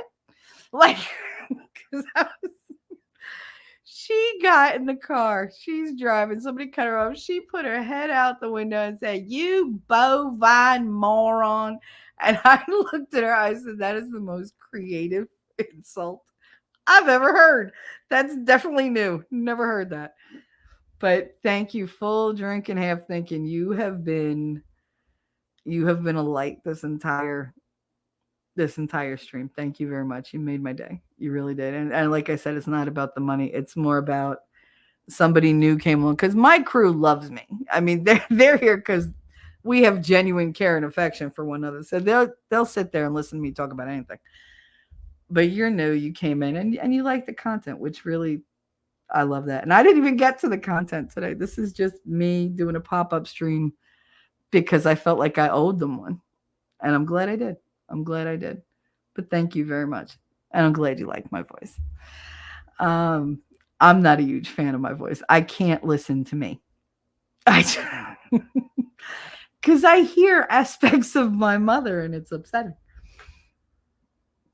Selma, you win. Nice. Yes, he did win. He is definitely the stream sponsor. Oh, look, Gutter's pub. Oh my God, did you finish before I did? Stop it. You finished an hour ago? She gifted 5 memberships. I gotta find a good one. Well, here we go. All I do is win, no matter what. I love that one. I do. But I'll be perfectly honest with you. That clip that Winning made for me, that one right there, I don't play that for the boobies. His gets played for the boobies on his channel because they're the boobies that don't bounce and they fascinate me. I can't take my eyes off them. But on this one, it's that one girl on the left, her ass. I will just watch it forever. I live for that like 2 seconds of her just walking her ass, being like, for you, for me, for you, for me. It's just saying hi to you. But yeah, I know I'm all about that ass. Whatever. But thank you, Gutter. Who got those? Who got them? I'll find it somewhere. Why won't it show me? Oh my God, I hate YouTube Live. It won't load the chat. Like it skipped right over it. Like I see T-Rex and I see full drinking. Oh, here we go. It hit it. It was collapsed. Also went to 3 beers. Texas Troy. Ooh, that's Amber L's friend. Calling all my friends. Wendy H. Oh, I love Wendy H. And Melissa D. Melissa D is That I think she's on. I know she's on Winnings. I didn't know she was on here too, though. But thank you very much, Gutter. I appreciate it. I love you, girl. I would see now. I don't have to redirect. I got to change my wait. You got to deal with me because I was going to redirect to you, but now you're not live because I started talking. I needed to talk. I just did. I didn't mean to stream at the same time as you, but I had to talk because I'm going crazy. And I'm not going crazy alone. Y'all are coming with me. Fries dipped in ice cream shake. Yum. No, he dipped nuggets. And he made me have one. It was really good. Like the chicken tenders. Oh my God. He buys these things called chicken fries, but they're just chicken tenders, but like a lot more narrow. And he was dipping those. Oh my God. They were so good. I can't eat pizza anymore. It makes me sick. Aww. That's right, because the pizza around here isn't real pizza anyway. It don't taste like it did back home. The sandwiches are good. Especially after going organic on T-Rex. He's so mad that Winning got him to go organic. I mean, God help you. You poor thing. You have a friend who's making you healthier. For shame. Yeah, we stopped Lunchables. We make our own. Yeah, it's a lot cheaper to make your own too. Full drinking, half thinking. I am not balanced. So you're not balanced, Gutter? Yes, you are. You're not well, your tits are bigger than your ass. That's what I mean by unbalanced. Heidi, it's just something in the cheese and the red sauce. He's called it the red sauce. It does something terrible to my tummy. Have you checked to see if you maybe have like celiac issues, like celiac disease issues? I'm not saying you have to have celiac disease, but you can have like an intolerance to the gluten and that stuff. There's something about pizza dough. You can either tolerate it or you can't. And that usually leads to some type of celiac disease connection. So you just might want to like do a little look up and see if you could try some other foods that you don't normally eat and see if you have the same reaction to those. And this way you have at least a direction to go in where you know what foods to avoid before you try them. Because you don't want to go on a date with somebody or go out to eat with friends and eat something that's going to make you sick and you didn't know it. So forewarned is forearmed, my friend. For those of you who don't know, when Chili says gravy, she's talking about a tomato sauce. She's from Jersey. They don't know how to talk sometimes. Bafangula sarda mamada akite mort. Okay? Akite mort. By the way, I just cursed all your dead. So there you go. If you believe in that kind of thing. All that sucks, T-Rex. That's what the grease does to my reflex. It could be the oil from the whatchamacallit, like pepperoni. If you get meat put on there, it could be the grease. It could also be whatever grease they put in the gravy. More than likely, it's the type of mozzarella that they're using. If they don't get the right type of mozzarella, like if they get it like the cheaper version, that will make you sick. But if you have like dairy issues and they get the good version, that'll make you sicker because then there's just a lot more cheese curd in it. And it really hits you. Like mozzarella can send you right to the bathroom. Like it can instantly, within 10 minutes, you could be violently sick if you have an intolerance to mozzarella. It's amazing how fast that thing can run through your system. But check that out. You could always try like the different things, and it could be the combination. Or it could be the kind of yeast that they use. Because there is yeast in most of them. It's just not a lot. Just don't shop for anything in the middle of the store. Stick to the outside wall of the store. Meat, dairy, produce. Right? Everything in the middle is just either chemical or just the wallet suck. They buy me. And of course, that's where I'm drawn. I do feel less bloated now that I'm eating organic. I don't know. I think I've been bloated my entire life. Oh God. Take a Motrin, T-Rex. Take a Motrin, get rid of the bloat. It's okay.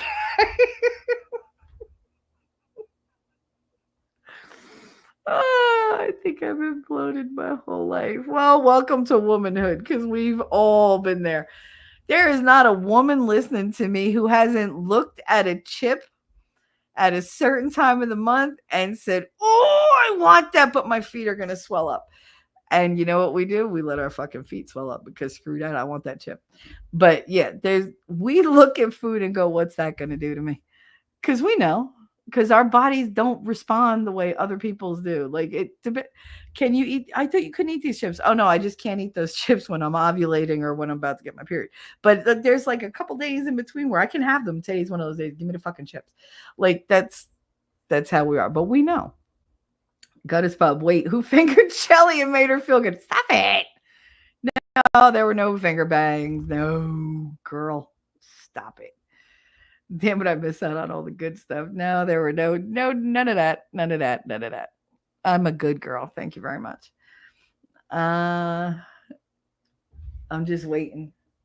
Nope. Skies are still clear. God's going to let me get away with that one. I'm still here, but I'm on a phone call too. All right, lady, we're here. No crying in baseball. I'm almost caught up. I'm less than an hour. Look at that. I was 2 hours behind. Now I'm less than an hour. See, go me. Trump hasn't had a day off for approximately 60 days. I feel bad, but then I'm like, dude, but you are running for the president of the United States. You should be putting the work in.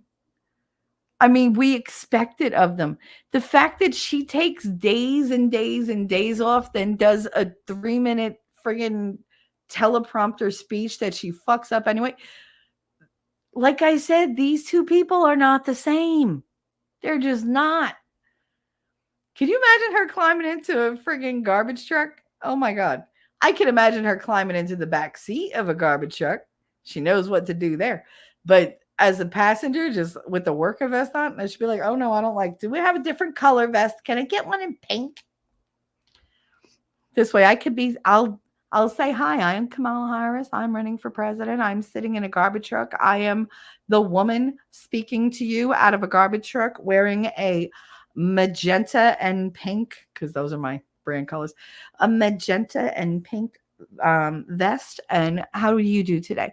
I can't believe that one interview she did, like that one meeting. It wasn't an interview. It was a meeting.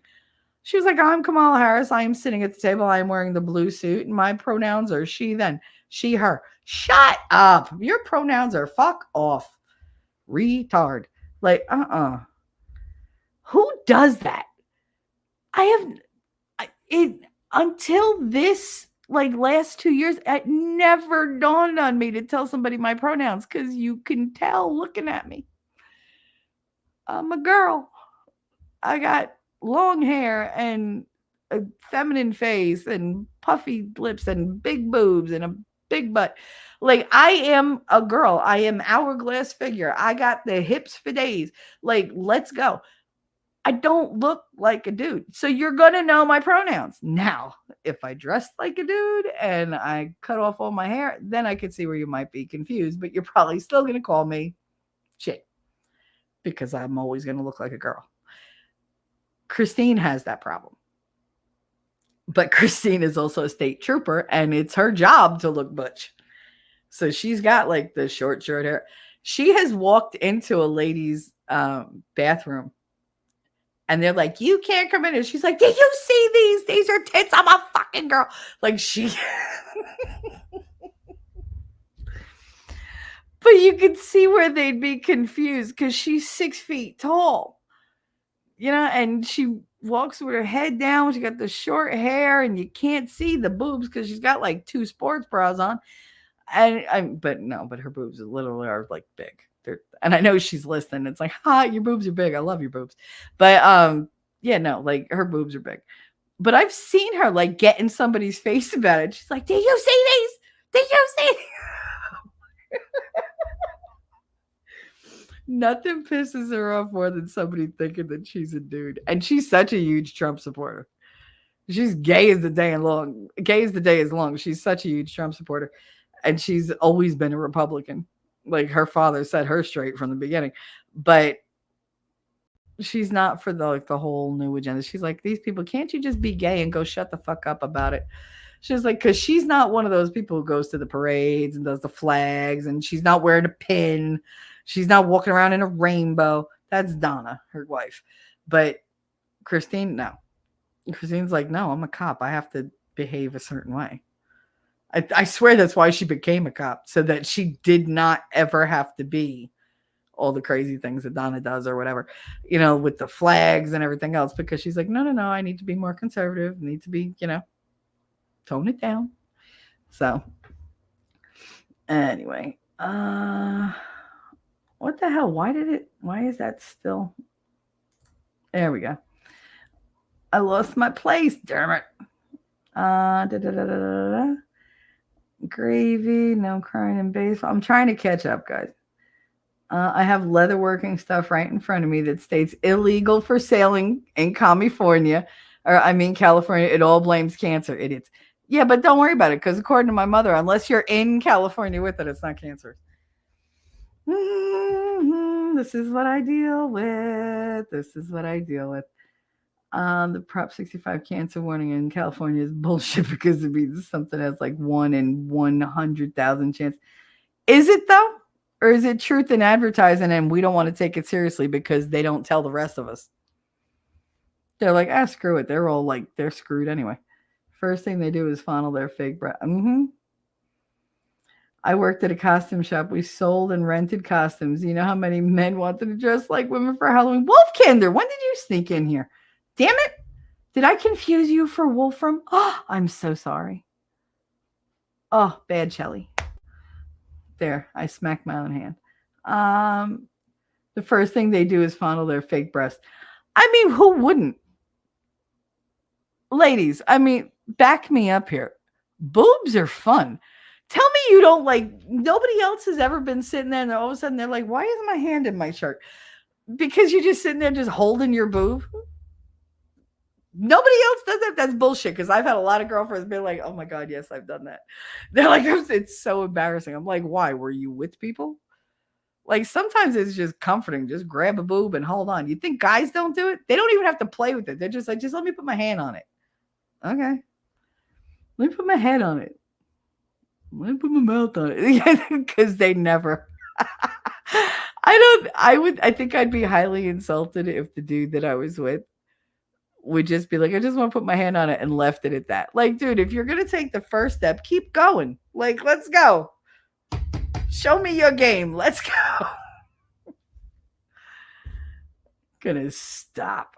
Ellie fun. You're getting birthing stories there? Oh, there's all sorts of stories. Today I just wanted to talk. I've been too quiet too long. I just wanted to talk.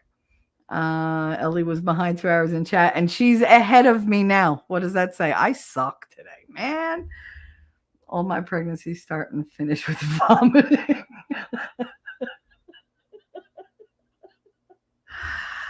Oh, Carrie Fisher's my aunt's cousin, Aunt Weimar. I loved Carrie Fisher. I cried so bad when she died and when Robin Williams died. Those two broke my heart.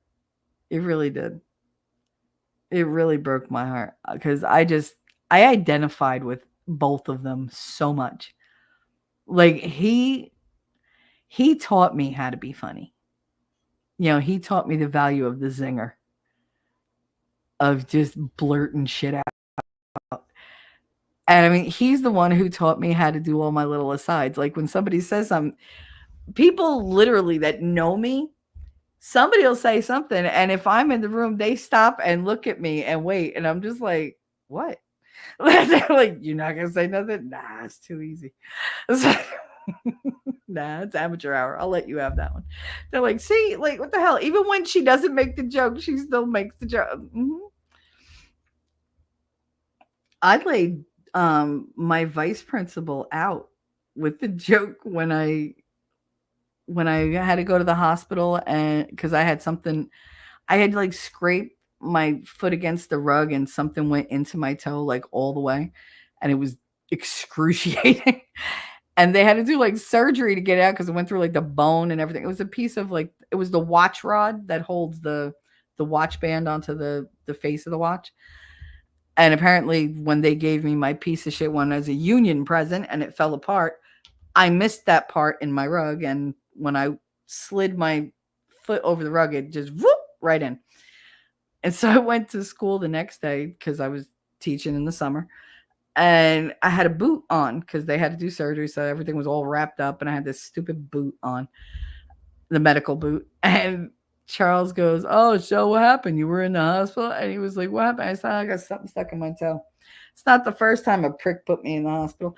He was like, "How the fuck do you think it is shit so fast?" Because that's the thing. He was like, "You're so quick. You're so quick." Like, he was like, "Marty is so quick." He was like, "But you're just bam, bam, bam, bam, bam." I was, that's only the shit that makes it out.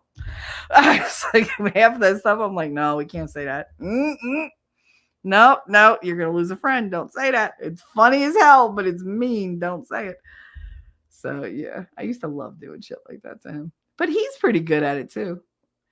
Like, when I asked him about the whole setup between me and Connor's father, like, what would you call that? And he was like, ideal. Like, he comes to the house, hangs out with the kid. You both get your, itches scratched. You feed him, give him his favorite stuff, and you send him off with a cup of coffee, a sandwich, and a cookie.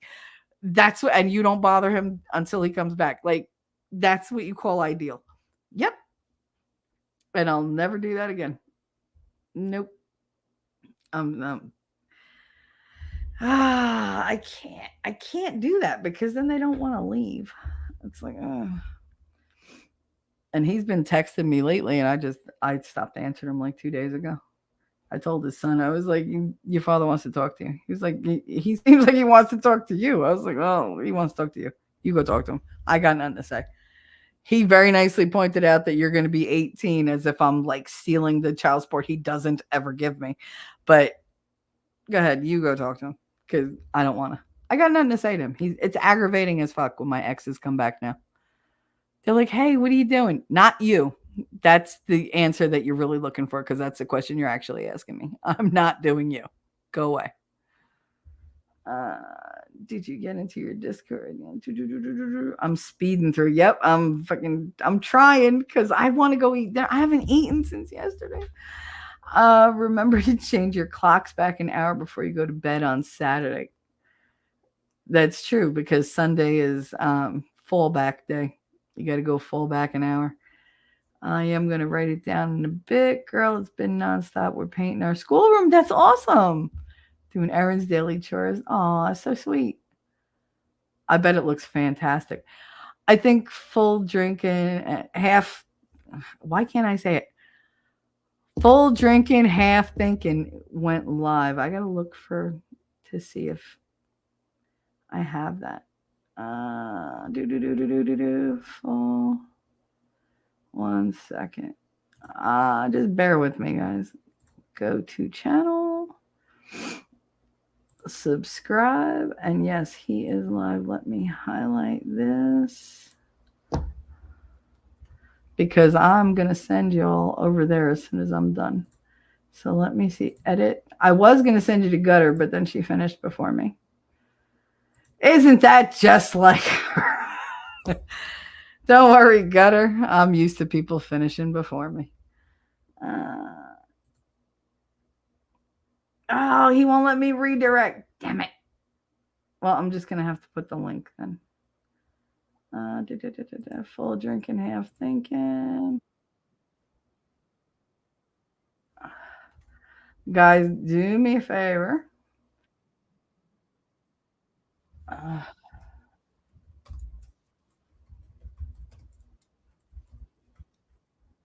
He doesn't have me so that I could redirect to him. However, I can publish the link to the live. Meat stick still working. Oh, Lord. Lord. That's going to be an interesting conversion to go from this to that. Completely understand. Yes, ma'am. Had to dust it off. This week ended our first semester. Oh, how'd it go?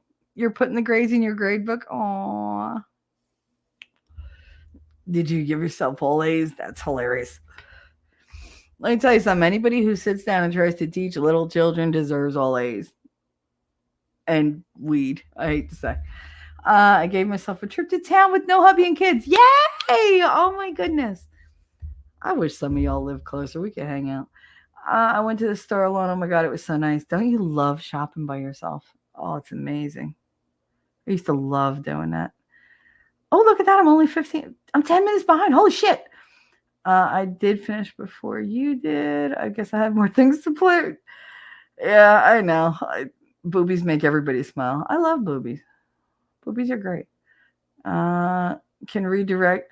I wanted to redirect to him, but I don't have redirect privileges to him. So I put the link in the chat for everybody to go over because we're going to wrap this up. I love you, darling. Never worry about your stream, honey. Stream if you want anytime. I just want to come here and just talk about like just abusive behavior. But we're going to wind up going over that on Tuesday. Because there are certain things that people who survive narcissistic abuse, their personality traits that they exhibit.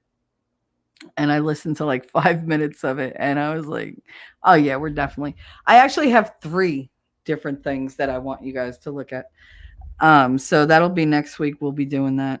At some point, I'm going to have to go back to my old schedule because just Tuesdays and Thursdays just aren't enough. They're really not. I just have to worry about like my energy levels because the flare-ups come and go, but they come and go without any kind of warning. So I don't always know when I wake up in the morning if an hour later I'm going to be able to even lift up my head, let alone do a 4 or 5 hour stream. But I'm glad I got to do this today. Red sauce. Marinara. No, that's not how you say it. Marinara. Marinara. Not Marianara. Shelly's one of those Italians. I'm not Italian. I'm Italian. I don't come from Italy. I come from Italy. You're the Southern gravy. Oh, let me tell you something. I know in the South, gravy is a meat sauce. It's that white gravy with sausage in it and everything.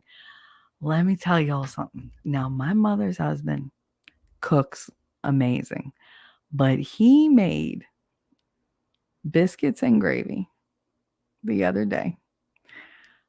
When I tell you my legs are still swollen from the amount of salt that was in that gravy.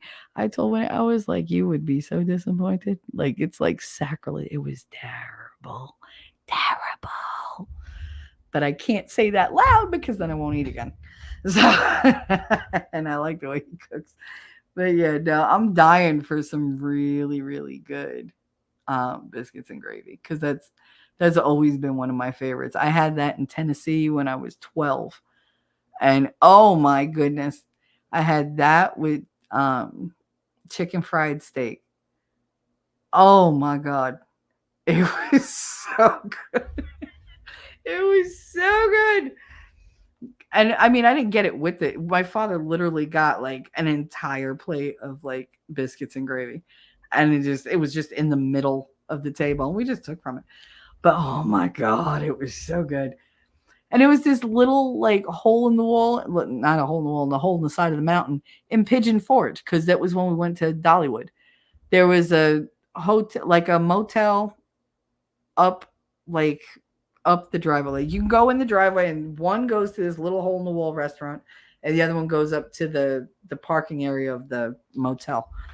And it was just like a regular cheap motel. But I remember the place, and there was a supermarket that was right across the highway. It was this teeny tiny thing. That's where the old couple said, oh, you're from New York, but you're so polite.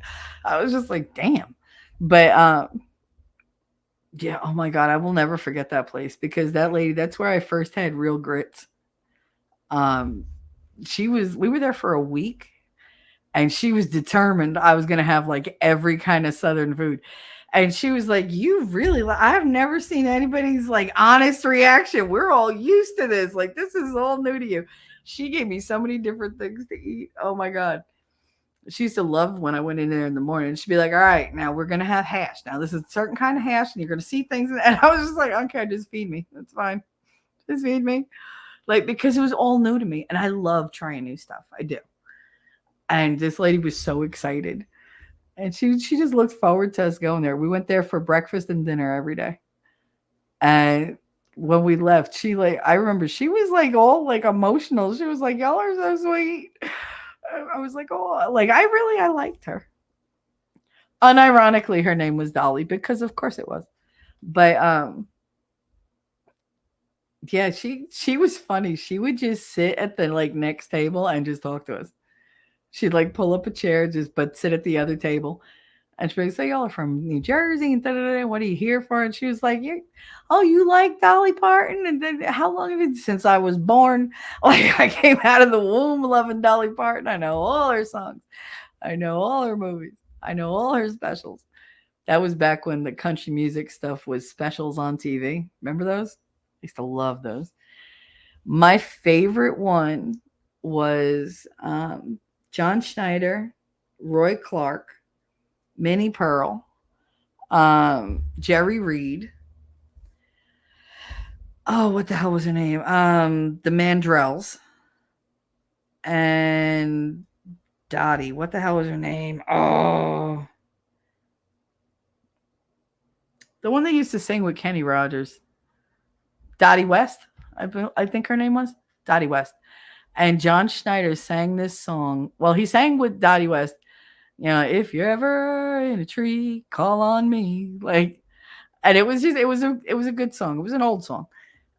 But he did this one called Katie's Christmas. I hadn't had any babies yet. I was like 11, 10. And it was this beautiful song that he sang. Do you know I had to go and find that song like a couple years ago because I was like, I'm determined to get this goddamn song. I can't find the original clip from the country music special, the country Christmas special, but I did find the audio clip, so I have that. So it made me really happy. That song makes me cry something terrible. It's so sweet. And it was so funny to me because I always remembered that song, but then it wasn't till like I went looking for it that the fact that her name was Katie clicked for me. And I was like, holy shit, even before, like way before Katie was born. I was just drawn to that name because that's my grandma's name. But yeah, no, I miss those. They don't do good stuff like that anymore. Now it's all like product placement and everything else. Back then they just played music and they joked around. And it was great. Shelly, I was gripping. You were gripping your husband. That's private in you. But if you want to share, I won't blame you. I was just griping to my husband and you did that. Sorry, honey. I said what she said. Bet he wishes he was cussed out so elegantly when it happens for me. There you go. There you go. I think she just said sucker. All I know is she was talking spicy. That's because he was making fun of my gravy. That's why I said bafangula sar de mama de aquí te mort.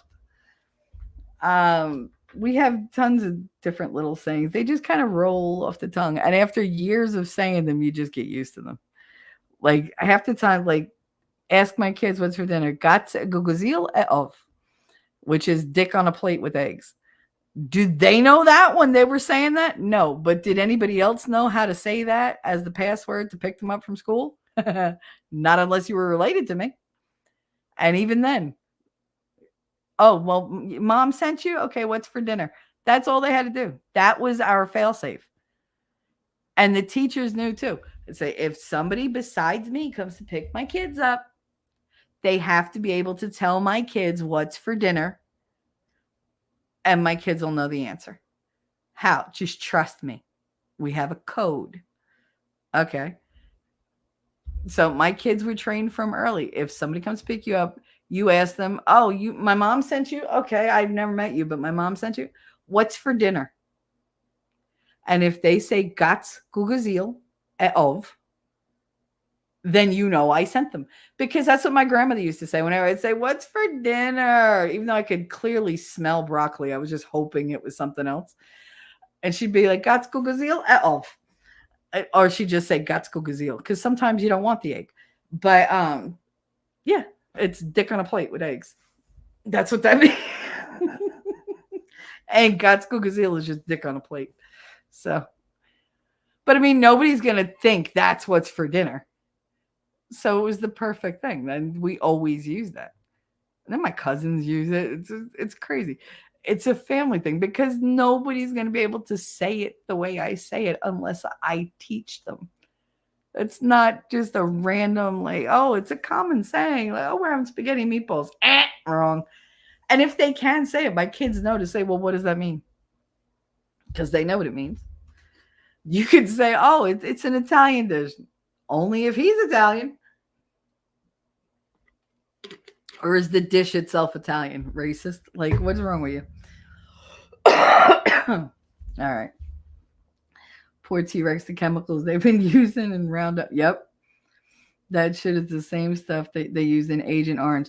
Did you read the thing? It was during that round table that they did with the health people, with the Maha people, that they were saying that 97% of America has Roundup in their urine. What the hell? Like, we're literally peeing out pesticides. Okay. Pesticides and what is that? Is it a weed killer or is it a growth? I forget the Roundup. Does it kill the weeds and promote growth and like other things? How does it determine that? Like, weeds are still just plants. I don't get it. I never understood how that worked. It heats holes in your stomach and intestines and causing leaking gut. So does Aleve and Advil. That's why you should never, ever, ever, ever take ibuprofen, naproxen sodium, naproxen, any of those on an empty stomach. Always take them in food. And if you can, the best thing you could do, the guy who actually found my bleeding ulcers from the Aleve told me this.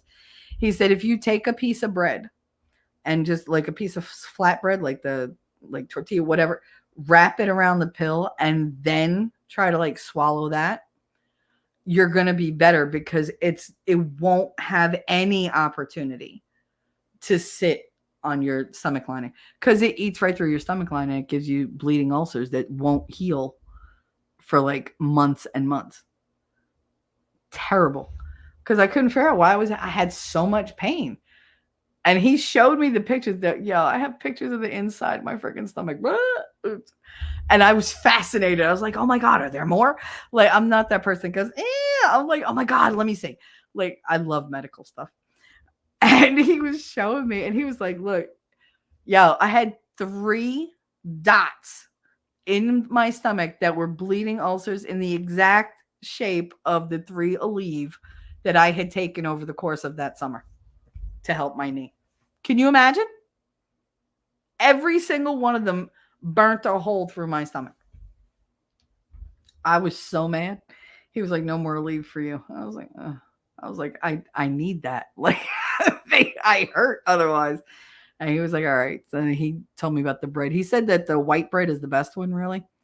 You flatten it out and then you kind of like just roll a thin layer around the pill and then you swallow the whole thing. It should help prevent any kind of like stomach lining issues. And causes non-Hodgkin's lymphoma. Thanks. Good. Tell me that now. I've been taking them for so long. You're talking about the Roundup thing. Yeah. I sent some of those chats when I was in Louisville. Now I'm in Lexington. Nice. I know. I've been going for almost 5 hours. Look at me. Hose for Harris. I don't know what to say about that. I want you all to get out there and really like just back Trump up. We got to make this country what we need, not what they want it to be. This debaucherous like hellscape.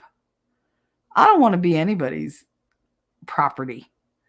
Like And if I do, I want to choose the person I give myself to. I don't want to give myself and my rights over to the government. Fuck out of here. I don't want nobody coming in like, I'm trying to avoid eating red things to get away from parasitic bugs, and you want me to literally live on a diet of bugs. Get out of here. WEF, WHO, all these friggin' letter agencies need to go. What letters could we give them? I just had a total brain like aneurysm. What the hell? Why can't I think of that? GTFO. Get the fuck out. There you go. All the letter agencies. Those are your letters. GTFO. GTFO. You motherfuckers. You motherfucker, you. That's my Joe Pesci thing. Kenneth, is there an apple bottom or a peach butt? In what? In the super chat? Did you see the super chat thing? Because I got so many. It was a shaky butt. I don't like I don't know, when it comes to female butts, like I like a little extra baggage back there. Like I want it to jiggle. Same thing with boobies. Boobies should not be stagnant. If you're jumping, they should bounce and jiggle with you. Same thing with ass. If you're walking, I want to see your one ass cheek go up and then go back down. I don't want it to move as one. I want it to bitty, bitty, bitty, bitty, bitty. It's like a seesaw. Like,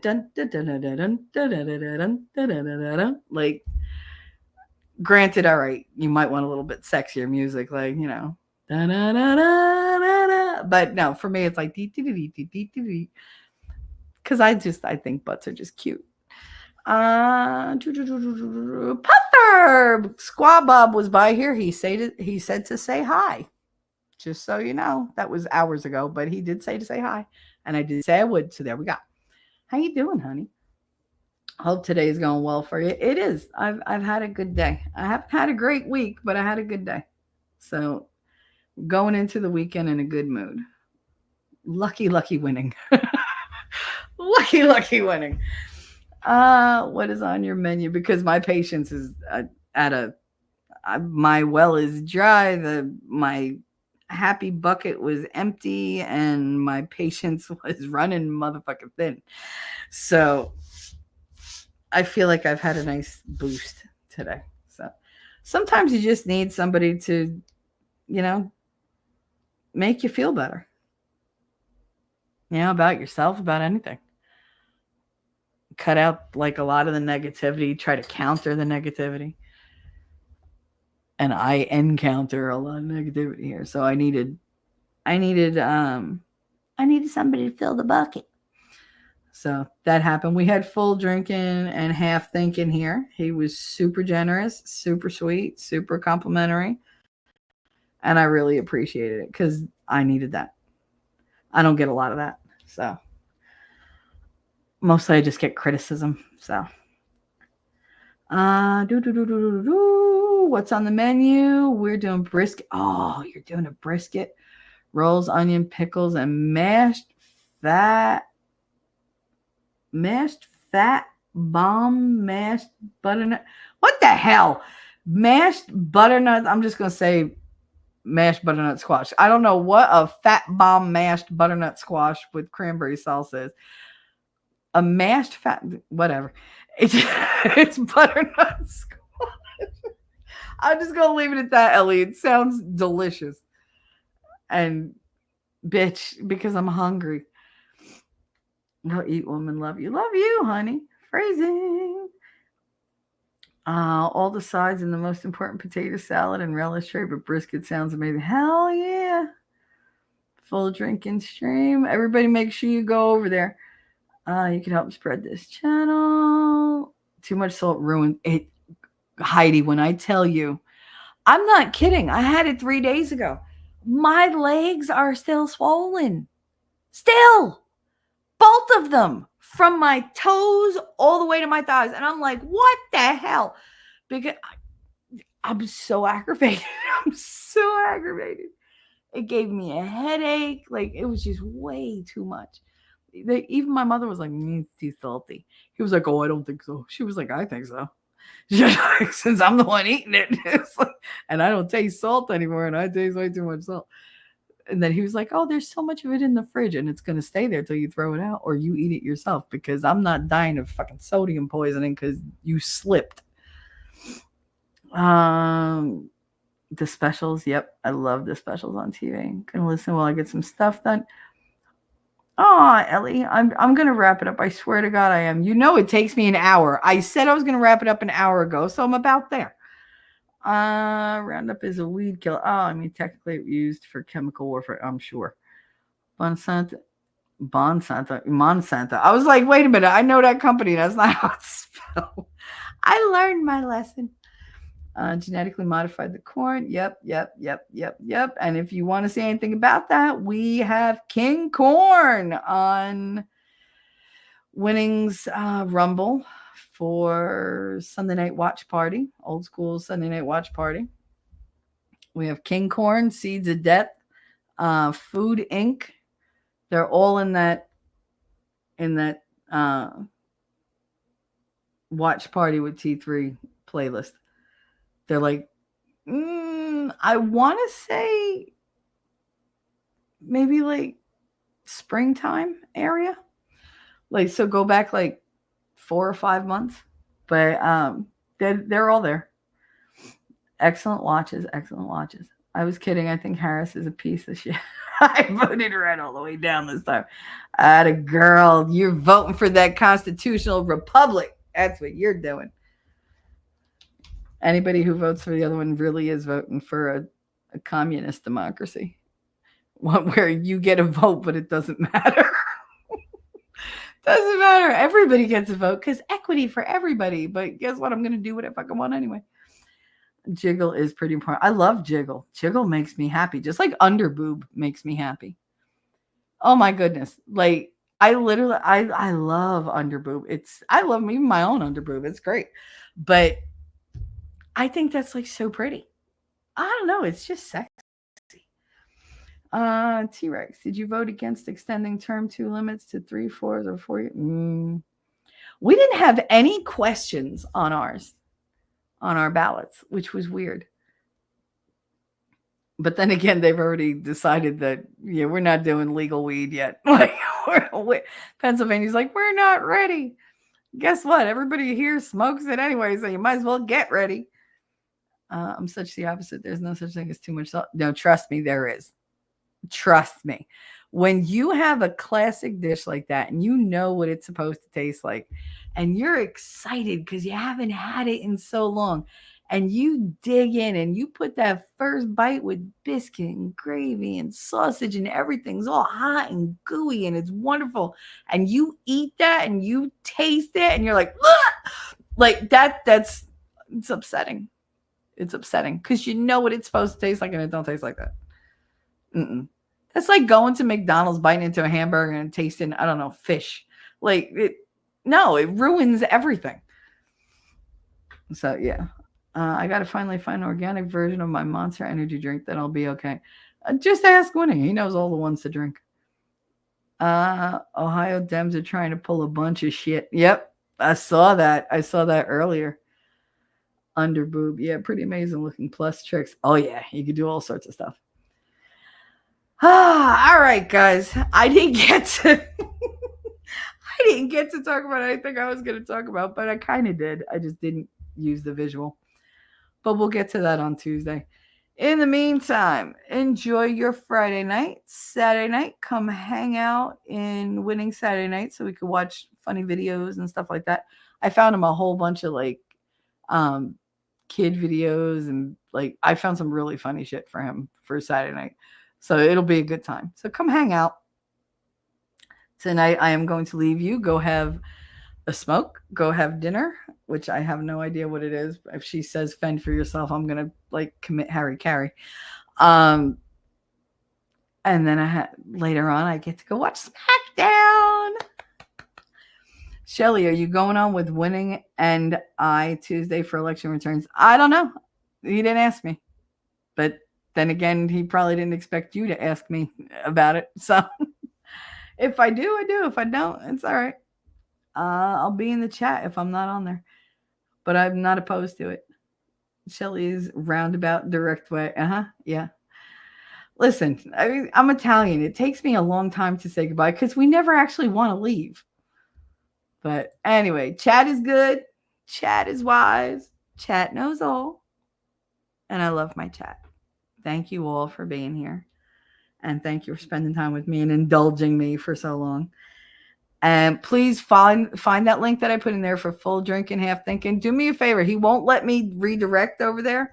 If y'all could just go raid him real quick so that he knows that I'm appreciative that he was here for so long and was so generous, I'd really appreciate it. So love you much. Enjoy your weekend. And I will see you in the funny papers. Bye. Jersey girl, I know that you're a Jersey girl inside. 4 a.m. at a diner, stop singing, living on a And doggone it, people like me. I'm thinking maybe you're a Jersey girl with all those highlights in your hair. No other girl can move like you. We pump our fists and ride, it's true. And I don't care what they might say, they'll never get us anyway. So be my Jersey girl, and take a little ride with me tonight. And let's get dirty, girl. I know that you're a Jersey girl inside. The way you turn it up, turn me on, and then you take it off. Make it hot, make it loud. We'll wake the whole town. Jersey girl, I know that you're a Jersey girl inside. Who the fuck starts a conversation like that? I just sat down. Be